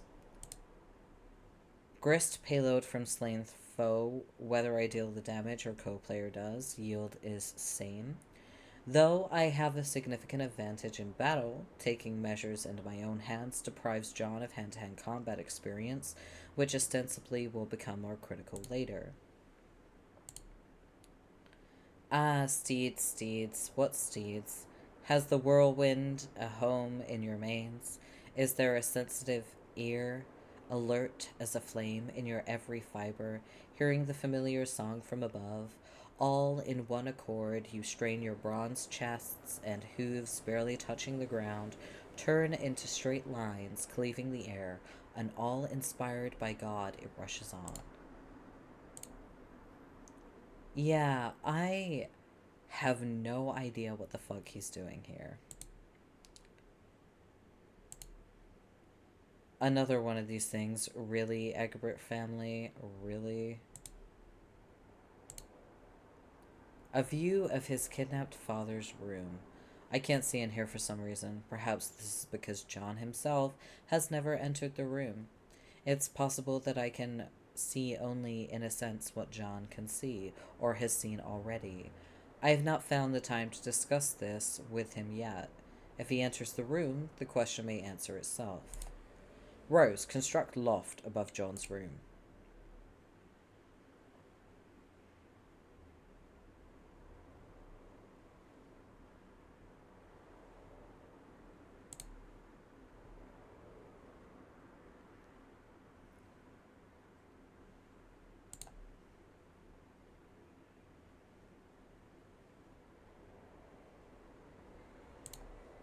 Ladders seem to be a bit cheaper than stairs. Fellow John, it appears we've reached an impasse. Yeah, it seems so. The opener dilemma remains unsettled, most unfortunately. It is unfortunate, I guess. What are we talking about again? But it has been a pleasure nonetheless. Coco! Hey! Are you back? Yummy book? I think it's worth noting you probably shouldn't eat books, you know? Unless they're like candy in the shape of books. Yeah, Coco's back. What's good, Coco?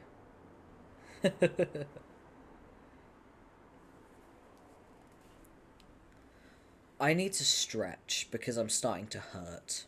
So, give me a moment to just stretch. 1 sec. I need to take my headphones off so I can stretch my neck. 1 second.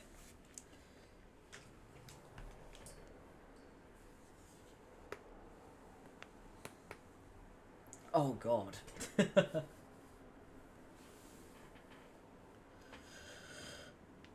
Took you long enough to notice. I was reading. Oh, there we go.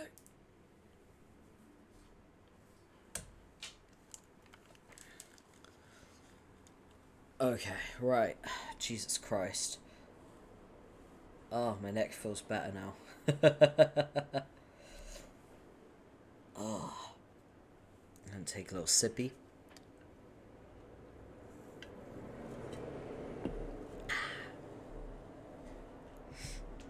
Thanks for the courtesy. It's not really necessary, but thanks anyway. Oh, but thank you. Okay. Thank you so very much, dear favourable small primate. I shall take my leave, John. Until next time. Wait, where did all this sweet loot come from? And why is there suddenly a crumpled hat on your head? John, gather grist. Examine Design X. Feeling especially economical with your behaviour, suddenly, you scoop up all the grist in the room and turn your attention to the punch Design X, all in one fell swoop. The device features a countertop station design with a keyboard setup, not unlike an old-fashioned computer. There is a blinking red light and a diagram etched into a panel. Rose, answer Dave. Okay, wait, hold on. Why am I getting this stupid game for you? You're the one who should be wrist-deep puppet ass. What is the specific problem? Problem is, I'm up to my goddamn neck in fucking puppet dong.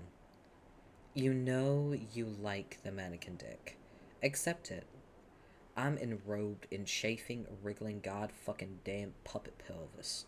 An obscenely long, coarse Kermit cock is being dragged across my anguished face. Let's put this in... fucking reading it in the wrong voice.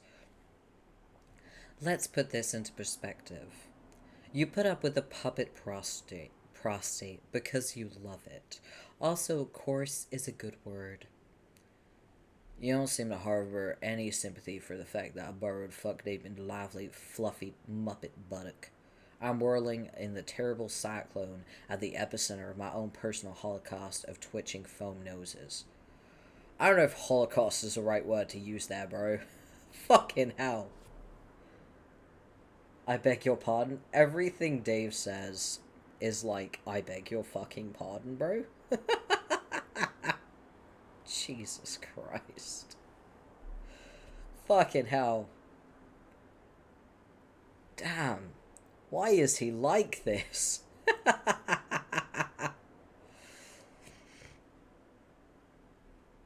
It's like a fucking apocalypse of perky proboscis here.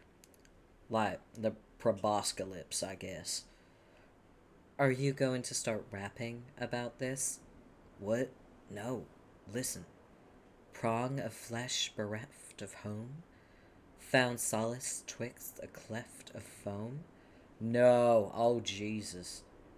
Of apocalypse your thoughts eclipse? A painted pair of parted lips that dare through kiss to stir the air, that teases tufts of orange hair, and through faces flush in lovers' fits, hands snug in plush as gloves bereft. Okay, Dickinson, if you can shut your perfumey trap for half a second. This is serious, I'm just saying.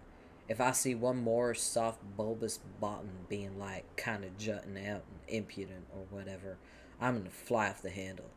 I'm gonna do some sort of acrobatic fucking pirouette off the handle and win like a medal or some shit. Then let's hope there will be a squishy derriere somewhere below the handle to break your fall. John, observe back of the first visible capture log card. You flip over the top card containing your pogo ride. Anytime you capture log something, a new code appears, and on the back of the card, you've always wondered what the code was for. Damn, these things are really hard to read. But then you've never really found any reason to decipher them. Until now, perhaps. Hey, I have noodles now. Wow, you... Well, you've missed, one not okay joke, and, also Dave having a slight meltdown over puppets. So there's that. Also, I had a little stretch, because I needed one. But I hope your noodles are good. What flavor are they?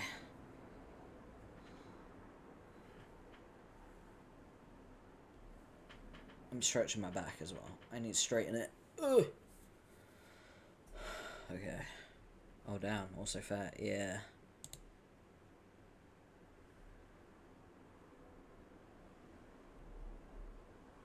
Why do I have a notification on Discord? Don't do that. That confuses me. I hate it when I get notifications for, I don't know about you guys. I'm in a few different Discord servers, and the one thing I hate is when I mute a Discord server and I still get notifications.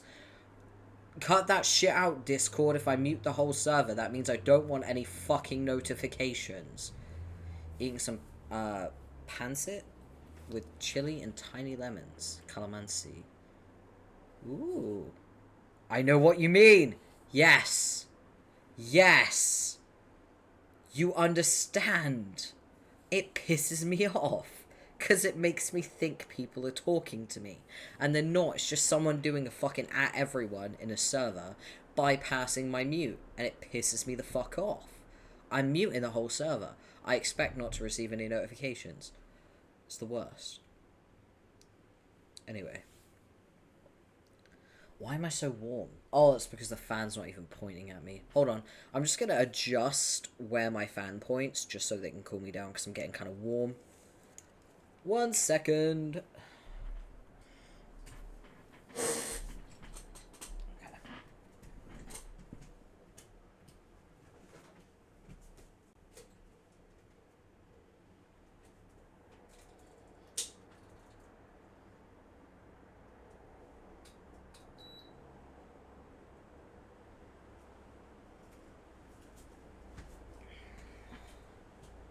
Oh, that's way better. Oh. It's kind of pointing at me now. It's a lot better than it was, at the very least. It's really warm. What the fuck? What temperature? Let me check the temperature real quick.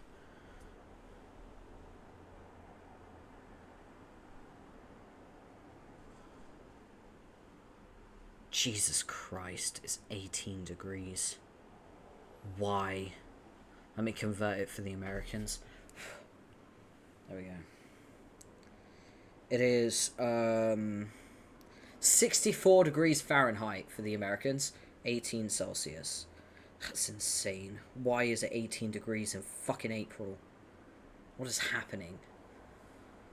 Why is it so warm? It is fucking 12 degrees higher than I would like it to be. Oh.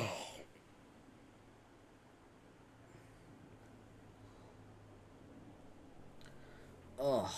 Okay. We can get through this. I would like to get to the Act 2 intermission. Hopefully.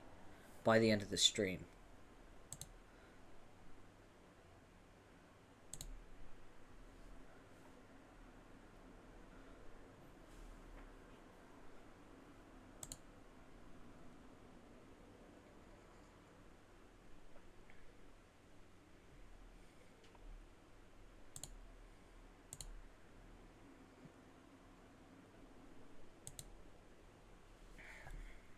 Early summer. I mean, this is the UK, so we don't technically have a summer. We just have, like, days that are insanely hot, and then right afterwards we'll have a thunderstorm, and then cold. And rain. So, yeah. I mean, you can ask Waffle. We don't really have a fucking fixed summer. We usually just have, like... We have, like, a short winter, a long autumn, a really long spring, with, like, smattered days that are insanely hot.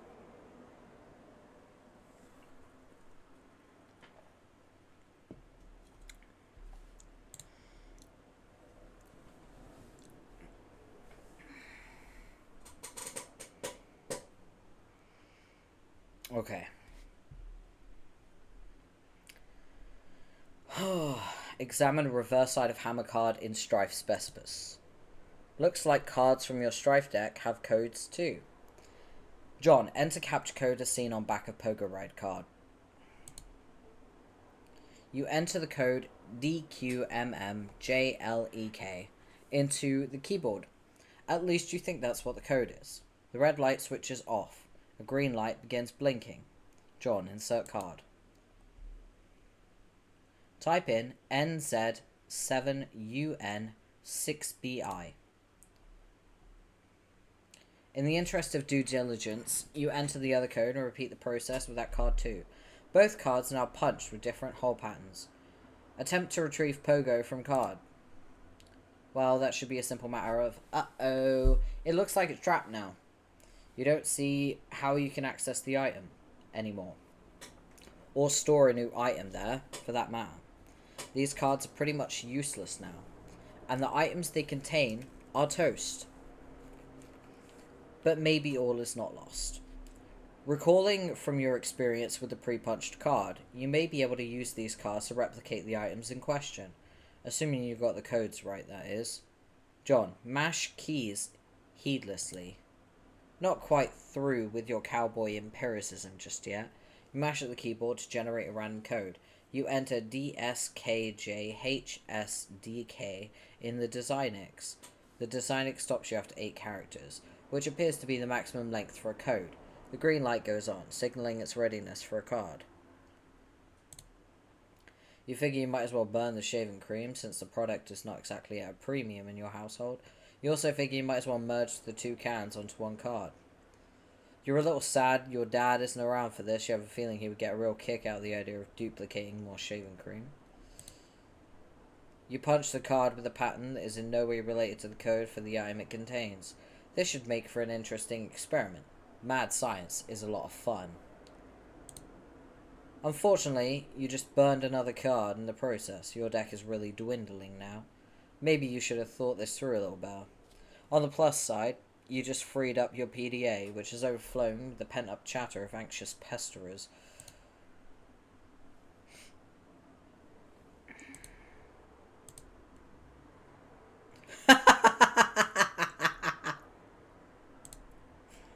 John, answer your chums. Puppets. Awesome. That's really all there is to say on the matter. John, I'm about to throw a bathtub through your wall. Watch out. Wow, that was totally unnecessary. I made a shortcut upstairs. I thought it would be a good idea to get up there and try the cards as soon as possible. Also, you weren't being terribly responsive. You mean these stairs? Man, look at these shitty stairs. They're so narrow. I'm supposed to climb those? They're perfectly navigable. I'm saving on grist for now. If you keep slaying foes, collecting grist, and expanding the cash limit, we may not need to be so economical with our resources in the future.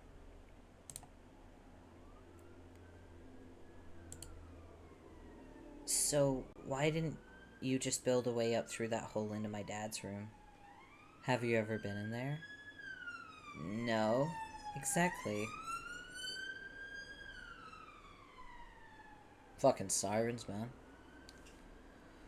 Summer is like a week or two of just awful heat. There are no air cons here, so it's hell. Yeah, pretty much. Yeah. And all houses are like heat traps as well. It's interesting because everyone I know that is not from this country, but is technically from a hotter country. Like, I had a friend, my old roommate was from the Philippines. He moved here when he was like 10 or something. He said that heat in the Philippines is different from heat in the UK, because in the Philippines you have like ACs, cooling systems, that kind of thing. Here you don't have that, and all the houses like trap heat in, and it's a very humid heat, so it's like inescapable. So yeah, he said he doesn't like the summer in the UK because it is just like stupidly hot and dangerous. Like, I know people who unfortunately have passed away because of the heat. Like, that's crazy. But yeah, our government would much rather prioritize targeting minorities and actually tackling the environment and the way it's affecting its citizens, you know. You know how it is. The worst part is, like, housing associations are like, oh yeah, we need to focus on, like, ways to make sure houses, keep heat in. And I'm like, no! No, the planet's getting warmer. This is a tropical environment that we live in.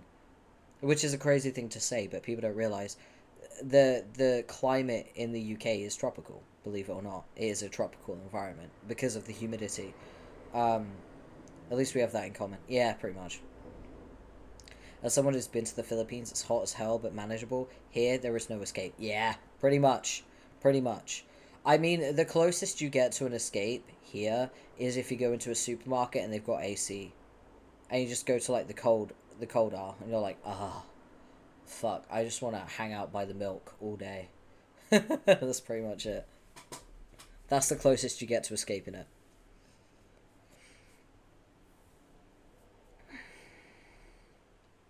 It's crazy to imagine the Philippines has a more survivable heat than the UK. Because people never imagine the UK to be hot. But the humidity is crazy. Let me check the humidity, actually, because it might be an extra humid day, and that's probably why I'm affected by the heat so much. Doesn't help that I've got, like, a fucking migraine coming on. Low humidity! Holy shit! 30%. Damn. That's actually the lowest humidity I've seen in a while. Usually the humidity is like fucking... Wait, am I looking at the right fucking... Yeah. 30% humidity. That's quite low. Normally it's around 60 odd. I do need to go to work. Gotta go. You take care, Waffle. Good luck at work. I hope you have a good day, man. Goddamn. It is not as humid today.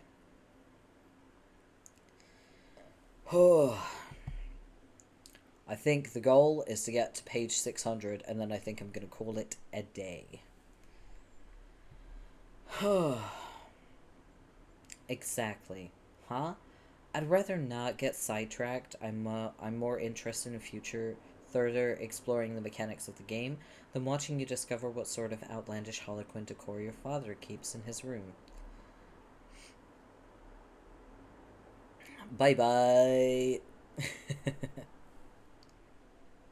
Oh, come on. What's the big deal? I'll just climb up and go right through. Will you? Yeah, why not? Are you saying you've never wondered what's in there? Or why it's being kept a secret from you? Well, I mean, yeah. Then trust me, you won't be going right on through. Wait, are you saying there's something like troubling in there? I don't know. I don't know. What do you mean? What do you see in there? I can't see in there. Oh, but I don't have a very good feeling about it. Pfft, whatever. I think I can handle a few more stupid clown paintings. Rose, move punch cards to John's room. Rose, drag some Cruxite dowels up to John's room. John, collect grist, examine safe. Oh, thank you for keeping the stream on. I appreciate it. I really do appreciate it. Even if you're just lurking, I still appreciate that. That's really cool if you do. Thank you. I'm also scared for what we might find in the dad's room. Why? Because of all the, like, harlequins and fucking paintings and shit.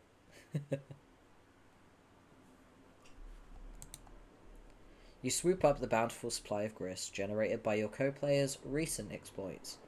From now on, it'll probably go without saying you'll nab any grist lying around without making a big fuss over it. You check out the busted safe, which made a noble sacrifice in battle. Some of your father's odds and ends have spilled out, including some old newspaper clippings and 2 rather hefty tomes. It's a fair bet that these books comprised at least half of the weight of the safe. Examine Family Tome of Humor. It's another copy of Colonel Sasuke's daunting text of magical frivolity and practical japery. This one looks really old, perhaps an original printing. Could it be the same one involved with your grandmother's unfortunate incident on that fateful day? Dad would never speak a word about it, but maybe Nana wouldn't be so tight-lipped. You give it a cursory perusal. It appears to be similar to your reprinting, listing all the japes and chicanery you've come to know and love. You capture log it, thinking you may give it a closer look later. Examine contents of safe. The Fatherly Gent's Shaving Almanac. You take a look at the other book. You're sure Dad thought this was a scintillating... Is that how you say that word? Scintillating? Scintillating read. But it looks pretty boring to you. Maybe you'll crack into it someday when you're old enough to shave. Scintillating. Is it scintillating? God, I hate the English language. Everything in this safe was obviously very important to your father. You wonder why he kept it locked away from you. Some things about him you will never understand. The Common Hornographer. Space rocks knock local burbs block off. Populace oblivious to broader significance of events, assuming there is any, which there definitely isn't. Shortly after 4 a.m. today, a downpour of meteors in a residential neighborhood became yet another instance in a pattern of recently rocky cosmological phenomena. The incident, aside from property damage and loss of life, was downplayed by authorities as not all that big a deal. Meteors. Crocker. John, look at the piece of paper taped to the wall. Son, if you're reading this, it means you're now strong enough to lift the safe. You are now a man. As such, you're entitled to what is inside. I know you will take this responsibility seriously. I am so proud of you. John, turn the card over. 024913. You guess this is the combination to the safe. This is completely useless. John, examine back of capital log card on the floor. You guess these are all zeros, or are they capital zeros? Zeros would probably make more sense for an empty card, you think. John, capture log the card. Enter code on back of card into DesignX. John, punch card.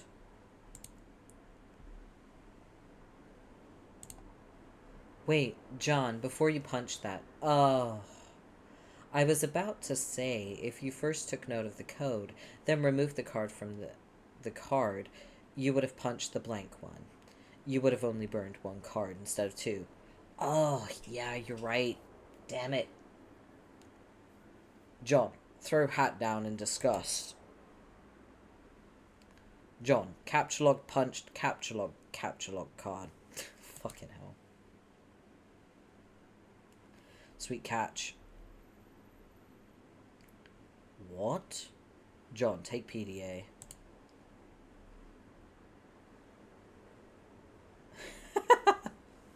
He's having a hell of a time with these cards. Oh, the man is a mess. John, level up. Colonel Sasuke, level up for slaying the imp. The Colonel soars to new heights on his ladder, reaching the rung one-man julep vacuum. Pockets 9,550 boom dollars. Chump change for the genteel, aristocratic southern colonel. Bathtub, level up for slaying the imp. The bathtub surges heroically and surpasses the rung Archimedes Aquacradle, proceeding directly to vaunted rung Taft Jammer. The tub makes off with a cool 490 boom dollars. The tub's base incapacity remains unaffected. Safe, level up for slaying the imp. The safe was slain in battle. A great flaming nautical pile. Pyre carries it off to Valhalla. John, make your way up those stairs, post haste. You're not sure. They look pretty precarious to you, but you've been assured the stairs are perfectly navigable. Lad scramble. Lousy goddamn stupid stairs. Uh-oh. Do you see how big that is?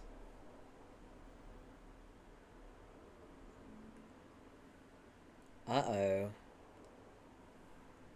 Dave, ignore little Cal and find the beta. Oh god. And Dave's like mid-breakdown too. This is gonna be fun.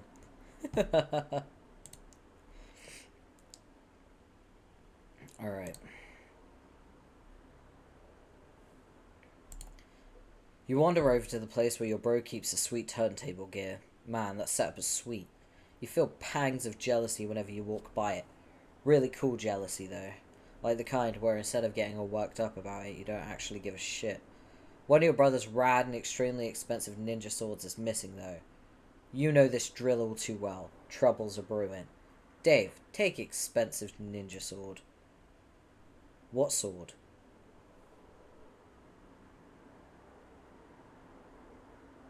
Do you see this, Coco? I'm gonna take a sippy.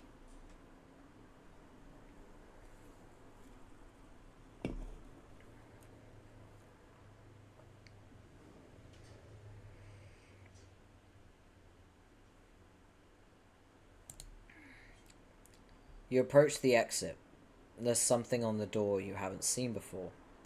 Looks like one of your bro's ironic comics he left out for you to check out. Blech. What have I done? Animal, please start breathing.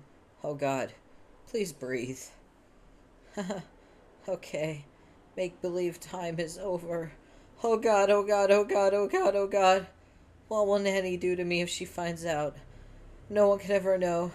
I have to hide the body, but where? Think imagination. The one time I really need you. Click. Hello, Rolf. Want to play a game? Want to play a game? Want to play a game? Is that the soul doll? Yeah, it is. Okay, some of this stuff you know he's just leaving around to get under your skin. This is obviously another ploy in his relentless siege of one-upmanship to get your goat. The same goat you've been meaning to bleat like, ironically, but that will still have to wait for a more appropriate time. You think he knows that deep down, you feel like you're still not ironic enough to get some stuff, to get stuff like this. And this is probably some weird gauntlet he's throwing down to see if you will get it. But honestly, you think this material is just a little too ironic. You just don't need to see this shit right now. Dave, go into the kitchen. I would like for you to consider that this is a kitchen that a single parent / guardian has for a 13-year-old boy.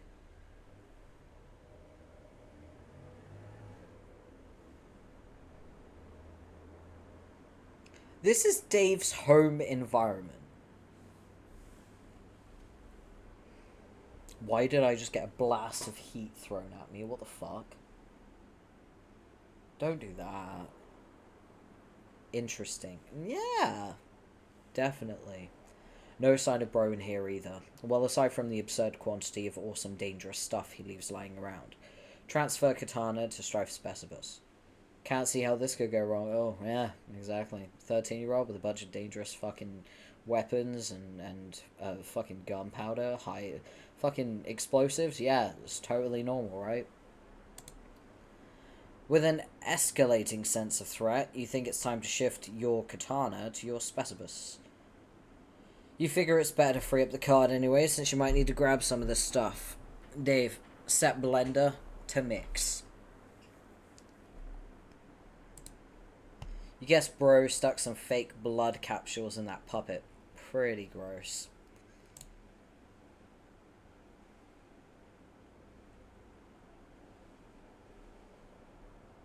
You spot one of your bro's many webcams nearby recording the incident. It seems you may have just been an unwitting accessory to some sort of grisly puppet snuff film. You're not totally sure how you feel about that. There are cameras around the apartment. Hidden cameras.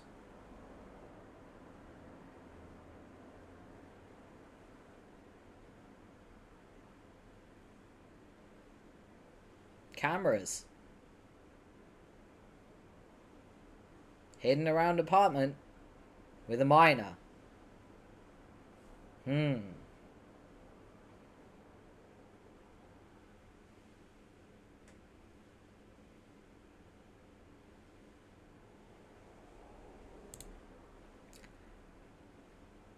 Dave, capture log Buster Sword from behind the microwave. This might be the only thing in the apartment that's a bigger piece of shit than your own sword. You put it back behind the microwave where it belongs. I repeat, I can't see how this could go wrong at all. Yeah. Dave, set blender to crush ice. It's just sort of bouncing around in there. You're making a bit of a mess now. Dave, hide evidence in microwave. See, like, his hobbies are cool and all, and you guess he's got to put his shit somewhere. But what if you just wanted to heat up a burrito or something? This kitchen is pretty much useless. My question is, how the fuck does Dave feed himself? Because there's no way his bro is doing that. You know what I mean?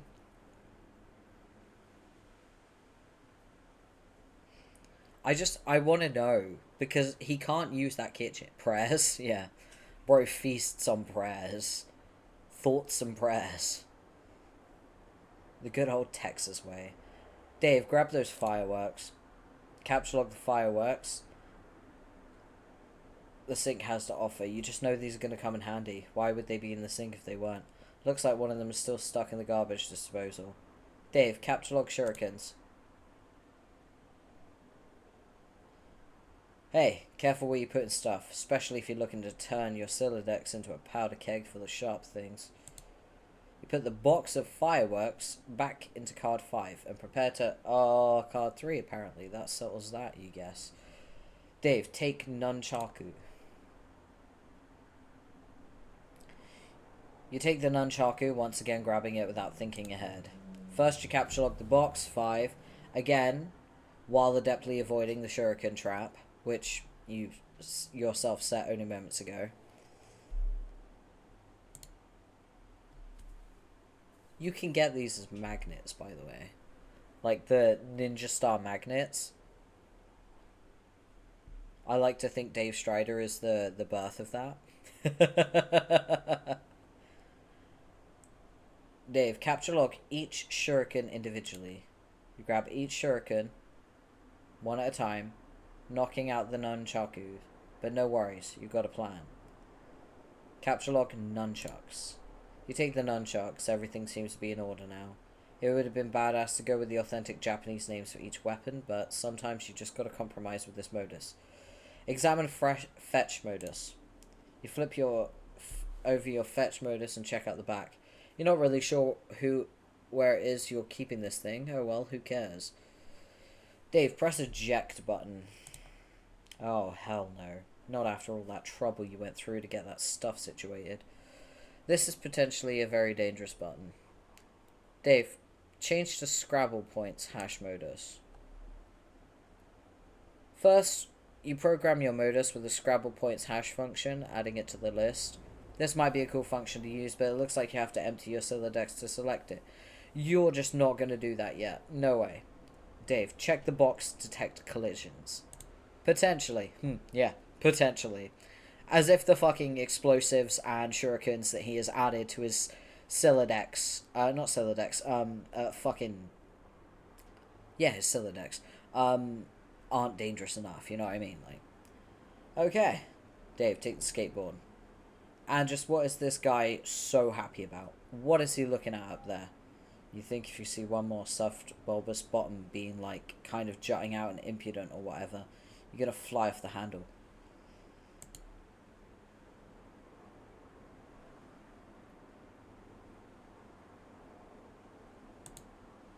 You take the skateboard. Actually, no you don't. A collision has been detected.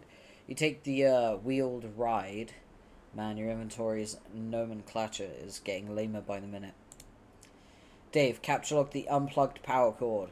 You take the power cord. Wait, no, not gonna work. Dave, think of a new word for power cord. Take the battery pack. Damn it. You take the battery pack, using the Y as a consonant. Your Silodex reluctantly accepts. It's a tactic notoriously employed by hashmap noobs, but you just don't care about that now. Besides, it's not like your bro is around to see.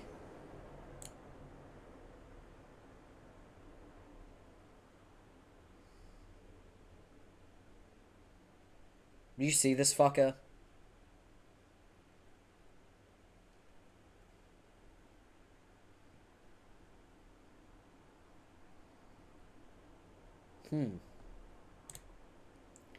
Dave, search for some mad snacks, yo. Oh, it's just locale again. You can never stay mad at him. Anyway, you've got to get this way rude hunger under control. You figure you ought to scope the fridge for some grub.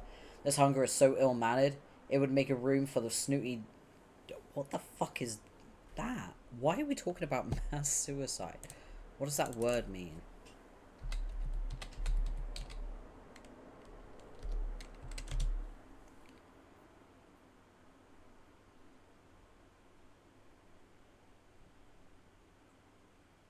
Informal, a dignified elderly woman. What?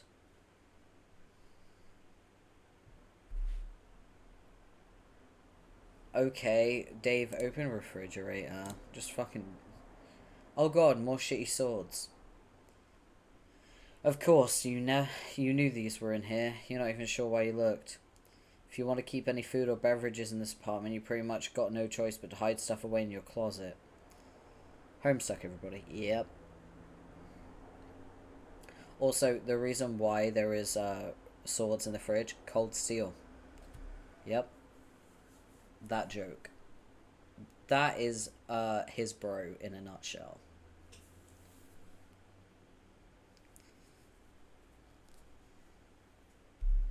Man, why is he allowed to look after a child? It's crazy. Dave, take swords. The hell with it. You try to take the entire jumble of unbelievably shitty swords and brace yourself for... looks like that works actually. 2. Capture log the jumble of unbelievably shitty swords. Dave, use Ice Maker. Still hot around here. You dispense several cherry bombs. A 13-year-old. Yeah. In the Ice Maker. Wait, who's that looking at you in the reflection? Where'd the little dude scamper off to this time? Where is CPS? Bro. At this point, we need something better than CPS. I don't know what to say. Capture log, cherry bombs. You go for the cherry bombs 9 unsuccessfully. After mulling it over a bit, you take the red spherical salutes. Dave, take blender. Blender is still a pretty simple word, and you can already tell it's not going to work. Instead, you take the whirling blade pitcher. That's really a better name for it anyway, you think. Activate garbage disposal. Stuff down Mr. Purple Guy into the garbage disposal. You're still not sure what he's so happy about or what he's looking at up there. While you're at it, you dump the contents of the blender, whirling blade pitcher, into the disposal. But you suffer an unfortunate garbage disposal head jam. You notice something in the reflection. Something above you. Dave, look up. It's the hatch to the crawl space above the apartment. Bro's always tucking away in there when he's busting out his rad stealth stunts. He's so slick, that dangling cord never even jostles. You just know he's been being ironic with these weird mind games. There's no way anyone could be serious about aping those shitty movies. Dave, use the turntables and cinder blocks to make a fort. It's a pretty sweet fort you just made, and you're pretty sure your brother would agree. Under different circumstances, you might be high-fiving over it right now. But rather than get inside and take her for a spin, you really just need to use it to get up to that hatch. Dave, yank cord. Prepare yourself. It's time to face your destiny. No going back now.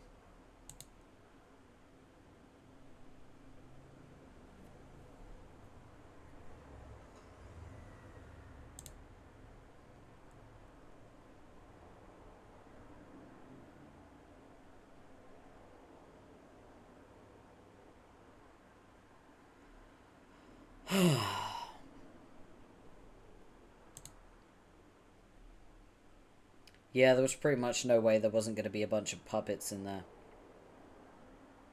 We need CPS.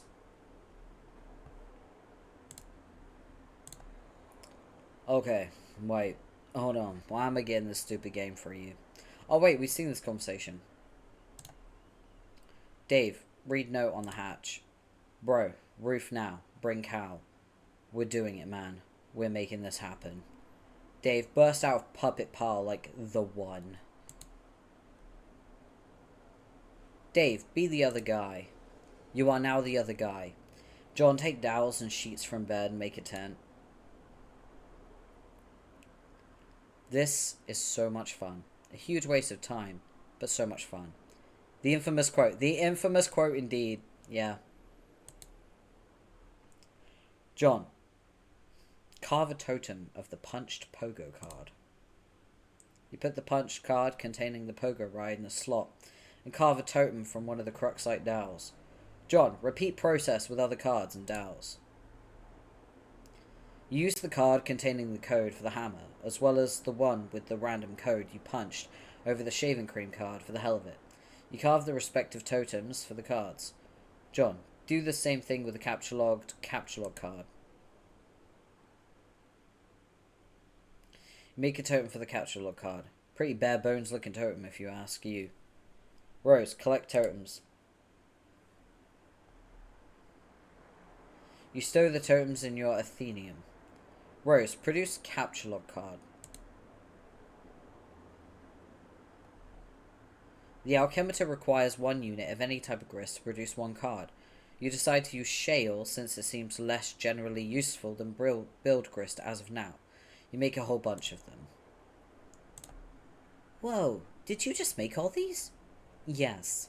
Sweet, thanks. What did you do with all the blue wobbly vase looking things? I brought the totems out to the alchemitor to test them. I'm taking some things into my own hands to save some time. Okay. You create a hammer at the expense of 2 units of build grist. You make a pogo ride too, -5 build, 1 shale. Use the totem carved with the random code. You create a rocket pack with some random crap stuck inside it. Looks like a cinder block, a violin, and a flower pot. The items have rendered the device completely inoperable. You figure you might as well put this piece of junk to use. John, collect cards. Using a little strategy, first you grab Harry Anderson's Wise Guy by Mike Caveney, then the cards, then your ejected PDA, then the book again to flush the cards into your deck. Nice going. John, turn on detect collisions. You flip the fetch mode eye but find no such option. This is idiotic. John, read book. Be the wise guy. Oh my god, here we go. New Orleans. Oh wait, I can't do this accent. Wait, hold on. New Orleans, 1977. Close-up room at the Magic Castle was this mean little box that tended to fill up with so much smoke you'd swear someone was cremating a wet dog in there. In walks Anderson. There isn't much that gets liquor to pause its journey from the table to my lips. But I'll be the bastard love child of a listless octoroon if that kid wasn't the cat that swallowed the canary in a dapper little hat. Looked like he was testing the tensile strength of his suspenders to the damn near limit with a pair of cocky thumbs. I wasn't impressed. But I was a fool. Somehow my motion for another beverage had already slipped into polite conversation at a table held down by some notoriously brusque regulars. He had them in no time flat. They were melting butter in his glass ramekins. Whatever tied yarn he'd spun to win them over, I didn't catch a word of it. One of them laughed. I was angry, envious, maybe a little. Yeah, you bet I was. Anderson had one of those little wooden finger choppers that Mickey Hades used to sell. The kind where the blade could be removed and clearly shown. It was a very convincing little guillotine that did not look like a novelty store toy. Harry would get a guy to examine the chopper, then cut a cigarette in half. Then he held the guy's hand up, told the silly little story. The story, of course, was artifice, a distraction for the guy and the audience while he worked his stuff with the chopper. Or it would become that, once his famous chopper trick was perfected, vaulting him into fame, fortune, and the crown of position in the television judiciary. With what became his signature aplomb, Anderson was moments of font, of breast pocket gauze, profuse apology, and a redoubling determination. It's really amazing how hard it is to find a bloody sausage-sized piece of a guy on the floor of a room that dark and smoky. Impossible. I think we all proved. Just as impossible as blind Whaley Buttermilk Stubbs was going to find it to work his trumpet tomorrow night without his twiddling fingers. Harry and I never speak anymore. He never really understood what Caveney's relation to Addison was. What he spoke about him very admirably, almost homoerotically, but okay. Or why he wrote this book about him. His ambivalent attitude towards your favourite magician in these anecdotes always struck you as a little weird, and to be honest, you tend not to read much of the text in the book. You mostly like to look at the diagrams or the cool tricks.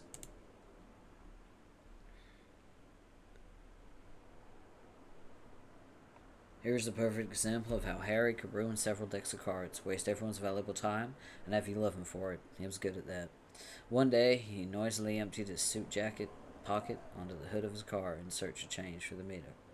Clunky metal thing slid from the pile, and I bounced on the sidewalk. As I retrieved for him, I asked what he was doing with the hole puncher in his pocket. His face lit up at the question like he was an elf, and I asked him how he felt about climbing into the hollow of a big tree to bake some cookies or something. The 2'6" height differential between us causes these comparisons to enter my mind. I'm sorry, there was 2'6" of a height difference between them. That's crazy. We love size difference. A small crowd already gathered around, even before he produced the first pack of unmolested cards. How people seem to gather and how they even know a street performer is about to take place, I'll never know. It's perhaps Anderson's greatest trick, luring the marks like that. I wanted to ask if he was sure about this, performing in broad daylight. He was used to working in dark rooms. It was usually the first thing out of his mouth when he would query a trick. I'm really more accustomed to working in a darker room than this, but Harry was excited. and had already butchered the first deck of cards with a hole puncher. Issued the first round of apologies to the crowd. These were like the primer apologies, a sort that got the folks loosened up a bit before the 7-course meal of integration that would inevitably follow. Ha! Size difference tags and another brand. Yeah, pretty much. We share the same brain cell sometimes. Yeah. He asked me for a fresh deck of cards, and I gave him one. The principle behind the trick in theory, as he explained to me later, was to punch holes in what appeared to be one card, but was in fact 2 or more together. Hence the difficulty he often had in squeezing the puncher with his little elfish hands, then using some coy maneuvers with his thumb, temporarily concealing the hole, while he slid the card beneath it with his palm. The hole would seem to disappear, or move to another part of the card. Oh yeah, that's right. The old hole in the ace trick. Interestingly enough, pertaining to punching holes in cards and making them disappear and stuff, your hands were never really strong enough to make this one work all that well either. But actually, this gives you an idea.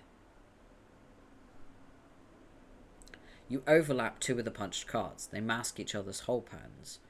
Put both cards in totem lathe. You carve another totem using the new combined hole pattern. John, take it to the alchemitor. Oh man, looks like Rose has made 1,000,000 hammers for some reason. Get all this shit out of the way. You're about to make something sweet. Oh, here it is, the iconic weapon. Let's go. You got the pogo hammer. John, practice with new weapon.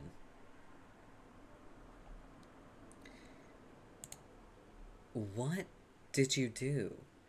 I combined the cards in the leaf thingy and made this. It's so sweet, man. Look at me go. I see. That was a really good idea, John. Nice work. Thanks. I got the idea from Harry Anderson. Who? You know the show Night Court? No. Oh, well, bottom line is he's awesome. That's really all there is to say on the matter. John, attack the nearest imp to test Pogo Hammer's strength. You get a viciously rhythmic bouncing combo going and easily slay the imp in one blow. You and the Pogo Rider catapulted sky high in the process.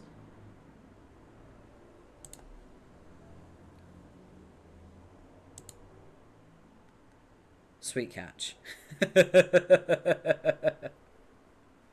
Practicality 100. I mean, it's not my favorite weapon that John makes. We have yet to see my favorite one. You'll know it when it happens. Trust me.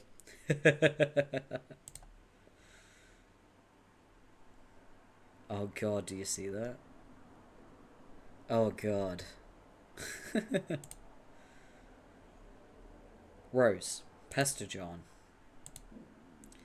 Hey, that was a pretty nice sweet catch. Save. Oh yeah, that. This is pretty comfy. Why don't you just, carry the bed around with me on it? Up to the gate, up there. I can't interact with you directly, or anything that you're touching, if it will result in moving you. See? Ugh, lame. The game probably regards that as a kind of cheating. In a way, thieving you of your free will as an adventurer, and the need to advance by your own skill and ingenuity. The server player is just a facilitator. Well, okay, all that scurrying around kind of wore me out. I think I'm gonna rest here for a bit. Rose, can you keep the imps at bay? Drop some stuff on them if they sneak too close. No, you should pick up your hammer and defend yourself. What? Come on! I have no idea what the hell Dave is up to, or if he's any closer to recovering the game. There's some stuff I'd like to try in case he doesn't come through. Alright. I'm just gonna rest my eyes here a second, though. John, sleep.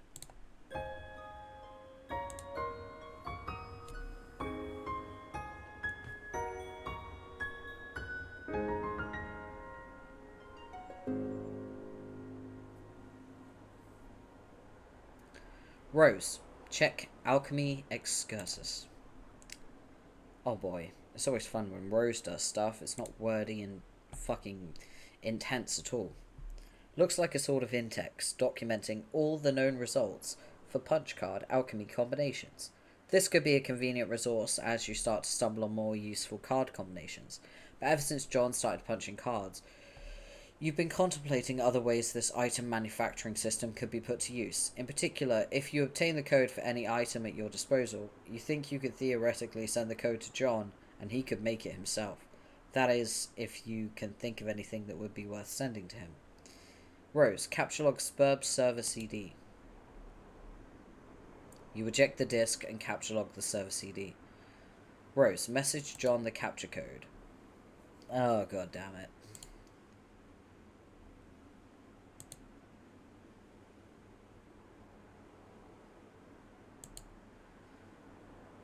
John, wake up.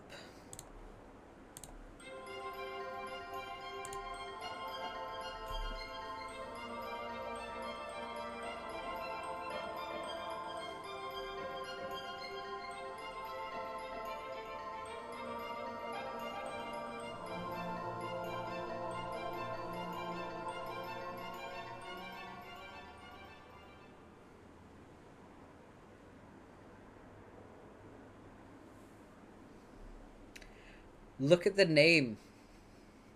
Coco. Did you see that name? The legend himself.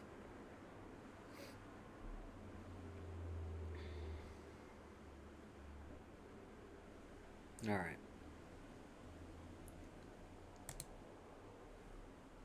Let's get the music back.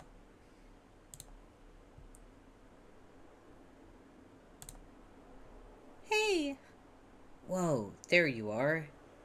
How is your adventure going, John? It's okay. I'm making some progress, and Rose finally connected again, so she's helping me now. That's good. Oh, but like, I don't think I'm actually saving the world here.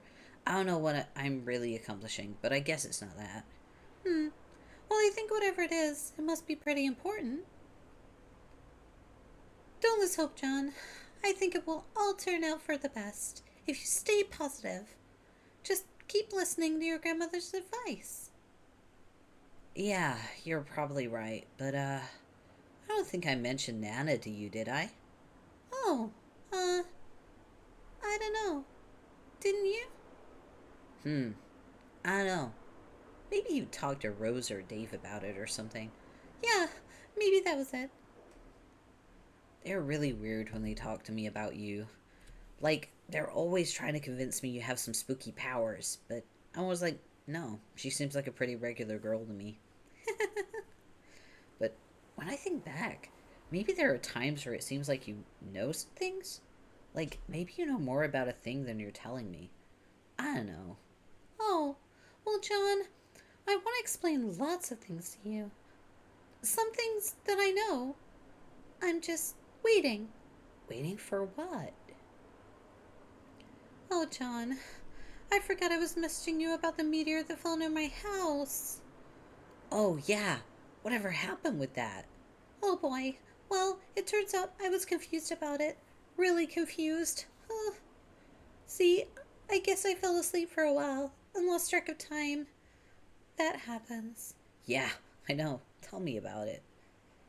Maybe you should, like, wear an alarm clock or something. So, what was the deal with the meteor? Well, it's hard to explain. But I know what it is now. And I know everything's gonna be okay. So, what is it? Or is this just another thing you're waiting to tell me? Oh gosh, John, I really want to tell you all this stuff. But I can't yet. I really think you need to wake up first. Huh? Well, okay, not literally. Well, okay, maybe kinda literally. Ah, stop being so confusing. Well, anyway, time for you to go, John. I think you have some company. John, quickly grab the pogo hammer. God, it's so hard to do her voice. I need a sippy. Like, it actually wrecks my throat because my throat's on the edge of, like, breaking all the time when I do her voice. Okay. You stick the pogo hammer back in your strife specipus and get ready to kill some more of these pesky little... Huh? What's that?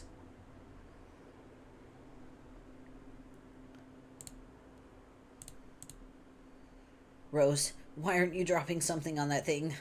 Oh no! Huh? John, be the imp. You be the imp and quickly abscond the fuck out of there. This is what weaker adversaries do whenever things get too hot to handle, which is frequently. John, prepare for a boss battle. You stop being the imp because that was stupid and scurry over to your magic chest that you suddenly remembered was on the roof.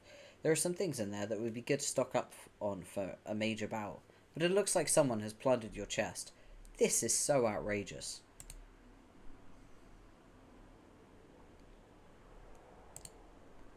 You're being ambushed.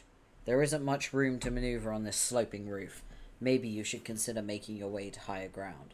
John, ascend to the highest point of the house. You go up there. John, look down. You peek over the edge.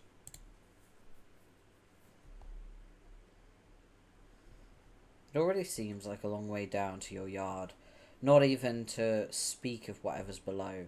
Hey, weren't your trick handcuffs dangling from that branch earlier? Damn it, why do imps gotta be making off with all your sweet gear? John, turn around. Oh no. Big boss fight, let's go. You're confronted with a pair of enormous foes. This is it. You have no choice but to wage a fierce rooftop battle. This is totally going to happen now, and could in no way conceivably be interrupted by a sudden shift in our attention. It's go time. It's time to do this thing. We're doing it, man. We're making this happen. Dave, stop being the other guy. You stop being the other guy. You're not even sure what that meant anyway. Dave, ascend to the highest point of the building. One sec, let me pause the music.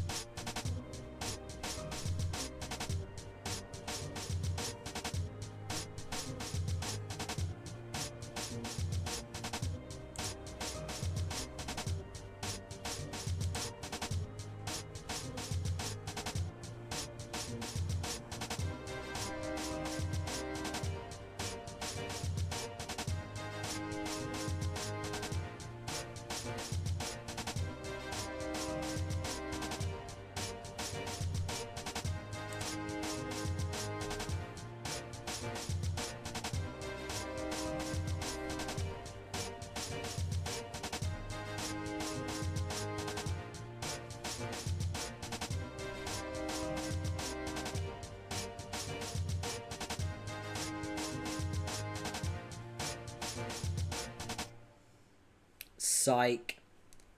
Oh my god, no way. Oh wait. Double psych out combo. No way, did we make it to him? Yes! Okay, finally. Oh my god. I'm so excited about this. You are now the Wayward Vagabond, which, by the way, is the best character in the entire fucking comic.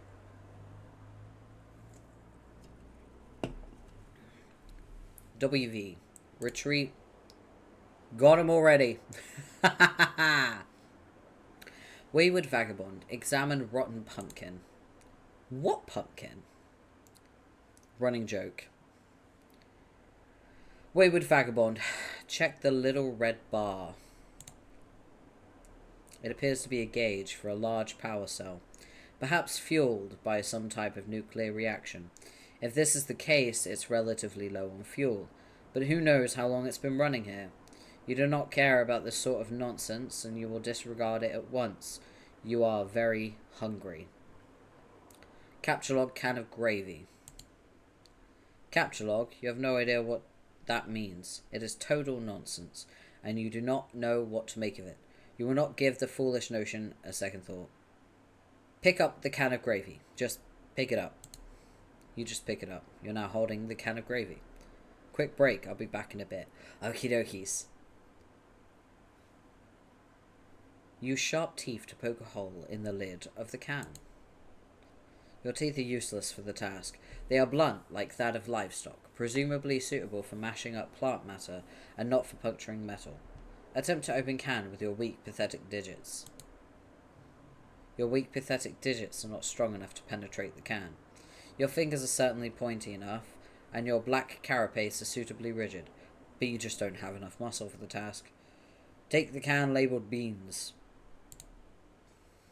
Okay, you take that too.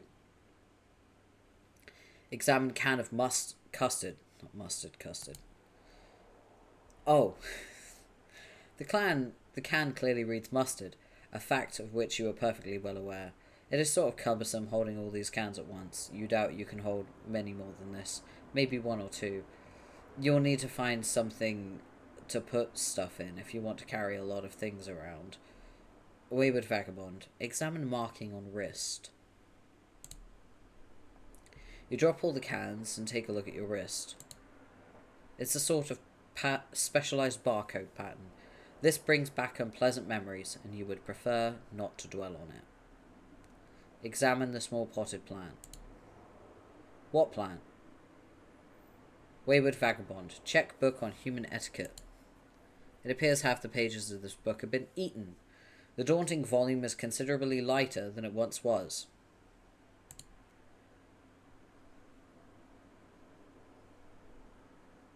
You're somewhat skeptical about the nutritional value contained by these pages. However, of the practical wisdom they contain, there can be little doubt. You've learned so much. Clear out all the cans inside the purple machine. You empty the peculiar cabinet and take a quick inventory of your canned goods. You have beans, mustard, gravy, bread, shrimp, asparagus, cheese, rice, corns, peas, flour, chestnuts, mayo, ham, potatoes, and squash. Such a bountiful plenty, and yet the delights taunt you from within their small metal prisons. Wayward Vagabond. Search room for can opener.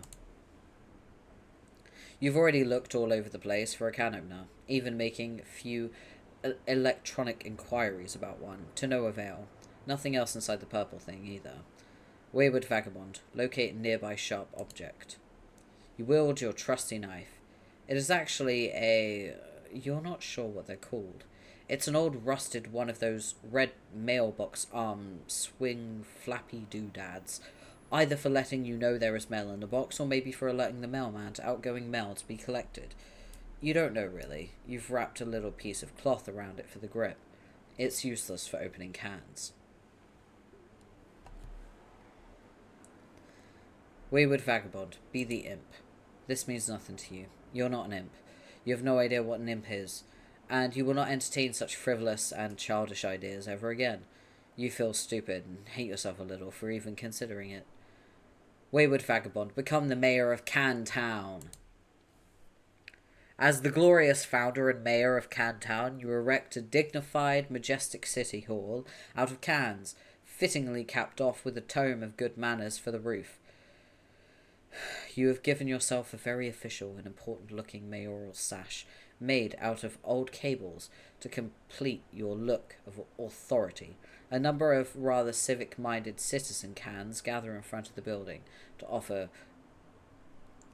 adulation to their fair, magnanimous leader. All is well. Oh, I'm starting to fucking brain melt. Oh, I've been streaming for 5 hours, that's why. Okay, we might have to wrap it up soon. You immerse yourself in this beautiful dream as you whittle away the minutes, or perhaps hours. You love the idea of being a mayor. You love everything about mayors. And the concept of an orderly, civil democracy. It all seems so mannerly and reasonable to you. Everyone is friendly and happy, and the city runs like clockwork. The foundation of government is based on mutual respect between leader and its people, and it's also built on having a really great mayor that everyone loves who is totally amazing and heroic and brave. Mayors are so much better than kings. You hate kings. You think kings are really stupid. They're petty, bossy tyrants, and they're really full of themselves or are basically awful in every way. God, do you hate kings? Fucking same, bro. Wayward Vagabond, explore west of Cantown. Over here is another side of the room. There is another one of those purple storage boxes and some useless objects scattered on the floor. Use glowing green rock to open cans. You pick up the nugget of uranium and... oh, that was so stupid. Why would you do that? Examine box of crayons. It's chalk, numbnuts. Inside the box there are 12 pieces of chalk. In every colour of the 10 pieces of chalk in most colours of the rainbow. You're excited by this. Wayward Vagabond, try to open the storage box. It's locked. There must be some sort of release mechanism for this thing. Examine contents of yellow container. Container is full of motor oil. This does not seem useful to you right now. Rescue that poor lightning bug. There is nothing you can do with this little friend. Attempting to crush the amber encasing the firefly would likely cause it harm. It nevertheless bravely flashes on. You find its light alluring, inspiring. To you it seems as if it could quite easily serve as the light of democracy. Use the chalk to draw some roads. You sketch a handsome network of sprawling thoroughfares for your citizens to traverse. The adorning population applauds its mayor's keen instincts for city planning. You even add some lush vegetation to your city with a piece of blue chalk, because you can't seem to find a more suitable colour for some reason. Lay a chalk foundation for Cantown's civic growth. You develop westwards, settling those fertile plains and claiming them for your city. You section off a number of residential and commercial zones for civic growth, arranged in the only logical pattern that occurs to you. You colour the residential zones with your piece of white chalk, but for some reason none of the colours in the box strike you as suitable for the commercial zones. Perhaps there is an alternative. Use your own pee for the commercial zones. You cannot urinate because you have not had anything to drink in quite some time. You are very thirsty. Also, that's a really terrible idea, and you would not consider befouling your wonderful city in that way for even a moment. Use motor oil to designate commercial zones. You fill each empty square with a bit of motor oil to complete the zoning. It looks rather striking to you. You can hardly imagine that an up-and-coming young can trying to make it in the world would not be delighted to live in your fair district. You're very careful not to get any of the unpleasant fluid on your person. Peel label from can of mayo and affix to sash. Survey your surroundings in search of more terrain for city. It seems you've run out of territory for your western expansion, but there is still a lot of empty wall space. Perhaps your citizens would be happy with a colourful backdrop that would make them feel more at home. Using most of your imagination and an entire piece of sky blue chalk, you render a bright and cheery sky full of clouds. You've decided that very closely orbiting your city is a luminous planet, about which orbits a single moon. You switch to another shade of blue, and continue rendering on the western wall. Orbiting much further from your city are 4 planets. None of these have satellites, you've decided. Yes, that makes sense, you think. And on the southern wall, beyond the impenetrable veil of darkness occupying the furthest orbit, yet, there is an ominous planet. A moon circles this one too. Check that rampaging boy on the screen. Oh yeah, it's that guy. You'd almost forgotten about him and his confusing shenanigans. It seems like he has things well in hand at the moment. He does not appear to need your help, and you've already concluded that he cannot help you, at least for the time being. Turn on the other 3 screens. You have no idea how to turn these on. There is no mouse for this weird quadra-monitored computer. It can only be operated through text commands from its keyboard. Perhaps there is a special key or command which will allow you to switch to another monitor. Press tab.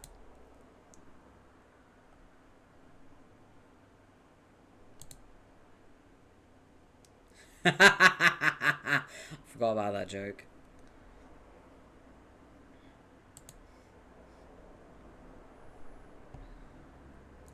Consume several cans. You free the heavenly brown elixir from the jewels of pink carapace and imbibe like the wind. It is so sweet and sugary you wonder how much sugar it can fit in one can. Whatever mighty wizard concocted this potion is truly deserving of your fear and respect. Welcome the rest into the city. The tabs are naturalized as loyal new citizens of Can Town. All cans are welcome and equal in your city, regardless of can content, whether empty or full. It's not like emptying a can kills it or anything. They are just cans after all. Hit escape. Feeling refreshed and heavily caffeinated, you go back to work on the big computer. You hit escape, which seems to minimize the action window thingy and reveals a history of all the commands you've entered.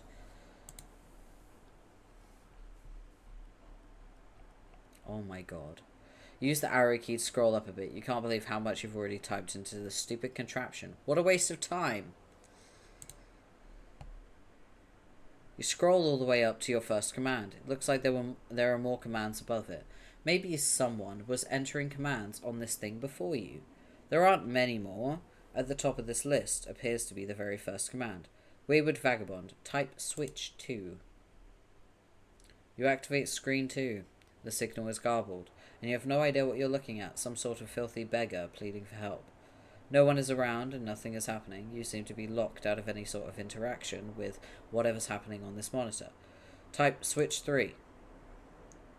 It's another one of these rapscallions. This monitor's locked too. You can't tell him what to do, not that you really want to, since it just looks like more confusing nonsense to you. You consider switching to screen 4, but decide against it. You have a feeling that whatever's there would just confuse you even more, and you don't really care all that much anyway. All 4 screens activate. Together they display a countdown, starting at 4 hours and 13 minutes. Type reboot. You can't. Nothing is working anymore. The timer seems to have disabled the keyboard. Be the mayor. Enough of this nonsense. You are an important mayor, and this absurd contraption has wasted enough of your time. You've got a city to govern with a carapaced fist, which is to say firm, yet polished, and supple, as the situation demands. Anyway, this will help you kill some time while you wait for that clock to count down. Wayward Vagabond. Create employment opportunities for the citizen cans. You temporarily dismantle City Hall to free up all the can power available to create a vigilant town militia. You divide them into 2 groups, marking them with distinct teams and ranks, using the piece of white chalk and the motor oil. You then organize them in a phalanx across the countryside, preparing for a stiff training regimen. When you are through with them, your forces will be a well-oiled machine. Chalk another one up to bold leadership. Okay. Also, Liv is sending pictures of her sock collection to the group chat, which is hilarious. It's just, I get a notification, it's just a picture of socks. Anyway, let's go. Lead your men to victory!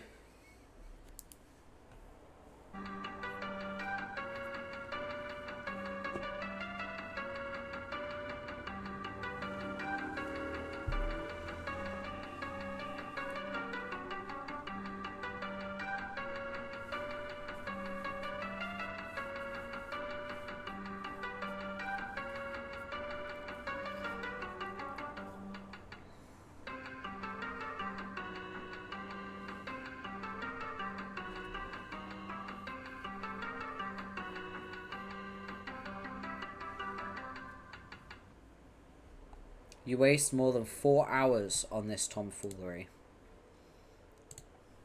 Wayward Vagabond. Mourn the loss of Citizen Tab. Your caffeinated jittering must have agitated all the little bubbles curiously hidden in the liquid, creating too much pressure in the can. You speculate this is why it exploded as you nervously eye the timer. You're starting to wonder what will happen when it reaches 0. Maybe it would be best not to be near it when this happens. Minutes in the future, though perhaps not as few as implied by circumstance, a peregrine mendicant trundles precious cargo beneath the gleam of the celestial ominous.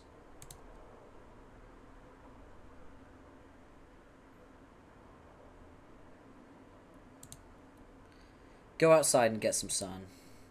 You say a bittersweet goodbye to your beloved city. It's time to move on to greener pastures, by which of course you mean an arid, sandy wasteland upon which nothing green has grown in years. The door shuts behind you. A panel on the wall becomes illuminated. As you ponder over the marks on the panel, you hear another mechanical sound overhead.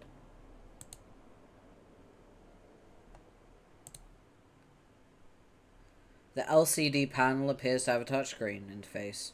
Curiously prod the funny-looking spirograph. It appears the funny-looking spirograph room is locked. The floor rotates a full 360 degrees beneath you, while the surrounding wall seems to stay put. Select the triangle fractal. The floor turns 120 degrees and the door opens. You go through the door to find another room. It's the same size as the other one. The other one you just wasted all that time in, while a clock was ticking down to something which may or may not be your doom. Maybe there is something in here that will help you escape. Against the wall there is another perplexing contraption. Against the opposite wall is some sort of control panel which catches your eye. It has 2 large screens, but only one appears to be active. Did you see the Shrocks? The Shrocks? Yeah, I did see the Shrocks. Yeah.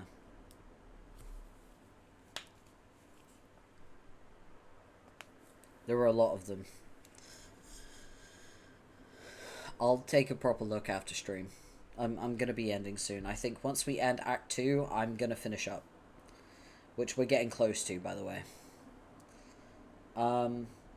Against the opposite wall is some sort of control panel which catches your eye.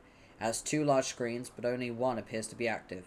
There are fields for numbers which appear to be modifiable with the dials to the right. Some numbers are already supplied by default, perhaps entered by the previous user. There are a few buttons below, the largest one bearing the symbol marking this room. Also, it looks like there is a meter stick propped up there for some reason. Attach your trusty knife to the meter stick. You immediately craft a measuring spear through possibly the most advanced form of alchemy employed thus far. This is obviously the most important thing to do first. Obviously.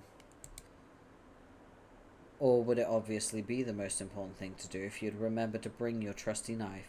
You feel so insecure without your trusty knife. It makes you want to... Wow. I'm not reading that. Or at the very least, flog your carapace with some sort of measuring apparatus. Wayward vagabond, look at the other wall. You examine the perplexing contraption across the room. You of course have no idea what it could possibly do. You adopt the only obvious course of action, which is to poke and prod it with your handy ruler. You're quite sure this is what science is all about. Press the triangle pattern. You go back to the control paddle, which obviously controls that gizmo, and you push the big blue button, which is obviously probably the most obvious thing to push. You purify a pumpkin. Examine pumpkin. It seems this mysterious gourd was transported, purified, from a specific time and location somewhere on this planet you're on. You wonder if the machine, a purifier, will take any object that exists at whatever time and location you supply.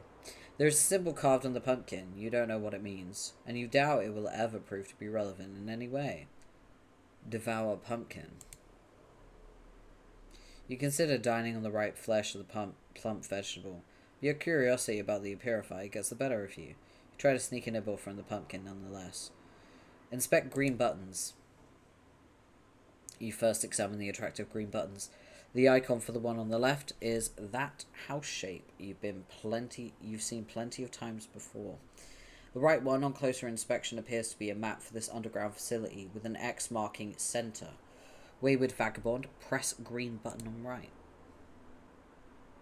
You push the button, all of the numbers change. Perhaps these are the coordinates for the location of the center of this facility, along with the local date and time. If this is the case, it would make useful reference point for your current bearings.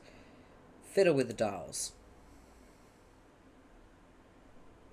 One way to find out would be to attempt to purify something from this facility. It should be easy to zero in on a location relative to the center because you have an uncanny knack for tracking precise distances you've already traversed in whatever units you choose. Your handy ruler gives you a good clue as to the basic unit of human measurement. You will go with that. Purify your trusty knife. You nudge the coordinates very slightly and bump up the elevation by 0.5 human measurement units. You make sure to keep the time approximately what it was to begin with. You purify your trusty knife. A Purify Cantown. You nudge the numbers a bit more, and purify a bunch of cans. This is so much more efficient than walking back to the other room to get them. You are to believe that time is at a premium, after all. De-purify the pumpkin. Does this machine look like a de-purifier to you? Honestly, the idea that an purifier could both purify and de-purify things is so laughably ridiculous. You wish someone would de-purify your brain and re-purify it with a brain that is more smart and less dumb. Use trusty knife to carve spook schema in pumpkin. What the hell are you talking about? That idea makes no sense at all and is basically meaningless. Try using all that mushy stuff in your gourd next time. Instead, just carve off the top, exposing a decadent cache of gorgeous seed-laden ambrosia. Needless to say, you consume all of it rather quickly, but it turns out to be too gross for us to watch. Move spirograph switch. You cannot move it. It has a spirograph-shaped indentation, and possibly will require a special kind of key to turn it. A purify firefly out of the amber. Yay! We freed it! The firefly is free. By the way, the firefly is the strongest character in all of Homestuck. Fun fact. You release your blinky new friend. You will give her a name when something suitably whimsical occurs to you. Yeah, indeed, the strongest character in Homestuck. Crazy thing to say, but it is true. Time will tell. I will explain it much later when it is less of a spoiler. Adjust time dial to purify rotten pumpkin. You and Serenity consider new ways to waste more time with the purifier. You're assuming she is a girl firefly, even though you're not really sure that fireflies can even be girls. Okay. You target the extremely tasty rotten pumpkin that was sitting in the other room hours ago. Seems the purifier cannot purify something if it will create a time paradox. A gelatinous ghost pumpkin purifies and quickly dissolves into a pile of unappetizing sludge. Purify the grate over the entrance to the facility.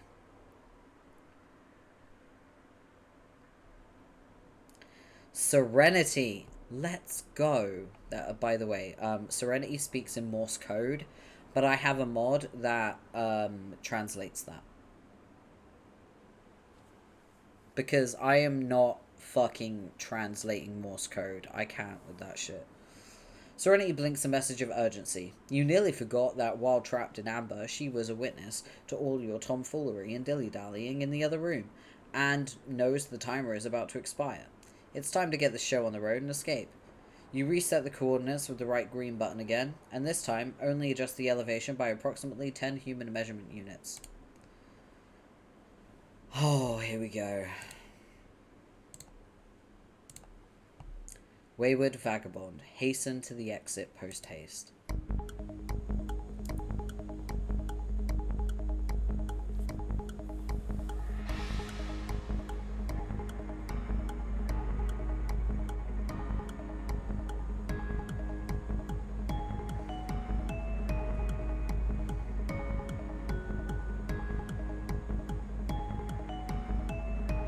Is this really necessary?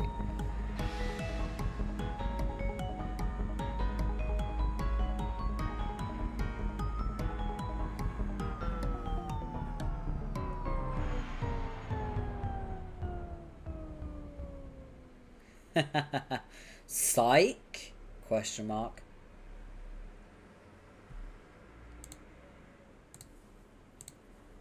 Oh wait. Unpsych. Never mind. You attempt the rare and highly dangerous 5 times cliffhanger combo and fail. We're doing it, man. We're making this happen. Wayward Vagabond Ascend. This is an incredible piece of music. I would really appreciate for you to listen to it. It's one of my favorite pieces of music in Homestuck, and I'm so glad we finally got to, like, the meat of Homestuck now. This is it. We're making it happen. Let's do this.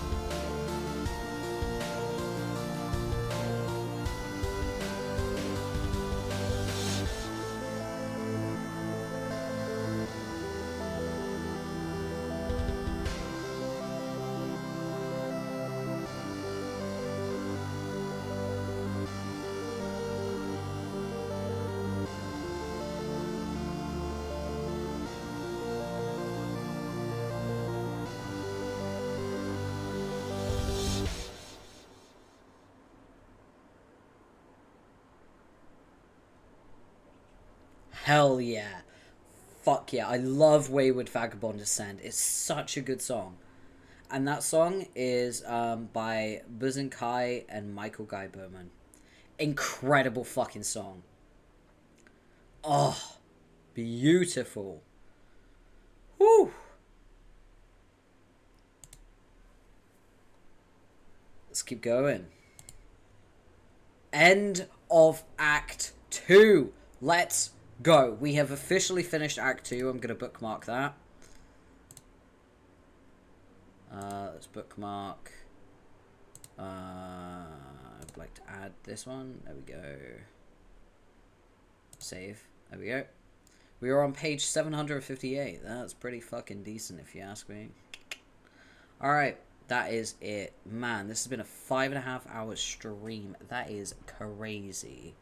Holy moly. And we ended on a bang because I absolutely love Wayward Vagabond Ascend. It's probably my favorite. No, actually, no, it's not my favorite ending of an act. My favorite ending of an act is the end of Act 5. But still, that's a really fucking good ending. Oh, man, I feel really good after watching Wayward Vagabond Ascend. It's such a good one. And the Mayor is, like, my favorite non-main character. He's a really important character. And Serenity's the strongest character. And I think, arguably, the Mayor is the best. They also did plushies of the Mayor. And, I really want one. So, wow. What a fucking stream, am I right? So let's see who is live right now. Let's see. Only 2 people are live right now. That's crazy. I guess it is a weird time to stream, am I right? We did it, yeah. We got to the end of Act 2, which means we're starting to get to, like, the meat and bones of Homestuck. We've got so much to catch up on. That's okay. I mean, you'll be fine. You'll be fine. You got a couple days until my next one. I don't know if I'm going to stream tomorrow. Because, maybe. It depends on how I feel. It's one of those things now where I'm kind of like, maybe not having a schedule was a lot better for my health. I'll try to post a schedule. You did call me at 8 AM. Yeah, I did. I'm sorry. Time zones fucking suck. Okay, so let's set up a raid.